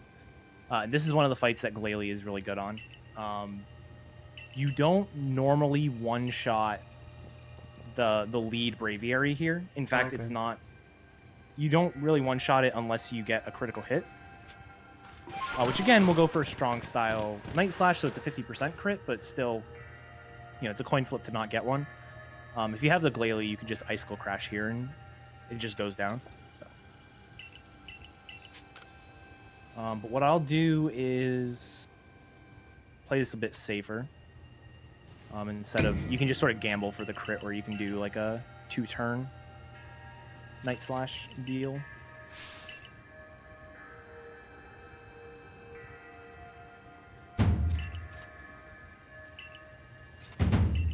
Another thing that's really good about this game is, like, if you do die, like, let's say something goes wrong and we just die here, the game just lets you, like, retry the fight. It doesn't send you back to a Pokemon Center or anything like that. You can just go right back in. So, while these fights can be scary and you can lose time by losing them, it doesn't actually, like, cost that much time. I said I was going to take it safe. I'm just going to go for the 50-50. And I'm getting Alright, risk it. Risk it for the biscuit. Yeah. Fun. Oh. I love when I don't get my. We get to go for it again. It's kind of strange they already invented max potions. Like, I feel like that's a giant technological. I know, yeah, You seriously. know? Who do I not need on this fight? I don't need Braviary. Not Braviary. I don't need Survey. I feel like this fight in general has been a run killer, like especially at the end, but I'm not exactly sure, but I've heard that this fight is not great sometimes. Yeah, this fight... Because the old way of doing this fight, the lead, what you would do is you would go for an agile style... Thunder Fang into a strong Thunder Fang. Okay. And doing strong Thunder Fang, removes the accuracy, so you're good. But the agile style one can still miss, and if you miss it, it was just like over. But it was like on the first Pokemon of the fight, so you still have to wipe your whole team. Thank you.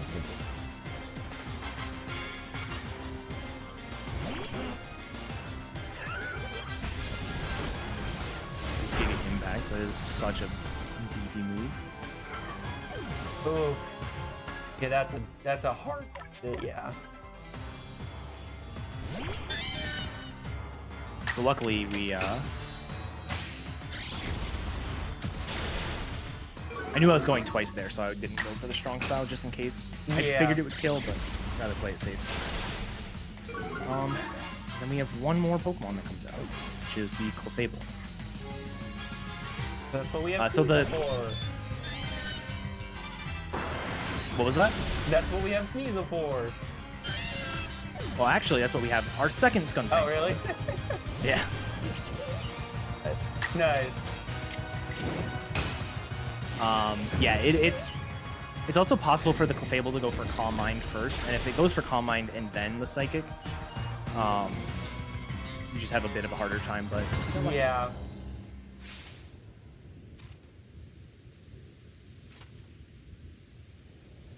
Alright, and that is the Kamado fight. So that's basically the last of the... Not the last of the fight RNG. There's one more fight with RNG that we have to do. But it's more like, do I KO something with one Pokemon versus another? It's not really a run killer. However, we do have another spot of RNG here, which is we're about to approach the Dialga. And this first, or the first legendary you encounter here, the Dialga, if you pick Adaman, or Palkia if you pick Irida, you have to catch in a normal fight. It is not a noble fight or anything like that. You can't just like try to backstrike it or something. It is just a normal Pokemon battle, and they did not really increase the catch rate of Palkia and Dialga.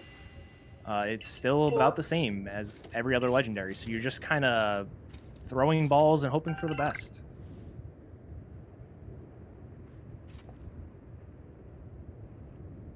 So we'll start the fight off with a strong style close combat, and it should get it down into red health, and then from then we can just start throwing Ultra Balls. The Yeah, game gives you please. Ultra Balls at this point. Which is Please, really nice be, of the like, game. at least 2 or like at the least like 2 or 3 catch. Because I've seen this catch go way too long. Well, that's one way to. Oh, that's one way to do it. Okay. You meant to strong style it? Yes. Yep. It usually doesn't do that. It usually does not die. I'll try to do it again. Yep. And the game's like, you were supposed to catch that, numbnuts.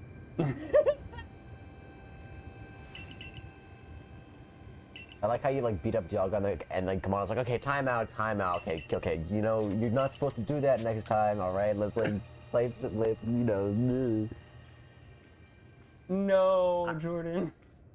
I have not killed it since we started doing the strong style close combat. That's really funny. I knew it was always possible. And like it was always like if you crit, it would die as well. But all just normal close combat. Great. Don't hurt my Pokemon. Pretty much. I Wait. love that you can move around in battle. That's like while you're. Yeah, so now we just start throwing balls. And we have until Dialga wipes our team. Yeah.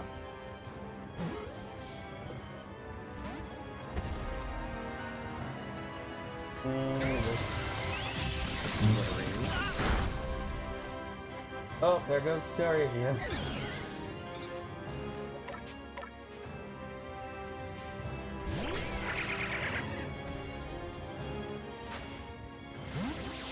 Please be second or third try. It's not second. Oh no. Oh, Gastrodon's a champ! How did it live? We're on a delay. We're on a delay Yeah. apparently because Oh, we we didn't kind of see been on that. a delay the whole game. That's pretty funny. Yeah, let's go. Third try. That was not too bad, yeah.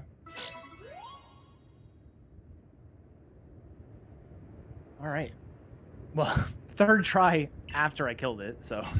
First try. First try.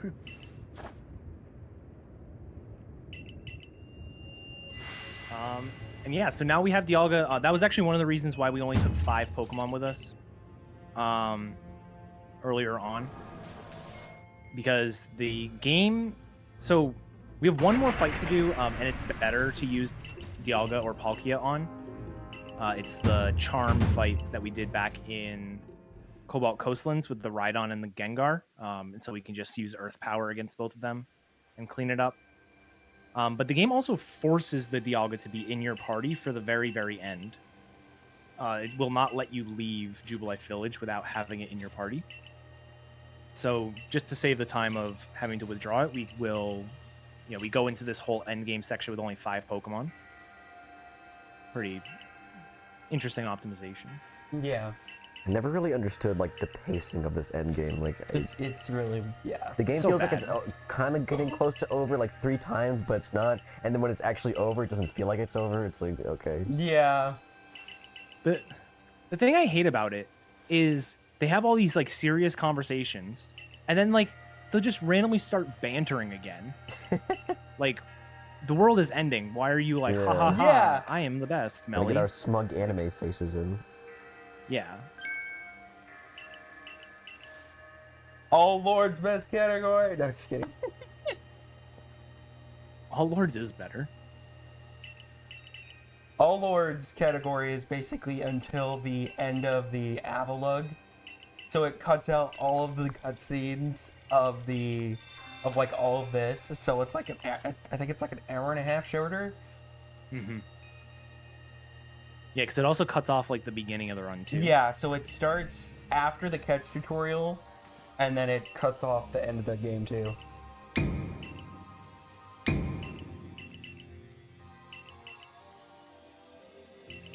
All right. character, by the way. Just haters. Really Worst. sucks.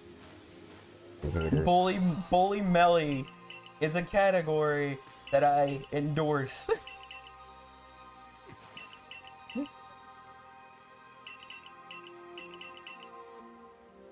Especially. Yes, exactly. You don't know that. May would kick us out of the house. You don't know. Where's Melly? I wanted to throw something at him. Kicks me out of the house.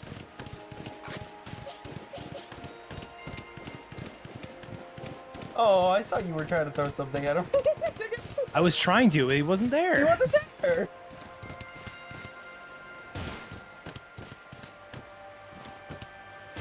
Run into the wall. That's what I wanted to do. Alright. So yeah, final fight of the game. There's still more after it, but this is the last like traditional Pokemon battle.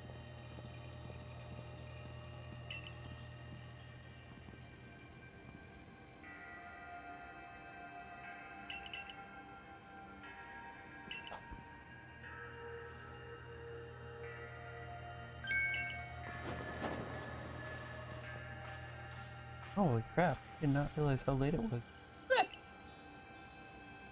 It's already 3 o'clock. Holy crap. Yeah, exactly. I was like, oh.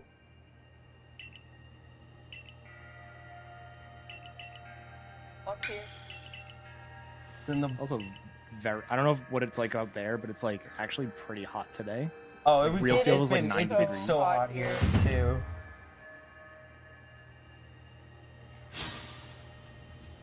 Oh, it's gonna rain tomorrow.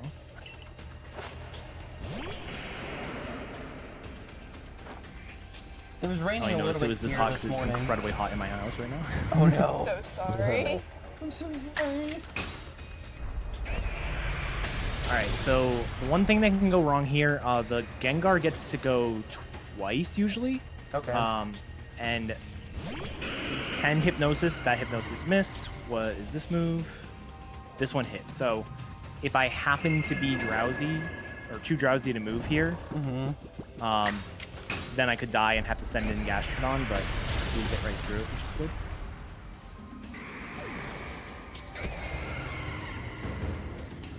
That is the final fight.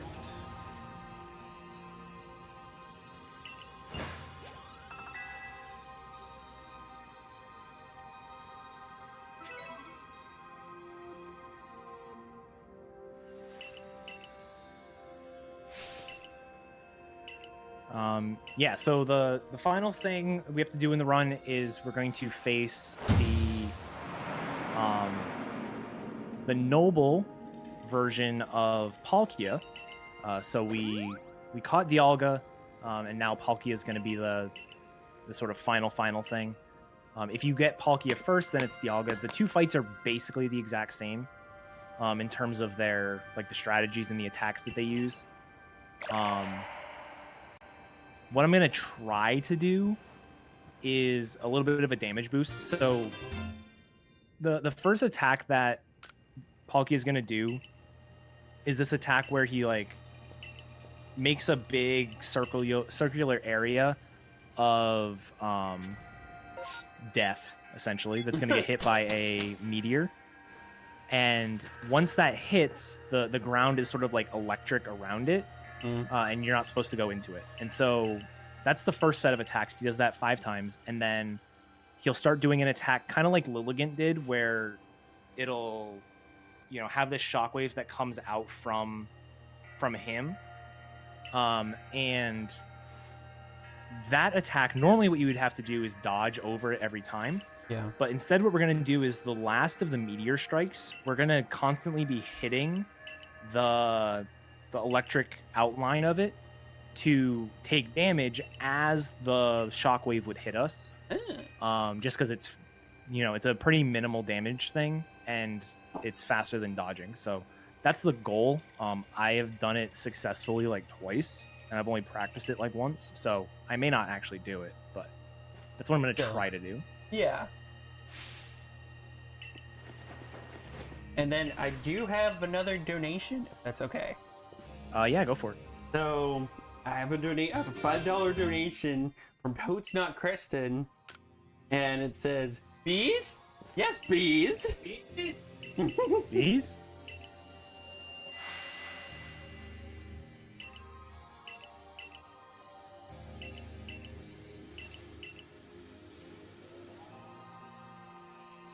All right, and yeah, so here's the spot. If we didn't have Dialga in our party, Kagita would not let us through.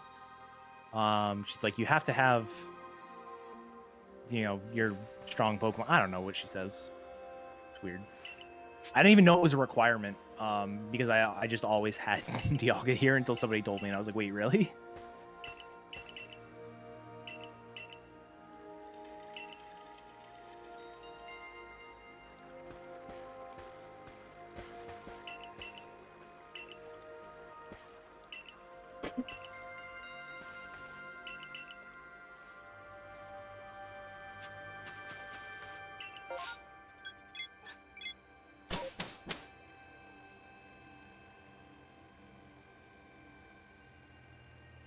Oh, Melly's still not there. This is horrible.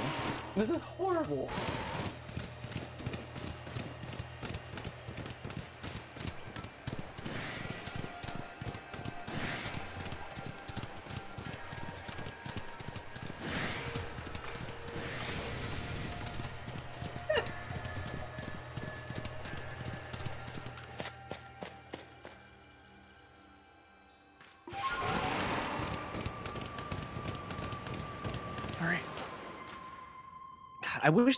I just wish the game had a better atmosphere in this section. Like it sounds really- like I- creepy, yeah, not like feels like dead you're about to air. save the world. Yeah, like nothing is happening really. That's why I said It was cool casually. it was. Yeah.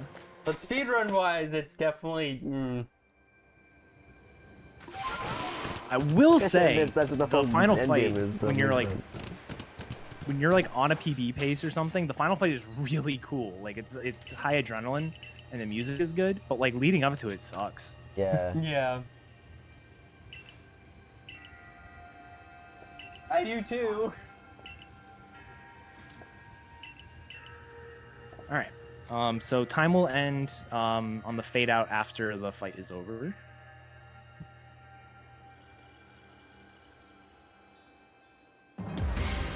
Yes, keep at. This is one of the best fighters in the soundtrack. I asked Tiffy about this game and said, why does it feel like I'm at a what? Which is fair. I do have to agree with that, but it is. It sounds like a Eurobeat remix from like 2012. Yeah.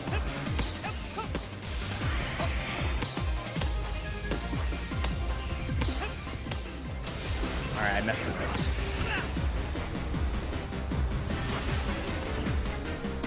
So what you're supposed to do there is get hit by the purple, not the shockwave, but whatever.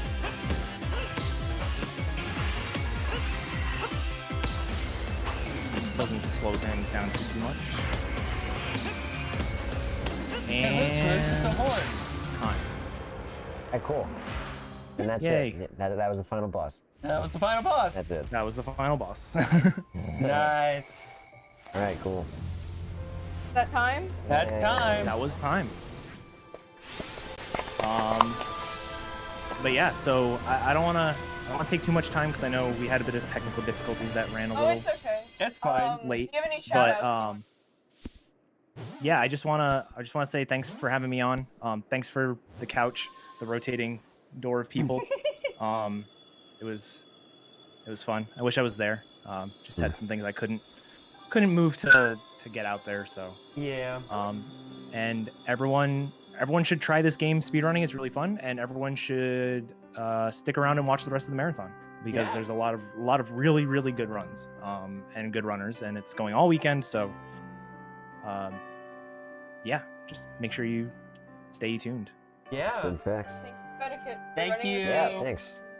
Thank you for being the first real run to like deal with all the online tech issues. Exactly. We got a lot of those solved during this round.